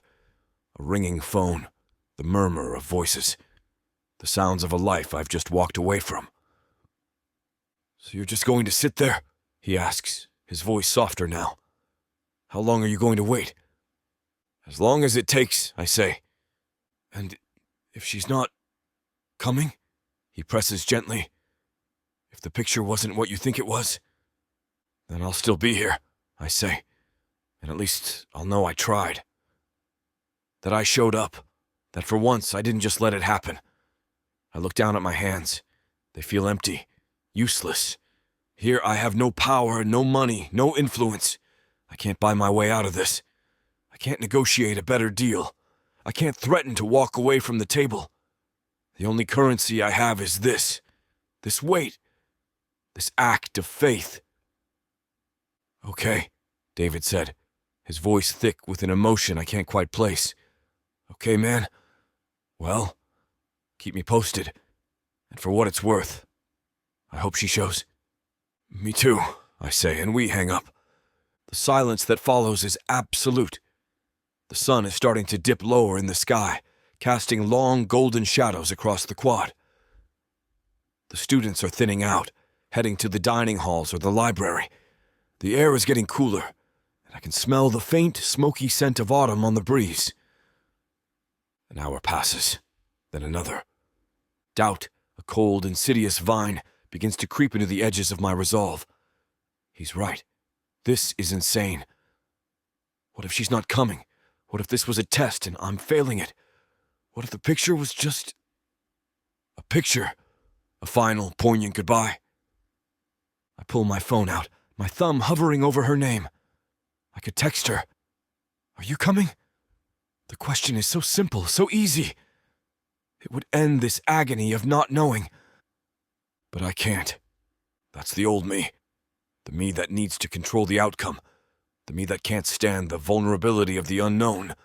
That's the man my mother raised. I shove the phone back in my pocket.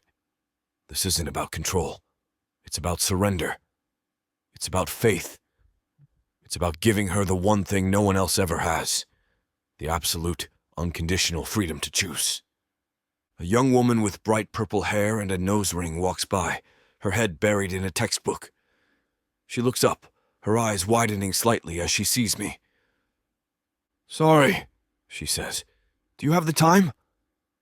I glance at my watch, the silver face gleaming in the fading light. It's almost 6. Thanks, she says, giving me a small, curious smile. Are you a professor or something?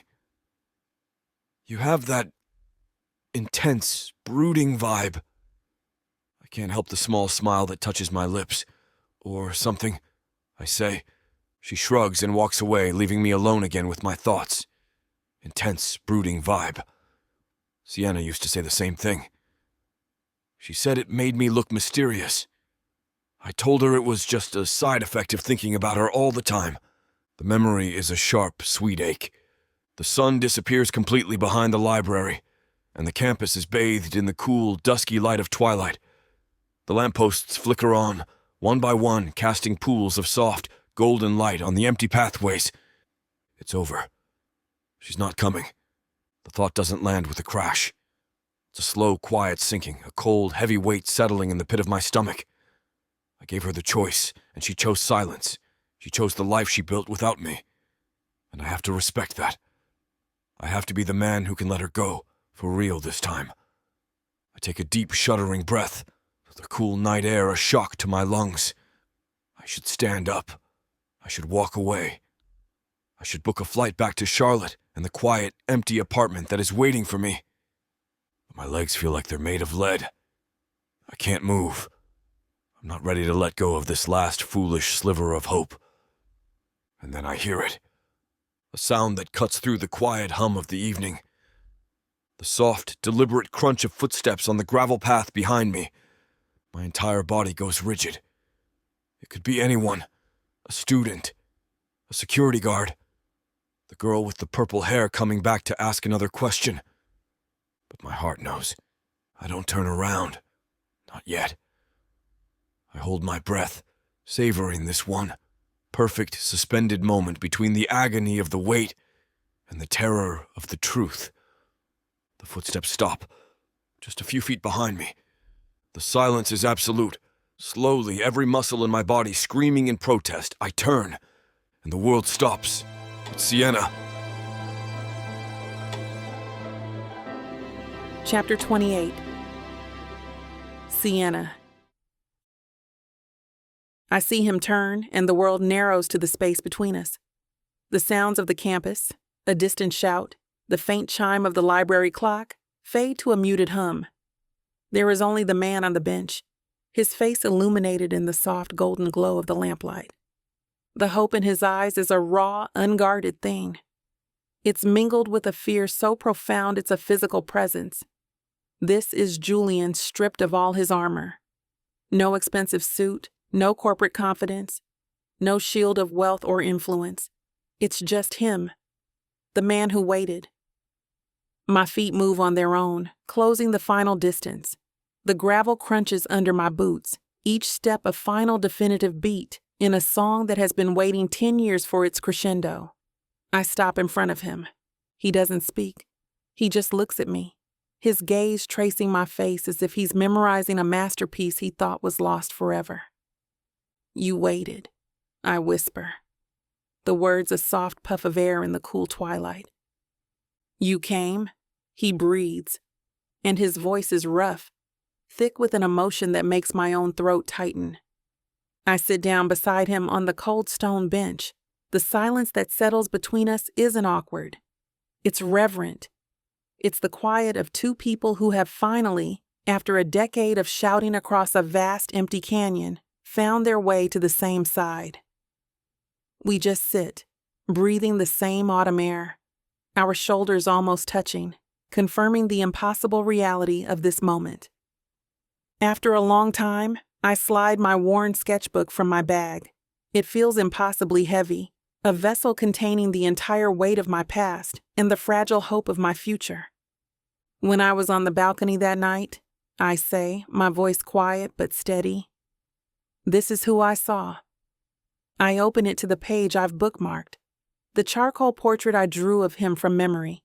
It's the boy he was, his eyes full of laughter, his hair a mess, the collar of his university sweatshirt slightly frayed.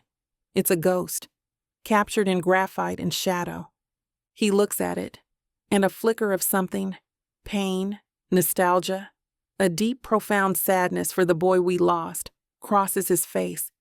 He reaches out a hand, his fingers hesitating just above the page, as if he's afraid to touch it, afraid it might crumble into dust. He trails off, his voice thick. That was the past, I say softly. That's the memory I was holding on to.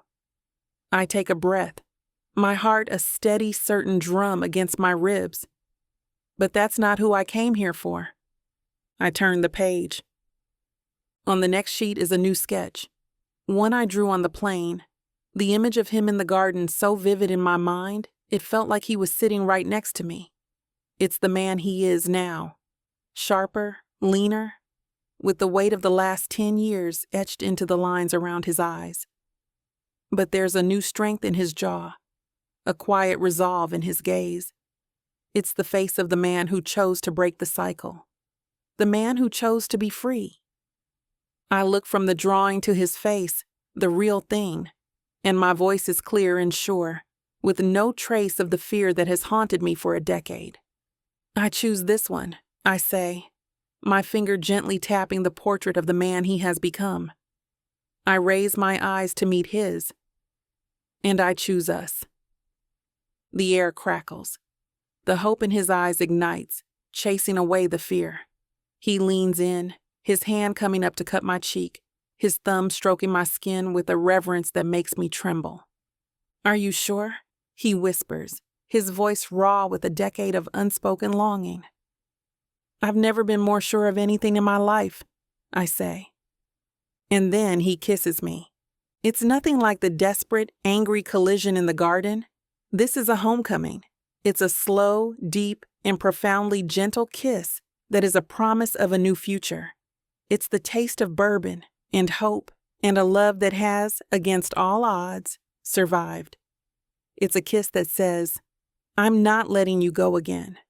And I kiss him back with a certainty that says, I'm not going anywhere. When we finally pull apart, the world feels brand new, the colors sharper, the air cleaner. Good, he breathes, his forehead resting against mine. Because my plan was to sit on this bench until I fossilized. I laugh, a real bubbling sound of pure joy. I'm glad I saved you from becoming a campus landmark. Me too, he says, his smile so bright it outshines the lampposts. He looks around the quiet, empty quad. As much as I love this bench, I think I'd rather be somewhere else with you right now. I think I'd rather be somewhere else with you too. I agree, my voice dropping. The air between us shifts, the gentle joy replaced by a low, simmering heat, an urgency that is not born of desperation, but of celebration. There's a hotel just off campus, he says, his blue eyes dark and intense. Decidedly less historic, but it has beds. Beds sound good, I murmur, my hand finding his. Our fingers laced together, a perfect, familiar fit. Lead the way. The hotel room is anonymous, a blank canvas of beige walls and clean white sheets. It's perfect. It's not his world and it's not mine. It's ours.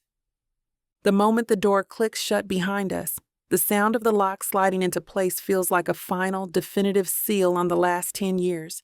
He pulls me into his arms, his mouth finding mine again. And this kiss is different from the one on the bench. That was a question. This is the answer. It's a kiss of profound, unhurried certainty. There's no desperation, no frantic need to reclaim lost time.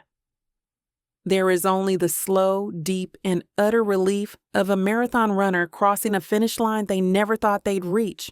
Well, things are heating up here. You know what to do? Go to VicSavonRomance.com to get the dirty details that this platform won't put on the air. I know it sucks, but at least you can get a 40% discount with code VIXA40 to make up for it. Use it while it lasts and apply it to every digital product in your cart. Back to the story. Later, we're tangled in the sheets. My head on his chest, his heart a steady, reassuring beat beneath my ear. The room is dark. The only light the soft glow from the city outside the window. The air is filled with a peace so complete it feels like a dream. He's tracing patterns on my back, his fingers light and gentle. What are you thinking about? I murmur, my voice drowsy with contentment. Everything, he says softly, and nothing. Just. This, his hand moves from my back, his fingers finding mine. He lifts my hand, his thumb gently stroking the faint silvery line on my skin, just below my knuckles. He doesn't ask where it came from. He just holds my hand, accepting this broken, healed piece of me as part of the whole. He presses a soft kiss to my hair, his lips moving as he speaks. So, he leans in, his breath warm against her ear as he murmurs, playful rumble against my ear, full of a light, easy happiness that is the most beautiful sound I have ever heard. My place or yours?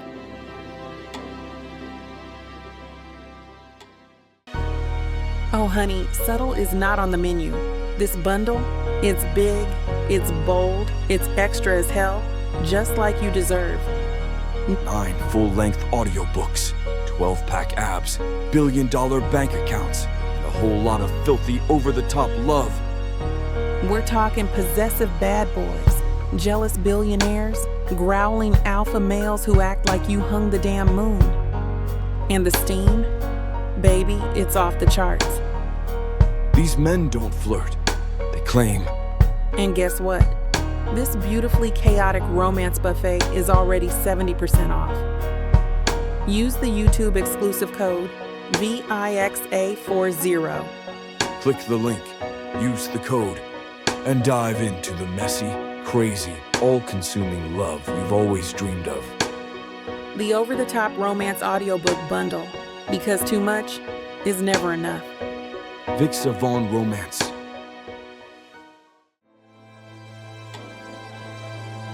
Chapter 29. Julian. The echo is the first thing I notice.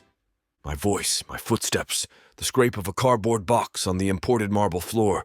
It all bounces off the bare walls of this high-rise mausoleum. 6 months ago, this place was a monument to quiet, expensive taste. Now it's just empty. A hollowed-out version of a life I no longer live. I taped the last box shut, the squeal of the packing tape a harsh, ugly sound in the cavernous living room. Legal files. Rothwell Corporation. 2015 to 2025. A decade of my life, reduced to a single, neatly labeled cardboard tomb. I shove it into the corner with the others, a neat stack of my past waiting for a moving truck to haul it into storage where it belongs. My phone buzzes on the kitchen island, the only piece of furniture left. The vibration is a sharp, lonely sound against the granite. My eyes darted to the screen. David Henderson. "You've reached the demolition site," I answer, my voice bouncing back at me. "Watch your step." "Still standing, I see," he murmured in a welcome shot of normalcy. "I was just calling to check for signs of life." "Zoe's convinced you've decided to become a minimalist monk and are currently meditating on a bare floor." "Close," I say, leaning against the island, my gaze sweeping over the empty expanse. I'm meditating on how one man can accumulate so much useless, expensive crap. I kick at a stray packing peanut. "This isn't a move. It's an exorcism." "An expensive one," he notes. "I saw the final sale price on your apartment. You took a hit. It was never a home, David." "It was an asset," I say. The distinction's so clear to me now it's laughable I ever confused the two. "And I'm liquidating." There's a pause on his end. I know what's coming. The last-ditch, best-friend effort to make sure I'm not completely insane. "You're really doing this," he says, his voice losing its joking tone. "You're trading a partnership, a corner office with a skyline view, and a future that was practically gift-wrapped for you for... what? A rental in Wicker Park with a view of a brick wall?" "The view from her window is better," I say, and the simple, unadorned truth of it hangs in the air. David sighs, a sound of profound, weary acceptance. "You're a lost cause, Rothwell. A hopeless romantic masquerading as a corporate shark." "Is that what this is?" I ask, a small, genuine smile touching my lips. "I thought it was just a man following his compass." "Your compass has one setting and it points directly to Sienna Bell," he shoots back. "Look, I get it." I do. But this is... a lot. "Are you sure about all of it?" "I've never been more sure of anything in my life," I say, and the certainty is a solid grounding force in the center of my chest. "This isn't a grand romantic gesture, David. This is just the next logical step. We've been doing the long-distance thing for 6 months. Every other weekend I'm on a plane to O'Hare, or she's on one to Charlotte. We're racking up enough frequent flyer miles to circumnavigate the globe twice. So you're tired of airport terminals?" "I'm tired of saying goodbye," I correct him gently. "I'm done with my life being something that happens on a FaceTime call. I want to wake up next to her. I want to argue with her about what to have for dinner. I want to see her covered in paint, lost in her work. I don't want the highlights. I want the whole damn thing." "The whole damn thing," he repeats, a note of awe in his voice. "Well, when you put it like that, the brick wall sounds pretty good." He clears his throat. "So, the new job. You're really okay with it?" "It's a step down, man. You know it is. It's a job where I don't have to check my soul at the door," I say. "It's smaller, more ethical, less Rothwell. It's a good fit." "And your mother?" he asks, the question a carefully placed landmine. "My mother and I have reached an understanding," I say, my voice cool.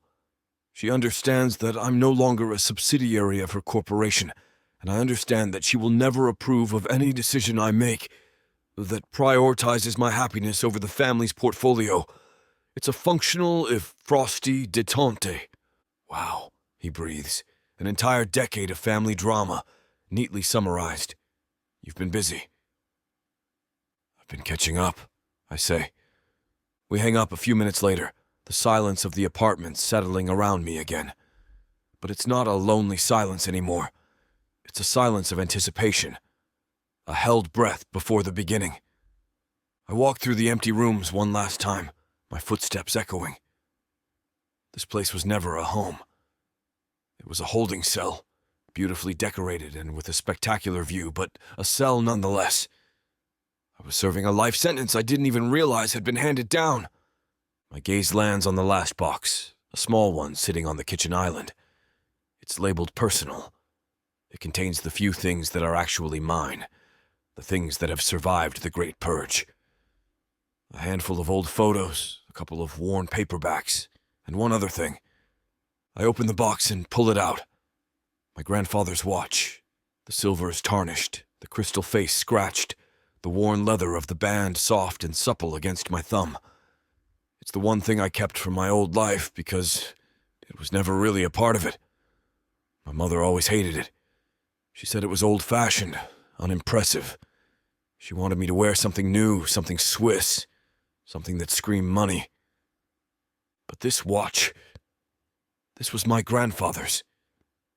A man who loved my grandmother for 50 years, who built a business from nothing with his own 2 hands, and who told me once that a man's legacy isn't measured by the numbers in his bank account, but by the time he gives to the people he loves. It was a quiet rebellion against a world of cold, hard metal, a reminder that true legacy isn't about money but about time, and who you choose to spend it with. I slide it onto my wrist, the familiar weight of comfort. It's time to go. I take one last look around the empty apartment, at the ghost of a life I'm leaving behind without a single shred of regret. I turn and walk toward the door, and then I hear it. A sound that doesn't belong here. A sound that is the only thing that does. The soft metallic click of a key sliding into the lock of the front door. My blood turns to fire in my veins. My heart doesn't hammer. It just stops. I am frozen in place, a statue in the center of my empty life. The lock turns. The door swings open, and she's standing there. Sienna. She's wearing a simple black coat, her hair pulled back, a dusting of snow on her shoulders. Her face is flushed from the cold, and her eyes are shining. She's the most beautiful thing I've ever seen. She's not just standing there. In her hand, held up as if it's a trophy, is a single newly cut key on a simple silver ring. A key to a life I haven't even started yet. A slow smile spreads across her face. A smile that holds all the promises of the last 6 months. A smile that holds the rest of my life. Welcome home, she says. Chapter 30. Sienna. The Chicago skyline is a glittering electric tapestry spread out before us. From our rooftop, the city doesn't feel like a monster of steel and glass. It feels like a promise. Fairy lights are strung along the railing, casting a soft, warm glow on our small gathering, a tiny island of light in the vast, dark sky. 1 year, Zoe says, raising her champagne flute. She looks at David, her eyes so full of love it's a tangible thing. Can you believe it? I still haven't killed him for the way he loads the dishwasher. David, looking impossibly happy and domestic, leans over and kisses her soundly. That's because my system is objectively superior. The key to a happy marriage is strategic incompetence. Julian's learning. Julian, who is standing behind me with his arms wrapped around my waist, his chin resting on my shoulder, laughs. The sound is a low, easy rumble against my back. I'm learning that a Chicago winter is a valid reason to never leave the apartment from November to April. He's not wrong, I say, leaning my head back against his chest. We've become masters of the art of hibernation. It's a good look for you two, Zoe says, her gaze soft as she looks at us. All settled. And glowy. It's true. A year ago, I was a raw, open wound. Tonight I feel whole. My new collection is hanging in a gallery downtown. Julian's new job is challenging and fulfilling. This life we've built, day by day, choice by choice, is real. It's ours. David raises his glass. Well, to 1 year of superior dishwasher loading, and to the best maid of honor and best man a guy could ask for. Thanks for not letting us elope to Vegas. We came very close, I say with a grin. We all laugh, the sound easy and familiar. As the laughter fades, Julian's arms tighten around me. He picks up his own glass, his eyes finding mine. The world narrows for a second, and it's just the two of us. I'd like to make a toast, he mutters. He raises his glass. To truth. To healing. I pick up my own glass, my hand steady. I raise it to meet his. To choosing each other, I finish, my voice clear and sure. Again and again. The glasses clink, a small perfect sound. Julian leans down, and the kiss he gives me is a promise of the night to come. A silent, intimate conversation that has nothing to do with our friends and everything to do with the sheets on our bed. Later that night, the door clicks shut behind us, leaving us in the soft, quiet sanctuary of our apartment. An old jazz record spins on the turntable, the music a sultry, low hum. He doesn't say a word. He just takes my hand and pulls me into the center of the living room, into a slow dance. His hand is a familiar warm weight on the small of my back. My head finds its perfect place in the curve of his neck. We sway to the music, two bodies who have finally learned each other's rhythm. The love between us is no longer a question we are desperately trying to answer. It's a language we both speak fluently. He pulls back slightly, his hand coming up to cut my cheek. I love you, Sienna Bell, he says, his voice full of a quiet, profound awe, as if he's still surprised that this is real. I love this life we're building. I love coming home to you, covered in paint. I love everything about this. I love you too, I say, my hand covering his. I love the man you've become, the one who fought for his own soul. I had a pretty good reason, he says, his thumb stroking my cheekbone. He leans in, his lips brushing mine.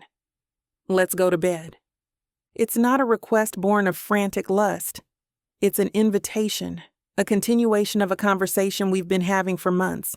In our bedroom, with the city lights a soft, distant glow through the windows, he undresses me with slow, familiar hands, his eyes full of a love that is no longer a surprise, but a steady, grounding force in my life.